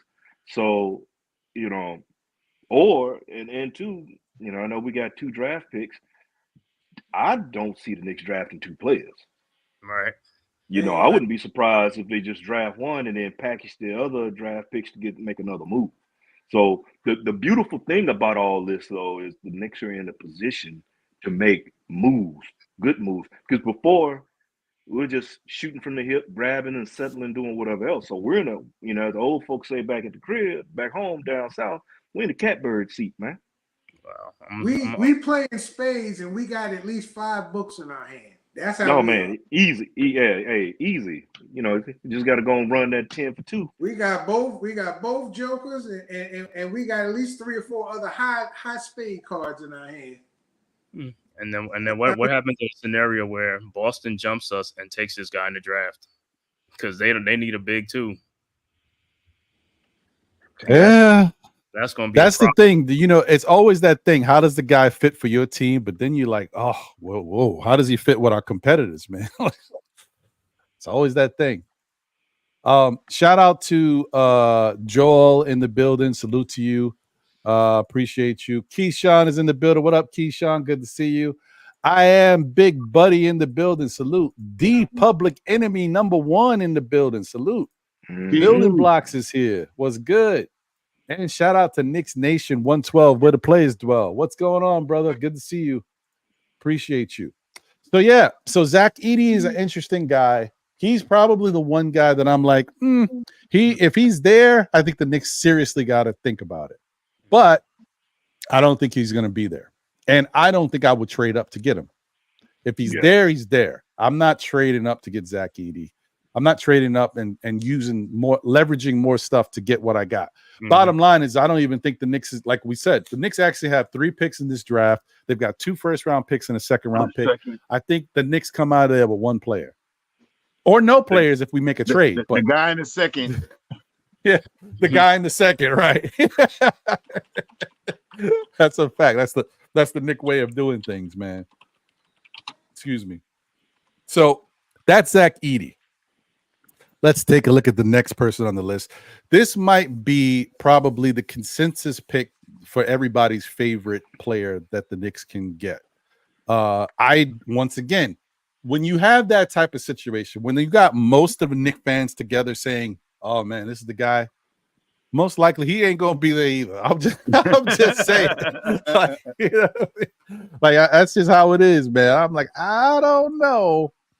And so let me add him to the mix. Sorry.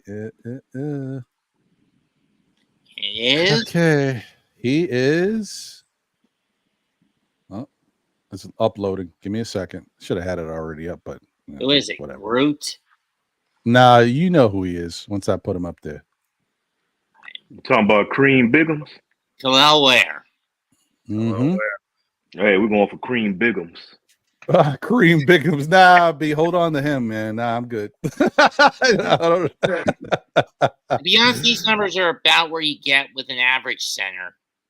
Yeah, this is the new generation big man these days. This is the Derek Lively's and those type of dudes. This is that guy, that generation of player. And this is kind of what things have been leaning towards. Now, mind you, like I said, the NBA is moving towards that bigger traditional center, bigger bodied guys. So if you start to see that mix, guys like this is going to get eaten up, bro. He's going to have a hard time going up against the big-footed, slow-moving, 300-pound Zach Edey. He might get him here and there, but if Zach Edey uses his body right and plays the position right, he should kill this dude in the paint.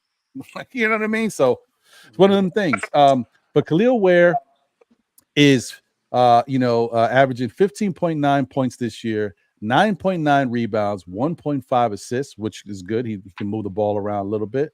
Half a steal is what it is. I like the 1.9, almost 2 blocks per game, though. That's a beautiful thing right there. Yeah, 58.6% from the field. That's not bad for a big who's around the rim, but he also can stretch the floor. 42.5 from the 3. Very nice. Very nice. And 63.4% from the free throw line. I will never understand this. For all the years I've watched basketball, I do not understand how a dude could shoot 42% from 3 and 63% from the free throw. It just doesn't make sense to me. Man, that blows my mind because you lighten it up further out, but then you get to the free throw line. You can't with no defense. It's a free throw. You got cats on one side. Yeah, they talk a little noise or whatever, but bruh, You can't hit an elephant in the backside with an ironing board by yourself at the free throw line, man. I don't get it, man. I don't get it. I'll never understand it. Man, that's just mind-boggling. I mean, It's seriously. crazy. It's crazy. Anyway, so yeah, this is what his numbers look like, the stats, and then we'll get into like his strengths and weaknesses. What I got. I mean, there may be more out there. I apologize, guys. This is what I was able to get, but it just gives you an idea, so we work with it. Mm-hmm. He's 7 feet, 242 pounds. You know, light as a feather. It is what it is. Mm-hmm. He plays the center position, or at least that's what he did for his team.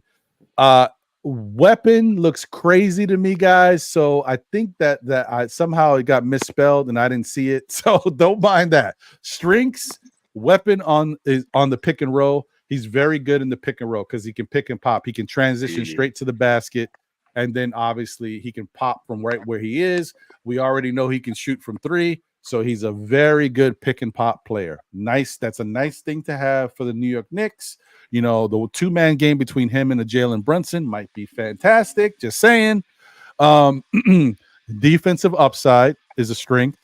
He is excellent at the rim.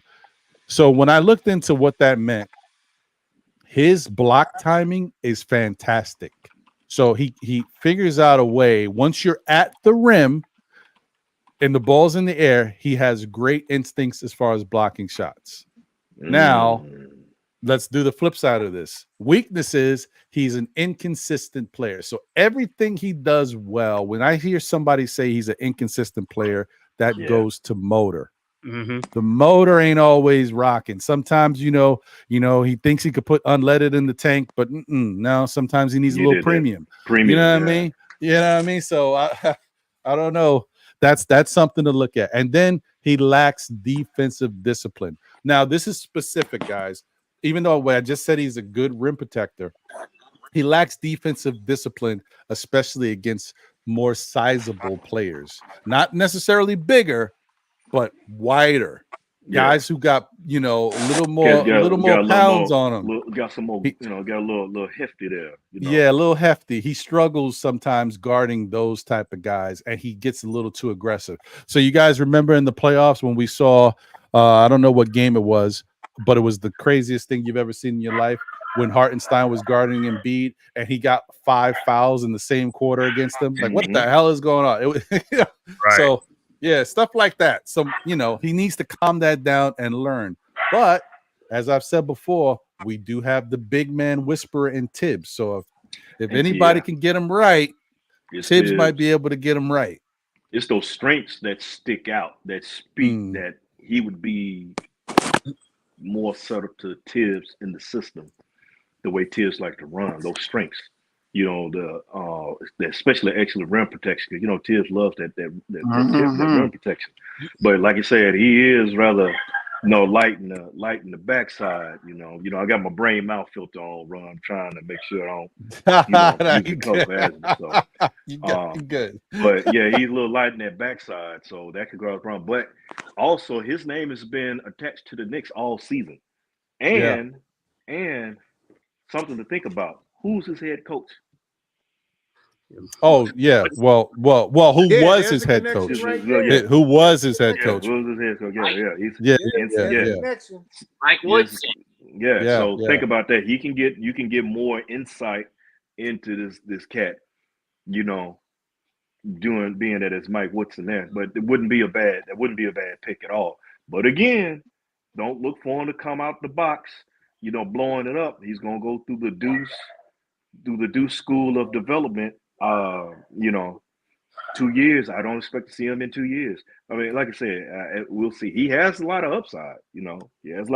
But let's talk about the motor. I mean, as long as you don't have a Kevin Knox type motor, right? That Kevin Knox motor was like a Pinto, a Pinto with half a piston. So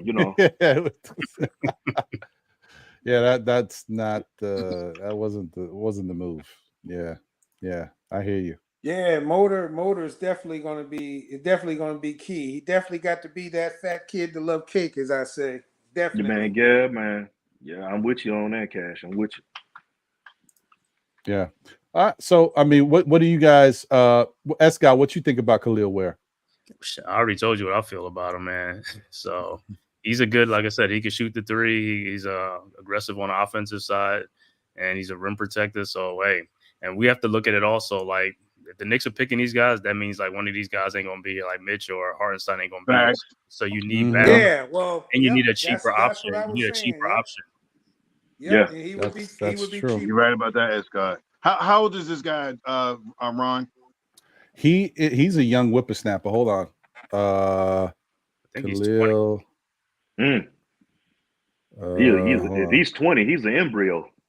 I think he's about 20. Yeah, in the NBA. Yeah, he's 20. He's 20. Oh, yeah, 20. he's an embryo. Yeah, Oh, he got so much room to grow. He's definitely. He's an embryo, man. Look, He can fill just in with his turned man body. turned 20 last month. So yeah, he's Hey, 20. soul finger. We got to eat some soul food for a bit. He got to hit the weight room, watch some film, and again work on his footwork, man. But definitely eat some soul food and hit the weight room. Bring Man, see, that weight up about 10 to 15 pounds of muscle. That's when you get a mud deal. That's when you get a mud deal, a Big Mama, a Lil Annie, or to come up in the kitchen with the cast iron skillets and stuff and cook for them. Until sit on down, baby. Have some corn. Have some cornbread and that hot skillet with some butter on it. cornbread. Hey, you know that food gonna be good when Big Mama, your mud deal, is in there in that house coat. Oh man, with the pink house shoes and she's sliding across the floor. You know that food about to be good, dog. She gotta have rollers in the hair too. You gotta have the rollers and if that scarf is on, oh bruh, it's a wrap. Oh man. Mm-hmm. That's Y'all ain't lying, bro. Y'all ain't lying. It's a wrap. But this is gonna be interesting because, like I said, I wouldn't be surprised because even I see a lot of people, and I've been, I don't care about national media, but even in the chat, seeing a few people even saying, that the draft isn't the greatest of drafts. It's a weak draft. Yeah, it's weaker than tap water. So don't be surprised if we trade out of it. There's so many moves. Again, this is not bad. Like I said, I'm enjoying the position that the Knicks are in because you got so many options. Yeah, I'm gonna go ahead and go out on a limb and say this because of the connection that you just mentioned, that of Woodson. With Woody. Mike Woodson. Yeah, with Ian Woody. Yeah. Yeah, with Woody. If we draft anybody, it'll be him. Because again, back to your point, Ron, I don't think Edie's gonna be there, but he may be there. Yeah, it's a good possibility he may be there. I'm with you on that, Cash. They have a backstory on him, saying we can work with this guy. We draft him, develop him the next couple of years, feed him some cornbread, blah blah blah, whatever. And he could be that guy. He could be serviceable. Well, look, I said I've been seeing even when they did early mock drafts, his name, he was attached to the Knicks even then. So, in some cases, I don't believe a lot of the stuff that you're seeing. You got to sift through and everything. But sometimes in a situation like this where there's smoke, there's fire. I'm looking at the connection. I'm looking at and how Leon likes to work with familiarity when he's dealing with people. You know what I'm saying? Those look like little key things because Leon's not going to talk to the media or whatever else. They'll let the media speculate and whatever else. The moves they make, you got to follow the money and then look at the connections. You had a connection. There's a connection with the Knicks and Woody. This kid, right here. Well, the young man has he has a lot of attributes that Tips could use and develop and everything. And like I said, he could be setting up something because I don't see Sims staying with the Knicks. I'm gonna tell you now in the playoffs, I was like, man, look, somebody put him on their handlebars and ride him out of town when he got that 8-second call, couldn't get across the line. Look, man, you've been playing, basketball since you were knee high to a grasshopper. You got to get across that line. You know what I'm saying? That was just get across the line to get to the point guard when they leave you open like that. So it's things like that. It burned me up. I'm not gonna lie. I was hotter than a 6-shooter on that one. I mean, that's just one thing. But, Hey man, listen, I hear you. That it gets a little crazy. It does get a little crazy. Listen, I don't know. I like he's a style of player that we haven't had in a minute. You know what I mean? And I like it. No, I hear you. I mean, he's the type of guy that we don't. I don't know. Sometimes the Knicks players. I mean, Nick Brass has been scared to draft, and so you know. Well, there was one that we wanted, but he got drafted right before. That was Trey Murphy III. We wanted him. Yeah. But it didn't work out. It did not work out. Man, boy, when they drafted him, man, I couldn't do nothing but roll around the floor and hold my stomach. Man, I felt like I was like Trey on Boys in the Hood. I was swinging at the air because it made me think about how Steph got drafted the year right before us. I couldn't do nothing but swing at the air. Yeah. Yeah, man. It was, I mean, man, Denzel in Training Day when he got shot in the ass. Oh, you shot me in the ass. Dirty mother. Yeah. It's true. It's true. Well, let's look at the next guy up. So now here's the thing, guys. These three people to me are the most impactful guys that I think would work out for this Knicks team. Zach Edey, the first one, I think he fits. I know that it looks a little weird because we're not used to seeing that type of center anymore. But and shout out to those type of guys. The bottom line is taking care of your body, having a good training staff, understanding what are the benefits of doing certain things to help you stay healthy, right? Because even though this guy Zach Edey is starting to get some injuries and he is that tall, but let's not forget the guy who is super Teflon done, at least we thought, 7'4", 7'5", Victor Wembanyama. Played 71 games, guys. He was only out for some regular rest. He wasn't out because of no real big injuries, nothing like that. He took care of his body. He eats right. He's on a great regiment program. So, of course, that could change from year to year. But the point is, got to make the right steps, and hopefully it pays off. Now, I will say that it's still a crapshoot because we saw Porzingis was healthy the first couple seasons with the Knicks. And then it changed. So. But yeah, that's that, right? So you got Zach Edey. I think he's if he's there, Knicks got to get him. Khalil Ware, another one. If he's there, the Knicks got to get him. You know Jump what I mean? On him with both feet. Yeah, you can't just let him be. Don't do what we've done in the past. This is not that front office. I don't want to hear about somebody out there that goes to someplace else and you're like, what? We could have had him. I don't want to talk about that. It's always going to happen. But as long as we get a good pick out of it, I'm cool. Yeah. And I just want to say real quick, hey, appreciate the insight, Chef NYK. Like I said, it's and I'm gonna refrain. I'm gonna kind of change what I said. I heard it wasn't the greatest, but all the talent is better talent further down in this draft. So we'll see. I mean, the way the Knicks has been working and sifting through things, I think we can find us a player in here. We just don't. I'm just not looking for anybody to come, like kicking the door, waving the 4-4 right off the rip. Somebody that's going to be a piece, a really good piece to this championship run that we about to get on. I'm gonna speak that into existence. So and when I pop up on the team on this anybody's show, you see, I'm going to keep saying a piece to this championship run. Because we got to start thinking that way and start talking positive about this, man. I'm gonna speak it to existence, man. That's where I'm at. Because, like I said, when it came to this team, man, look, we've seen some rough stuff in our time, man. I mean, bad times, man. Where it made me had to go get a bottle of moonshine and just put on some Bobby Blue Bland and some BB King, man. It was that bad, man. Hitting the coal train.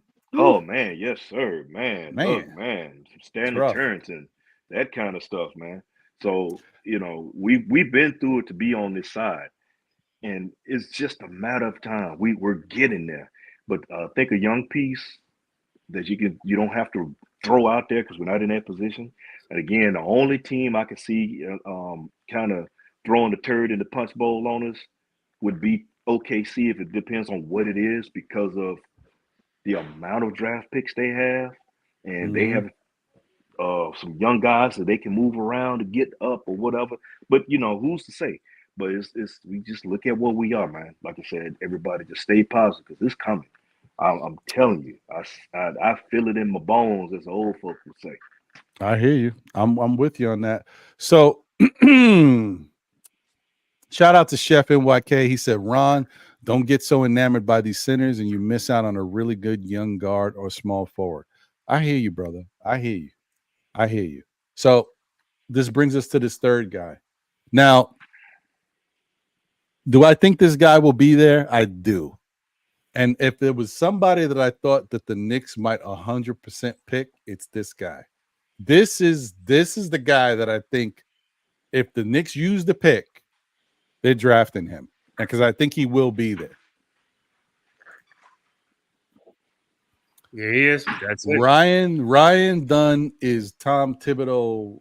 He has him written in his bylaws of who he is. His DNA says Tom Thibodeau. Yep. So, you know what I mean? Look, he is not. So the interesting thing about Ryan Dunn is you can see he's not your go-to guy for scoring. He ain't that dude, right? 8.1 points, 6.9 rebounds, almost 7. He's 6'8", by the way. We'll see that in a second, but he's 6'8". I'm already looking what you about to put before. Not to cut you off, Ron. I already see a number in there that's kind of got that you can get. Yeah, I see it too. Number. Yeah, but go ahead. I'm gonna see if it's gonna be Okay. So 6.9 rebounds. Let's round that off. 7 rebounds. 7 rebounds. Right. So a little under an assist a game. 1.3 steals. He's a klepto. You gotta watch that guy. 2.3 blocks. On the blocks. That's right. 6'8", 2.3 blocks. He's a demon out there, y'all. Don't mess around. He a demon. Yeah, I like that's that defense right there. 6'8", not 7 foot. You know what I mean? Not what you would traditionally expect. Look at the picture. You can see he works out a little bit. He's got some good size there. You know what I mean? That's good sign. Good sign. He's a demon, man. He's a demon. He's a terror. 54.8% from the field. He shoots a lot of stuff close to the rim. 20% from 3. That's nasty. Don't shoot no 3 for us. We're good. Yeah, he ain't hit the elephant in the ass when I had him. Nah. Hold on to that 3-point shot. To take that and stuff that in your RJ bag. Keep that away. 53.2 from the free throw line. That stinks, but yeah, you know what I mean? Got walleye vision from the free throw line, but you had to get him some work.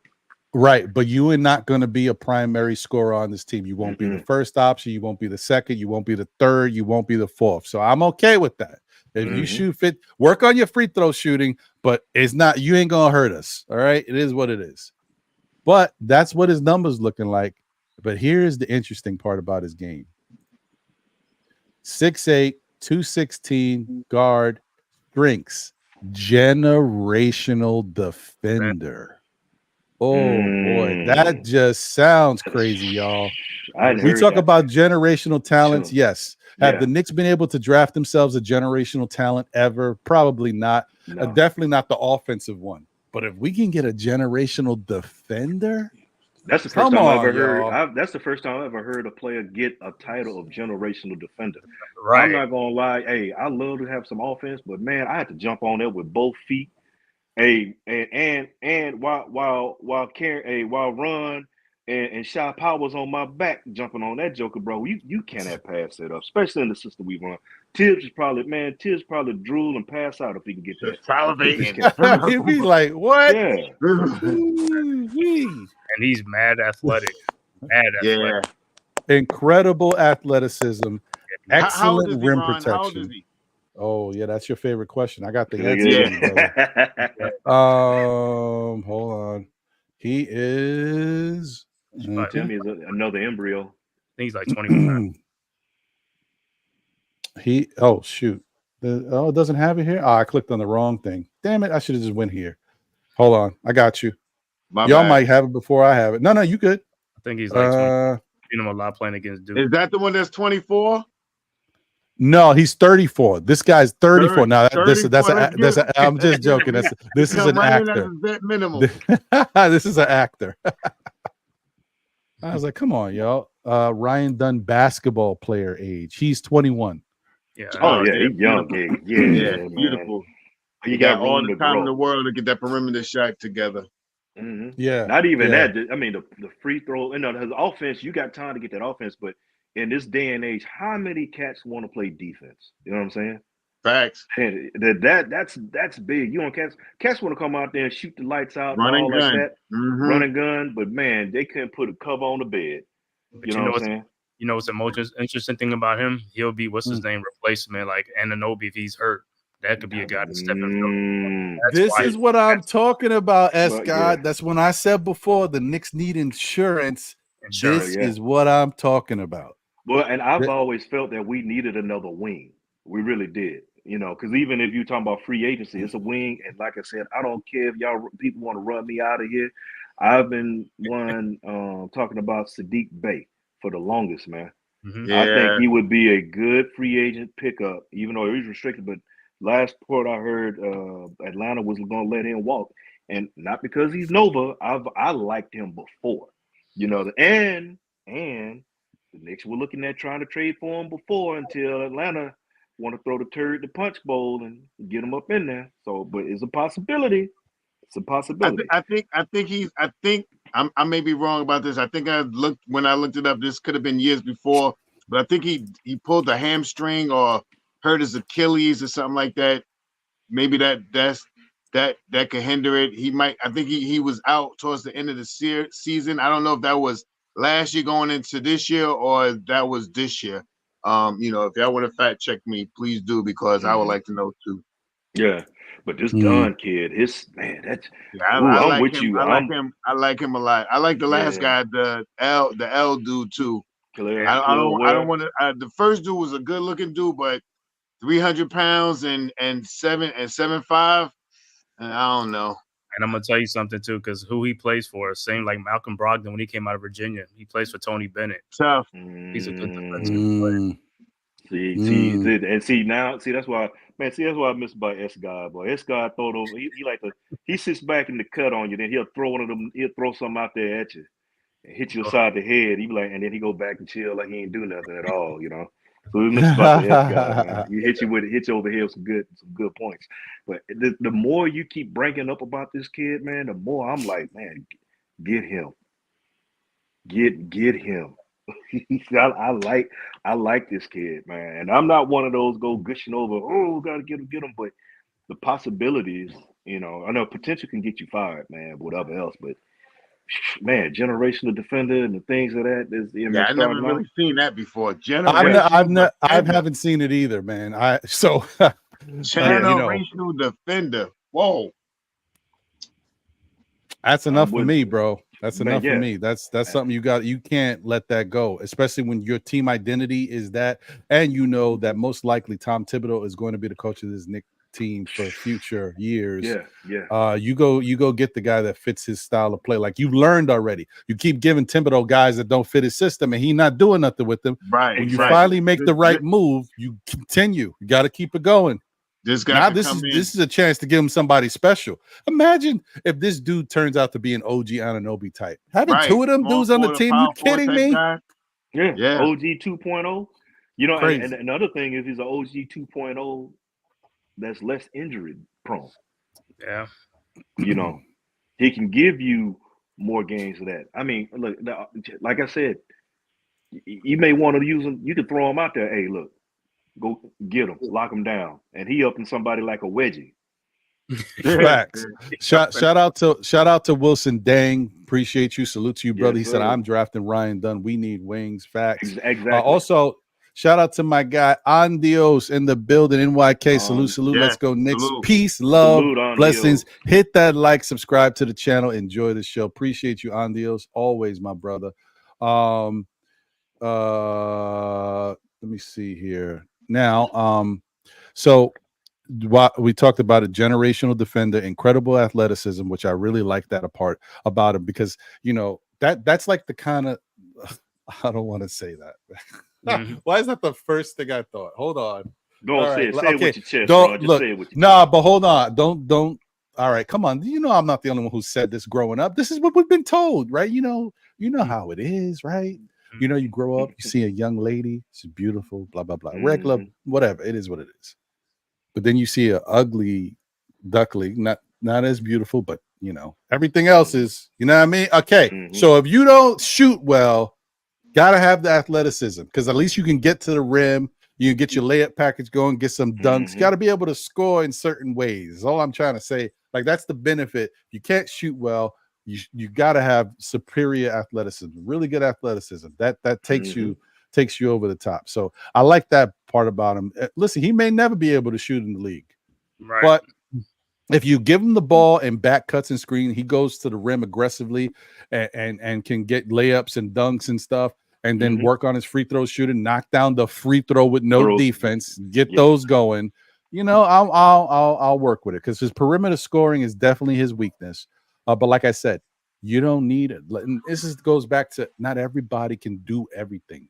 Not everybody can be a scorer. You need defenders. You need two-way players. Sometimes you just get what you get. You get an offensive player who can't score. who can't play defense. You get a defender who can't score. But as long as you find the right mix, you're good. You good. Yeah, as long as he's better than Roberson that used to be with the Thunder.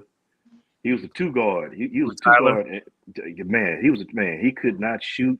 I'm like, how you gonna be a two guard and you can't shoot? He could play defense. Roberson, yeah, man, he was. Oh my God, I remember they used to hack him, and he went to the line.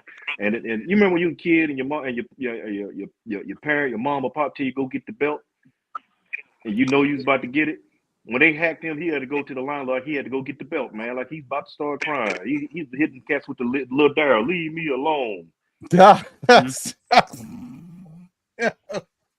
Yo, still figure. Oh man. Yeah. I don't know, man. We'll see what they do. I like the fact that the Knicks are in a situation that we can talk about this stuff. Now, quite frankly, if I'm being honest with you guys, I don't think the Knicks draft anybody. I don't think they use any of these picks. I'm just saying. I've seen this Knicks song and dance way too much to think, especially now that they got a good team and guys were hurt. These dudes ain't gonna play unless people get hurt again. They ain't gonna play, so I don't think they really value it as much. There's a point in the progression of a team where you say we got to have some young players to build going forward. I don't think right now the guys the Knicks have on the team are still fairly young. I don't think they worry about OG Anunoby's 26 years old. Knicks ain't really worrying too much about a lot of that stuff. But I think that maybe next year they'll start like, oh, okay, now we got to kind of start stocking up some guys. But we'll see. Like I said, the Knicks are going to try to explore the trade route first and see what's out there because these picks might be needed to be in those trades. And if nothing bites, then they'll probably look at, okay, maybe we'll get one of these guys. Now, I will say this: if Dallas wasn't as good as they were, there would have been a chance that the Knicks could have wound up with Khalil Ware and Ryan Dunn. But the fact that we already know that Dallas pick is it's getting higher and higher, the better higher and higher, the better they're going.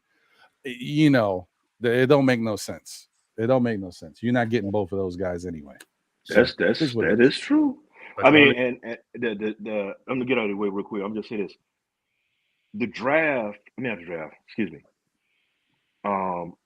Playoffs gave us a recipe or a blueprint of which way we're gonna go because what it came down to, once we started, we lost, all our starters were pretty much gone. We had to use our bench to play. So you just want to backfill and have certain players. Again, in the F, we need another wing. I'm really big on that. I do believe we need another wing, just to help out. That's one thing. And free agency could be the way to get that. And like I said, that you trade to get whoever you want to get, if you want to do that. So we had, like I said, it's the options, man. I'm excited the Knicks have options. Right. Right. Let me hear from. Let's see if he's still with us because I haven't heard from him in a minute. Mets. Yeah. What's your thoughts? What do you think about a guy like Ryan Dunn, who offensively he's not going to be that guy, but defensively he could be special? Do you like him for the Knicks? Yeah. I mean, give him a small bit of improvement offensively, but defensively, he's good as he is. Okay. But that said, I'm not sure. I mean, bringing him in means who goes, Sims or Achua? Well, I will say this. If you haven't heard me say this already, I think Achua is gone. I think Sims is also gone. I think they're both gone. So there's going to be slots open. I think Shake Milton is gone. That's 3 slots open. Right, he was this year as a damage control piece. I think Ryan Arcidiacono will be back. For real. I'm serious. Listen, I mean, you're not using the 15th man on the team. And I just think that he, as a 15th man, if there's any, sometimes when you catch a guy that gives you value from a position that he's not playing. But listen, I mean, we talked about it before, that 4th seed year when we had why am I forgetting his name now? Gibson? No, oh man, Noel? damn it! I'm so bad at names. Noel? No, he was with Dallas. Now he's got a podcast. Oh, you took him about Theo Pinson. Theo Pinson, thank you. I'm never gonna downplay how valuable Theo Pinson was to that team, guys. I mean, right now you look at him like, Theo Pinson was a bum. Okay, as a player, maybe he didn't do much, but as a bench piece, Theo Pinson had that locker room going. They had the guys on the sidelines going. They were cheerleading. They were, after the game, if we had a bad game, he put his helm around Julius's shoulder. Come on, man. You know what I mean? He was a good teammate to have on that team. So, sometimes that matters. And then if you look at this Ryan Dunn, people who want Mikal Bridges, hey, this is a cheaper option right here. A cheaper option. I like him. I like him. Thank you, Escar, for that guy. Thank you. I'm gonna do some heavy investigating on this guy. I like him a lot. Still, even if he doesn't, I like L too. But if he doesn't play small 5, that just makes him another big 4, essentially, right? Oh no, he's a small forward. Oh no, he's a small forward. He's a small forward. Why is he positioned at center? No, it's supposed to be guard. Small. No, that's my mistake. It was supposed to be. Sometimes in college they can play center because this guy has athleticism, man. He could jump out the gym, bro. Wait, no. I have him right. I do have him at guard. No. He might because it's Virginia. Remember, like college guys, you know how that is. College guys, they use like what Escar was saying. They use guys at different spots in college because people are smaller. It is what it is. Hey, Ron, I'm gonna ask you this question. You're a Duke fan like me, right? Remember, the smallest center that played at Duke was what's his name? Robert Bricky was 6'6". Ooh. He jumped out the gym and he played center for Duke. That was the craziest thing ever, bro. Robert Bricky, man. Boy could jump out the gym, man. I mean, he didn't jump into the NBA, but he ACL. But back then that was before all these surgeries and stuff. So those injuries was and microfracture surgery back then. But then again, when you consider what kind of surgeries NBA players are getting, MLB players are just as bad, if not worse, with their surgeries. Specifically, the infamous TJS, which always played pitchers. Tommy John. Mm-hmm. It's true. Listen, man, and that's the thing. Like, even with this, is keep in mind, guys. This is just a general statement. When it comes to these young players, these draft picks, some of them pan out, some of them don't pan out. You just never know. You just have to, roll with the punches. Hopefully, you get the right one, and they fit your system, and then it can turn into something. But there's a lot of guys that look special. I mean, really special in college, and not only do they not pan out, but they don't even get a cup of coffee. Like. Mm-hmm. Like I already told you guys, if you guys listen to anything I said, you go look at the old Duke teams. Mm-hmm. Google Thomas Hill. Thomas Hill was fantastic for Duke, man. Fantastic. And he didn't have a freaking cup of coffee in the I think he got drafted. It was like 1 year or something. I don't know. Right now he coaches a high school team, I believe. But he was special. Another guy who was really special. Look at his NBA career. You won't, I don't know, you blink, you won't even see it. UNLV, Anderson Hunt. Anderson Hunt used to get busy. I remember him. Used to get busy. Even the Fab Five. Where the hell is Jimmy King? Right. Whatever, man. Whatever. I'm done. Anyway, it's just that's how it is. There's just gonna be guys like that you come across. So I think I got 2 more? I think I got 2 more. But before I get to these last 2, because I had a problem with one of these slides, it was not working right, and I have to do it over. So I'm doing it on the fly, guys. What is your thought on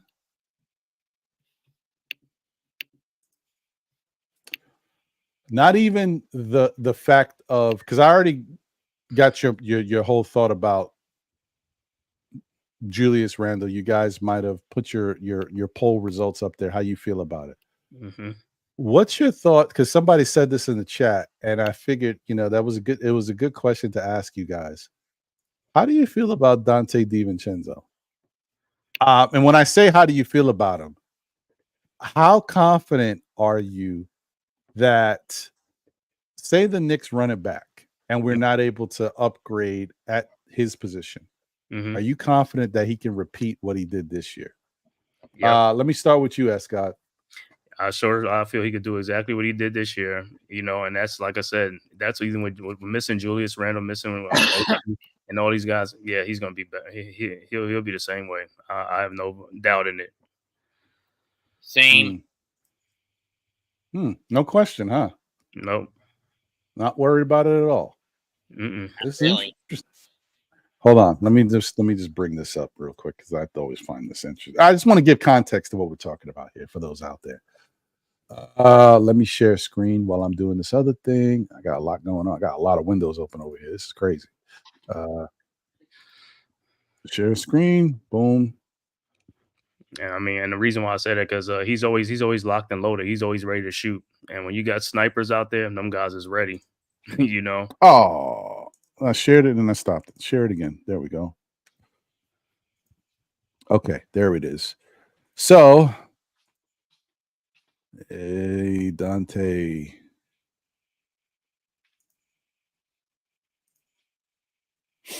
Okay, let's look at what he got going on here. I mean, first off, what a hell of a season, man. 15.5 points, 3.7 rebounds, 2.7 assists on 44% shooting from the field for a guard is very nice. Wait, where's my stats? Boom, there we go. Let's look at these numbers again, guys. Now, mind you, yes, was he used as a starter a lot this season? Yeah, he was, right? He was averaging 29 minutes per this season, which is the most minutes ever, right? But with Milwaukee, he did have a point where he was averaging 27.5 minutes, all right? And he shot 42% from the field, 37.9 from 3, 5.8 rebounds. He was actually a better rebounder. And he averaged 10 points per game, right? And then we'll see here. Obviously, Golden State was a little different. He had a lot more weapons over there. He was not used the same way. With the Knicks, we already see how he was used here. He shot 40% from 3. 40% is the best he's ever shot from 3. And you guys remember early in the season, the first month and a half, he was shooting like 50% from 3. It was nuts. Let's see here. 44% from the field compared to maybe 2019 season. But that was only 24 games, so 45. I'd rather look at the 42 the next year. That's a better barometer. The Golden State year, he shot 43.5% from the field, 26 minutes played. It's not bad. 39% from 3. So he had a good year at Golden State as well. What about that 1 year in Sacramento? What was he doing in there? I don't even know. He played one game. That was like, I think he got shipped to Sacramento. One game as a starter. He played 25 games there. I don't even remember him on Sacramento, actually. That's a weird one. I can't even picture it.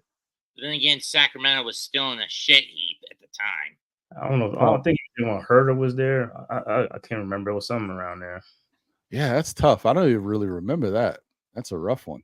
Yeah, I think Milwaukee had traded him or something like that from the Bucks. I mean, listen, this is the best overall that he's played offensively and defensively, but he's not that far. Like after the season has calmed down, he is not that far from his norm. So that leads credence to the whole thing that Escott said that he could repeat. I wonder what do you think, Sha? Do you feel like Dante can do what he did again?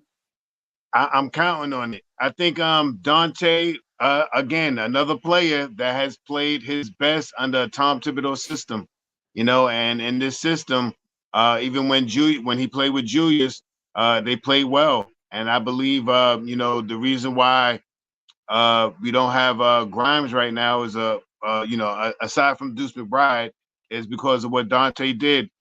He came in for high 30s, almost 40% from 3-point land.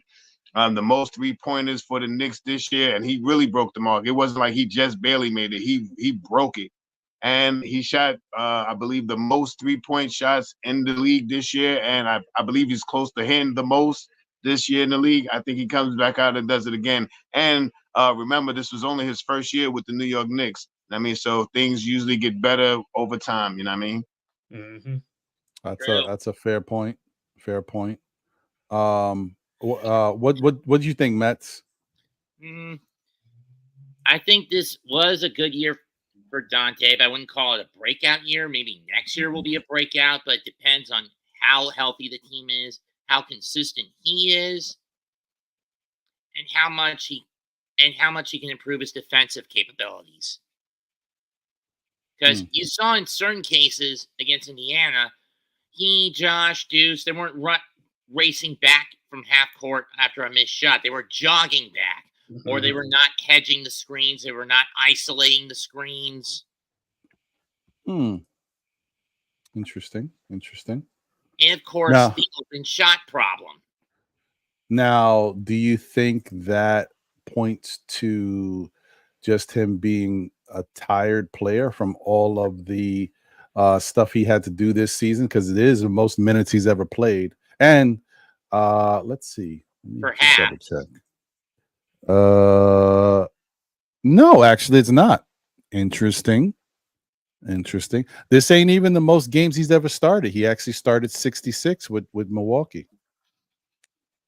Interesting. How many did he start with us? 48? 63. Oh.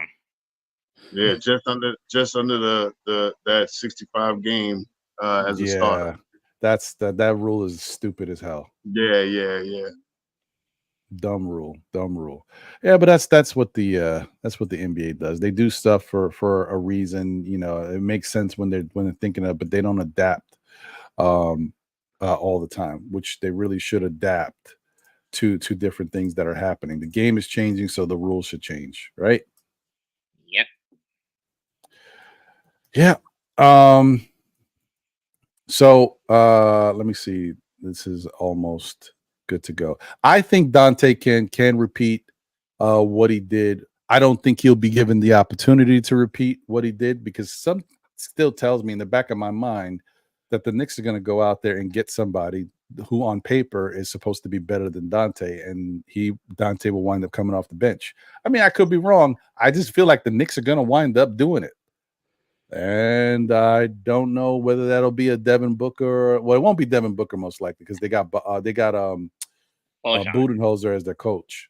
Yeah. No, they got Budenholzer. So the Budenholzer's like, yeah, I'm here. You think I'm gonna let you ship Devin Booker out of here? Hell no. In Phoenix, but then again, Budenholzer's been pretty incompetent since he got the boot from Milwaukee.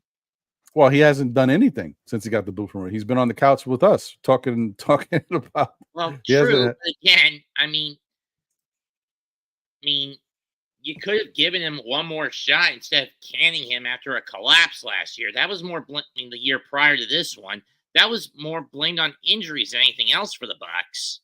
Right, but that's an indictment on the Bucks, not necessarily Budenholzer. They were the one who made the decision to get rid of him and then bring in Alfredo Griffin and then get rid of him with a 31-6 record. Like, I don't know what the hell Milwaukee's been doing over there. And then they ended up making a bunch of jackasses out of themselves by hiring Doc Rivers, who is the most egocentric, self-indulgent, and incompetent coach in the NBA. Well, why don't you tell us what you really feel about him? We all know the only reason he got that ring in 08 was because he had Boston super stat. He hasn't been able to replicate that since. Yeah, it's kind of crazy because Milwaukee now goes from an offensive, high-potent team now to a half-court defensive team. I don't know, man. I don't know what they running. Next thing you know, I don't know either. Next thing you know, they'll bring Phil Jackson as their president of basketball operations, and he'll tunnel vision them into the triangle like he did with us. Yeah, you know. And I really hope run that team into the ground. I hope that's not the case. I hope that is not the case. You know what I mean? I don't want to see that. I think we have gone past that, Mets. I hope that we're in a better place that we don't have to worry about that. I definitely don't want to see that. So I was talking about with the Bucks, not with the Knicks. Yeah. Oh no, I hear you. Yeah. All right, let's see what we got going on here. Who's next up? Who we got? Stop screen. Boom. Let me throw this in there. So like I said, those top three were probably, I might say the best ones that I think fit the Knicks of what they got going on. This is another player that, fits kind of what they do these days. He doesn't have everything, but he's got some stuff. So let's go with him.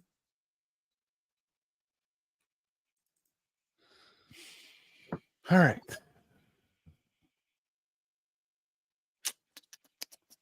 Processing. Yeah. Okay. There he is. Kaishan George. Mm-hmm.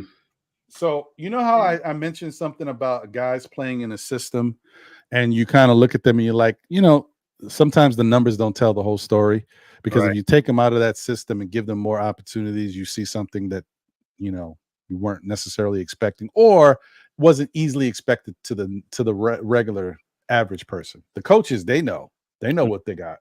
7.6 points per game, 3 rebounds, 2.2 assists, 0.9, just under a steal a game, 0.4 blocks. He's not the defensive stalwart as Ryan Dunn is.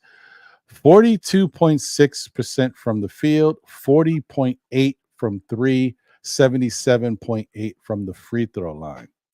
Now, here's the thing. He's only played one season in college, right? Yep. He's only played, he played 31 games. He started 16 of the games. He averaged 23 minutes. There's a lot there that can be tapped into that hasn't been yet. So it's one of those, you can see the dude can shoot. Give him more opportunities, more shots. He could do some special stuff out there. These are the type of guys you never know what you can get out of them because they haven't been used too crazy. There's some stuff there. Defensively, he's not that great. I mean, this would be a good offensive bench piece. I mean, for short-term sparks, like we were supposed to use Burks for until injuries basically screwed us over in the playoffs, and we had to use them in longer shots. Yeah. So that's what he's got going on. What is his limited? This is limited, guys, but his strengths and weaknesses is very limited, actually. So he's 6'8", 205 pounds, plays the guard position. Strengths: excellent shooter, ascending playmaker. Weaknesses: not a shot maker. That's very interesting Strengths and weaknesses. Ascending playmaker, not a shot maker. Huh. Not to mention he's That's not crazy. defensive end. Like you Yeah, mentioned. that's crazy, right, Mitch? You know what that tells me? Tells me he's got a good handle. He can get to the rim, but he's not that creative when he gets to the rim. Mm-hmm. But he can find other players. So his shooting is good enough that the defense pays attention to him. He can find other guys for easy opportunities. But him himself, when he gets into that lane, he's not the greatest finisher. Right. Yeah, he's a what, even when I look at him, I know the hair, you know, the light-skinnedness. He kind of reminds me of the dude who plays for Brooklyn now. It's about Cameron. Yeah. Yes. Mm-hmm. Mm-hmm. The dude who was with Phoenix. He gives me that vibe. So Kind of looks like him a little bit too.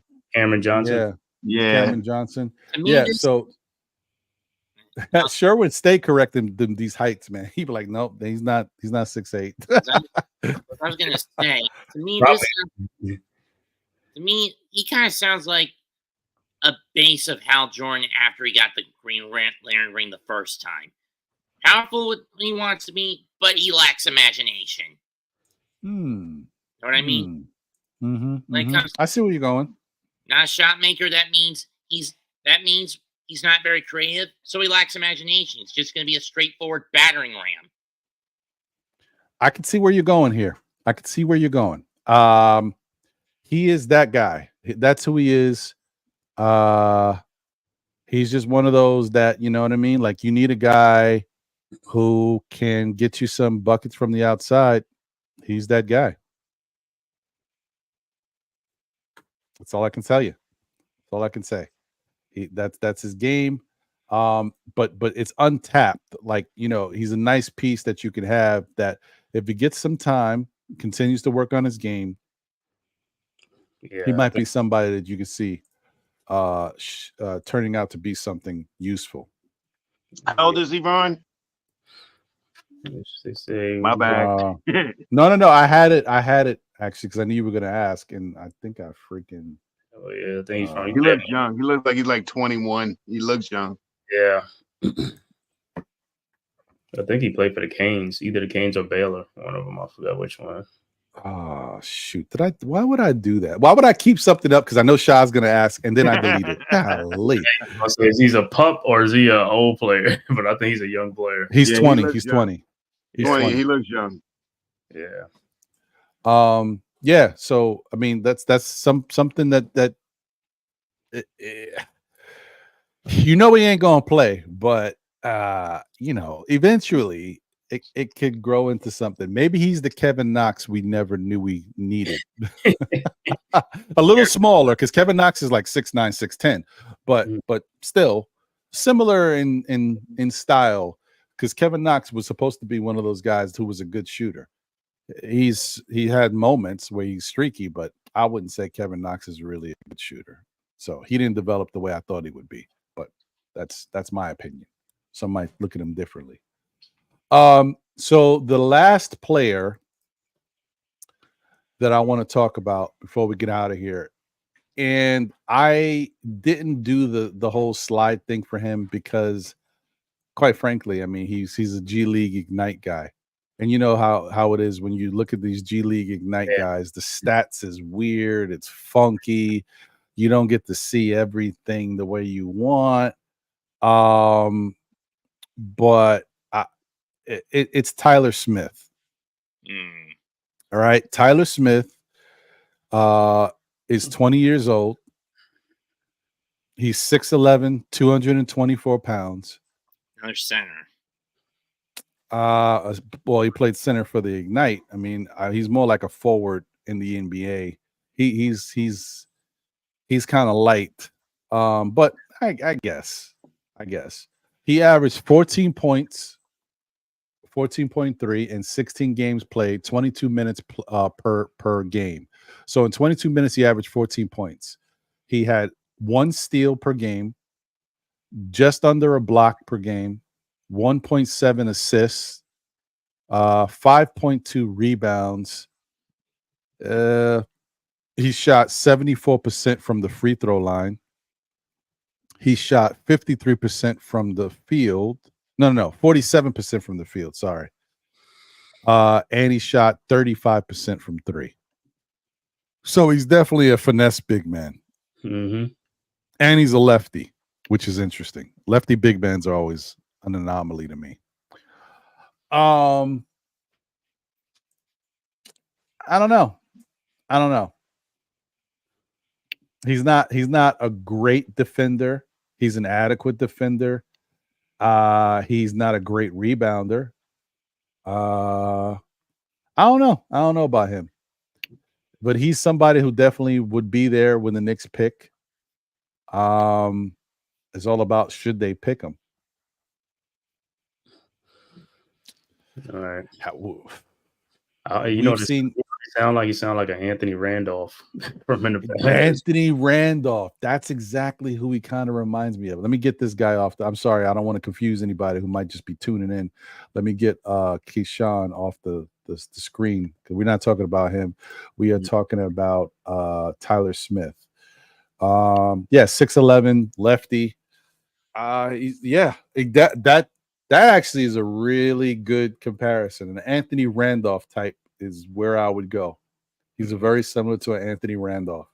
And I don't know if you're going to draft an Anthony Randolph, you might as well trade the pick. You know what I mean? Like I'm like, Anthony Randolph wasn't that great anyway. For no matter what I'm saying, he had a lot of potential, but he never panned out. Where did he get drafted to when he first showed up? I think Golden State. I think it was Golden State. Probably. Yeah, that sounds about right. I think he went to Golden State. In their bad years. Yeah. Oh no, actually, you know what? He was with Golden State, but he got. Oh yeah, that is right. I'm looking at it in reverse. Wasn't that he started David Lee trade or Carmelo? It was something with Golden State we traded. I think it was the David Lee trade or something like that. I think it was the David Lee trade as well. It was the David Lee trade. I think you're correct because he went straight from the Warriors and then he played that year with the Knicks. He played 17 games, and then we got him up out of there. So in the cap dump for the Melo trade, right? Which also sent Raymond Felton, Wilson Chandler, Daniel Gallinari, and Timothy Mozgov to the Nuggets. Well, no. So we sent them to Minnesota. Oh, we sent them to Minnesota. Who did we get out of that from the Timberwolves? I don't know. But Minnesota had him for 2010 to 11 and then 2011 to 12. Then he went to the Nuggets. No, yeah, it was called that Melo. It could have been a Melo trade too, because I forget, man. But we didn't have him to even get rid of him for the Melo trade. So that's like weird. I don't know. Yeah. Did we ship him out for Novak? No, Novak was in Toronto at the time. Because I know we got rid of David Lee for Stoudemire? That was that free agency period or something. I think. So Best of the Worst says he thinks we traded David Lee for him. Yeah, weird. Yeah, that was to get I think that was it. Amari Stoudemire, that free agent, 2010, something like that. It was something. Yeah. That was one of those. I still gotta go back because I don't know why we did that. I would have to. I don't want to go back down that river because I know it's bad if I go. It's like, whoa, that's like one of those. You know what I mean? Like I wouldn't know, but like one of those when you're in a situation with a bad ex, and then so many years have passed, you're like, well, maybe it wasn't that bad. And you're like, oh, now I remember. Yeah. I think we got the other dude too, Kalina Azubuike, and he never played for us during that. I remember that name, man. Wow. Played for us. Yeah, gee, that's a good memory, man. Kalina Azubuike. I remember that. I used to call him Azubuike. He's probably Azubuike. Yeah. Wow, man, that's interesting. So wait, Soulfinger says we got rid of him. They did that to sign Stat. Yeah, that was the David Lee trade to get David Lee off the books. Oh, the David Lee. Yeah, Amari Stoudemire to get him. I mean, well, look, in fairness, when Amari Stoudemire came to the Knicks, he was balling. So it didn't look bad at first. But then the injury started to rear their ugly head. Yeah, then he wanted to go punch a fire hydrant. Then he wanted to punch a fire hydrant. Good job. Good job, bro. Fire extinguisher and all this other stupid fire extinguisher. I'm like the hydrant. If he would have punched the fire hydrant, he might have been done. Yeah. But you give him They credit. only waived him in 2015. First big free agent to sign with us, though. He was the first big free agent to sign with us outright. That's why I always hold, like, I don't care what happens from now going forward, as long as I'm a Knicks fan. I am always going to have a special place in my heart for Amari Stoudemire and for Julius Randle. Guys that said, you know, I'll join the Knicks. I'll take money, but even if it's less money. I'll be a Knick. Now, Stoudemire didn't take less money, but, you know, Randle did. You know what I mean? But the fact that he took it and came here, I appreciate that, because, you know, that says a lot, man. Some guys got to step up. True. Yeah, no, shout out to Alawise. He said, damn, Ron, y'all still no, I'm about to get up out of here, but I had to stay on because you know, my guys be working, man. They out there working. You know, I need to be on so they can hear something while they're working. Shaw appreciates it. I do. I ain't even gonna bore. Before last month, you know, going to my background, I was working every other weekend. You know what I mean? So the weekends when I wouldn't be on, I would try also. I love your platform. I love the Know the Ledge, so I would come on. But the other weekends I'd be at work with my earpiece on, no management around. I'm listening to you. Every time I jump in a room or I got a couple of seconds, I'll do a little chat or something like that. But now I'm off every weekend. So whenever you got something going on this weekend, you know, let's get it. Yeah, man. Hey, I like that. You know, another thing real quick that this is like my own little shout out. I did not notice this last week, but as I'm looking through, you know, content creation, you got a lot of stuff going on. You don't pay attention to everything. This, you know, as I was going through stuff this week, I was like, what, really? So, you know, I got to shout out us, you know, and my partners, man. You know, because I wasn't really paying attention to that. But last week was our 300th episode at Still Knicks Fans. You know, not Know the Ledge, but all the shows like the SKF Weekly and then Know the Ledge together. Wow, I couldn't believe it. I was like, wow, 300 episodes, man. You know, time flies, bro.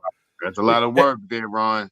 That's about 3 years then, right? Yo, man, it's crazy. Well, actually, for us, probably this is the 4th year because it's going into 4. We did take some breaks here and there. So, and you know, you'd be surprised because the reason why this is special for us, especially for me, is like most of our episodes is an hour and a half.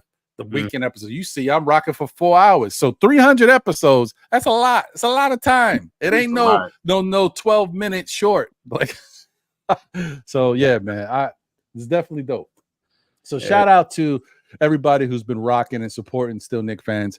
Shout out to my guy Jose on the 1s and 2s holding us down on SKF Weekly. You know what I mean? And shout out to my partner in crime, my brother John, who would be here for everything if it wasn't for real life and his kids and his job and what he's got going on. But yeah, man, for him helping me get this whole thing started and convincing me to rock. Yeah, man, 300 episodes is something. So we did the damn thing, y'all. Mama, we made it. No, you know, it is what it is. So I appreciate everybody. Yeah, man, it's crazy. Time flies. Shout out to John Talento. I see you, brother. I appreciate you. Thank you for being here and rocking. And shout out to everybody once again. Before I get out of here, I want to just get around to everybody. Any final words, any expectations you think is going to happen, whether it be the Knicks drafting somebody or the Knicks making a trade for somebody. Is there something that you think in your heart of hearts, I think this is what they're going to do? Or if you just like, nah, they're just going to run it back. Whatever you think. Let me start with you, Mets. Maybe get one player. It could be whatever you think is going to happen. Do you think the Knicks are going to run back the same squad? Do you think they're going to go make a trade for somebody? Or maybe you think, nah, they're just going to hold tight, but they're going to draft somebody. Whatever you think. Hold tight and draft, but maybe get rid of some cannon fodder. So the Jericho Simses of the world and you know, the Shake Miltons, you think they might clean that up? Yeah. Because at this point, what's the point of getting pieces that are used to limit damage control if you're not going to use them? I hear you. Right. All right. I'm with you, Mets. All right, brother. Escott, what's your thoughts, brother? Yeah, my thoughts, man. I think they're gonna run it back, but I think in free agency, OG and Obi will be back, but I think iHeart will be gone. That's what I'm thinking. Somebody is going to have to go. It's going to be too much money that they're going to have to allocate. Listen, I'm not saying that it's going to happen, but I think it's just too much money is going to have to allocate. And somebody's going to have to go.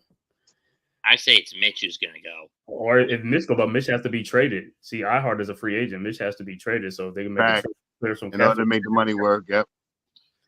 Oh man! Shout out to RD Barn in the chat. He said Wilden for no reason, not necessary. Don't be. Hey man, but listen, S-God may be right, man. S-God may be right. Listen, we've already the good thing about since good and bad because we had to go through it, but we've gone through it. So the Knicks have already ripped the Band-Aid off.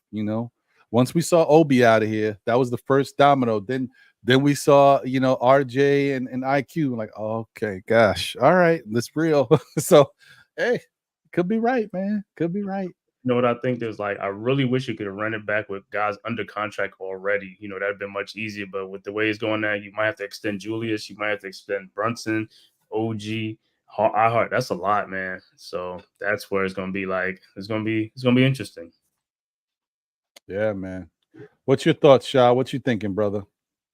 I'm hoping we just kind of run it back, sign iHeart, sign OG, somehow make it work.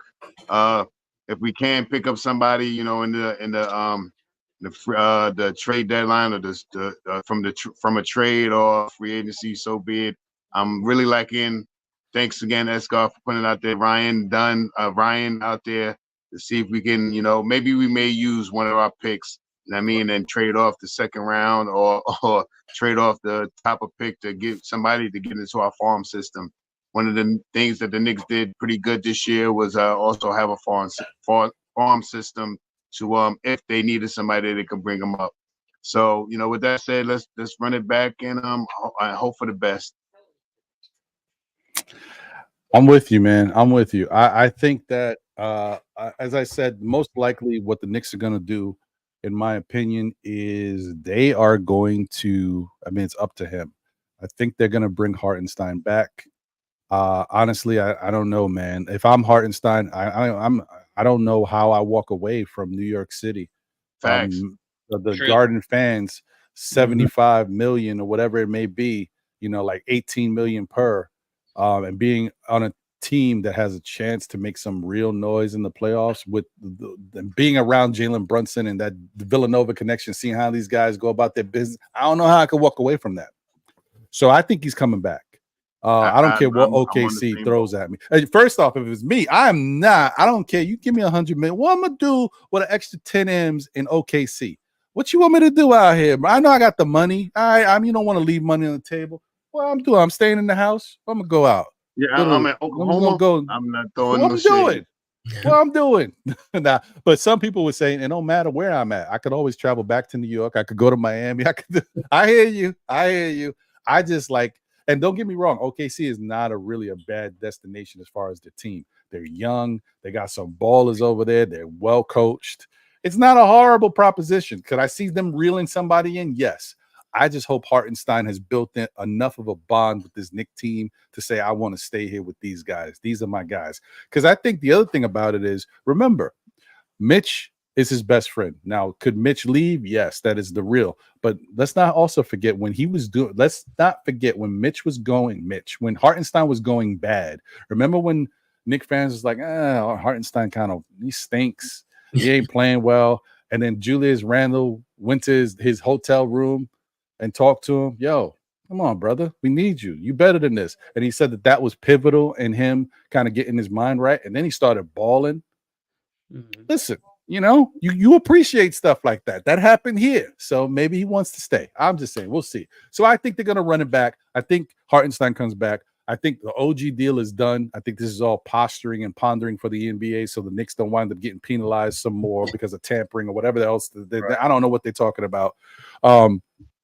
Because I find it crazy to believe, I don't care how impartial you want to be, your own man. If my son is your agent, you coming back, buddy. We gonna make it happen. Don't tell me I'm Leon Rose and my son is your agent and you going elsewhere. That's nuts. I don't. What's the point of relationships if my son can't? What? That's crazy. Anyway, so I think that's done. I think that deal is done. And I would be shocked if he goes elsewhere. Then I'm gonna start to question life. Like, what? I can't get my own son to bring a guy back to my team. What are we doing here? So, but I do think that insurance is important. OG Anunoby is only going to play 50 to 55 games if we're lucky. We need somebody else here that can help in a situation where he's out. I also think that the Knicks need to get themselves some big insurance. So a big man of some sort. If Julius goes down, whatever, we need something. Or if Hartenstein has injury issues or woes, we need something, because I do think that Mitch is not the person we can count on anymore. We have to move on from Mitchell Robinson. I think that's the, like, if we do nothing else, if we bring this team back, and I know we said running back, that's the one thing I think we got to do. I think we got to move on from Mitch. We need a reliable big man who can help us out, who can be there, who can add something else. When you have a chance to go out and get somebody, now I can say I need a defender. He doesn't have to be as good defensively as Mitch. He's got to be able to defend, but I need him to give me some offense. He got to shoot better than 38% from the free throw line. He got to have a hook shot or something in the paint. You got to be able to get 4, 6 points, 8 points if I need it. That's what they got to do. In my opinion, that's what the Knicks need to do. I mean, that's right. So we'll see. Let's go Rangers for tonight. Let's go Rangers. Let's see what they can do, man. Let's wish them some luck. We've seen it happen before, so maybe they could pull off a miracle. I'm going to be on the call on my end. You guys want to crash. Oh, cool. Nice. So you're going to be on what, on the playback? No, I'm going to be doing it on my on my YouTube channel. No, with my partner in crime. That's right.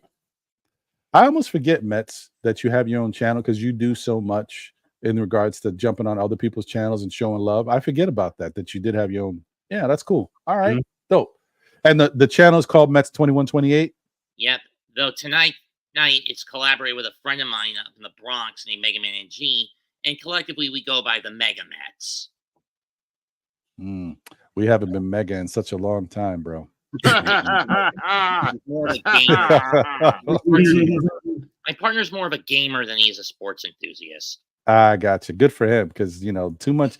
The more time you. Oh no! Today's Darryl Strawberry Day. Oh no! Oh, I'm rotten. Oh man! Oh, I'm rotten. I forgot. I would have forgot all about that. Oh, I'm rotten. Oh man! And they probably hung up the number by now, haven't they? Oh, I am rotten, guys.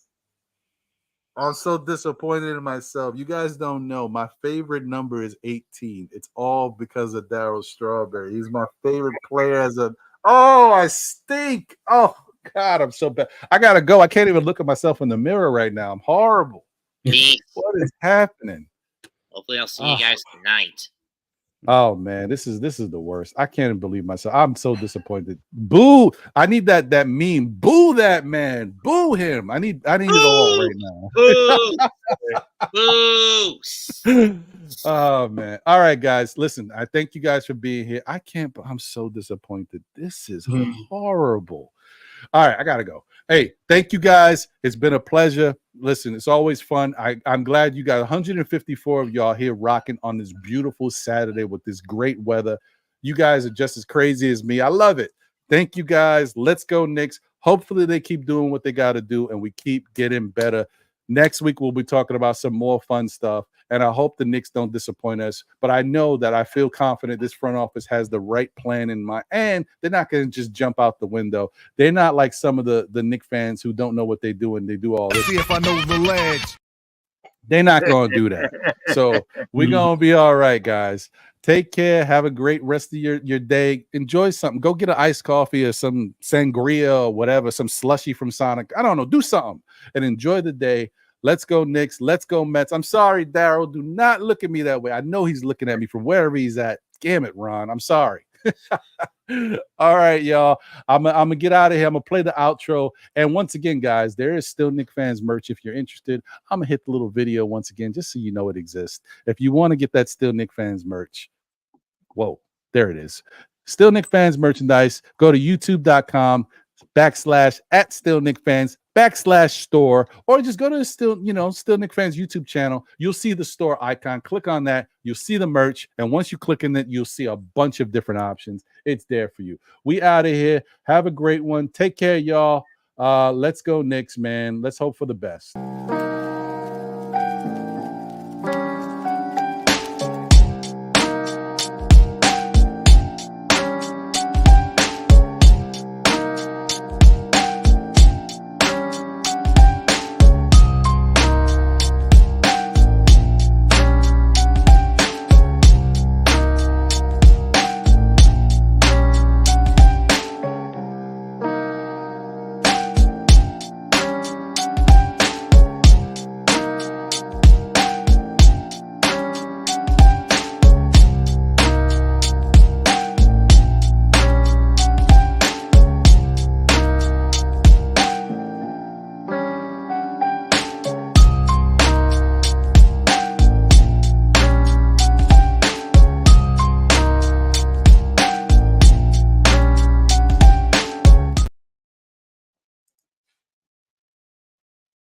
All right, guys, let me hit that intro and get out of here for real.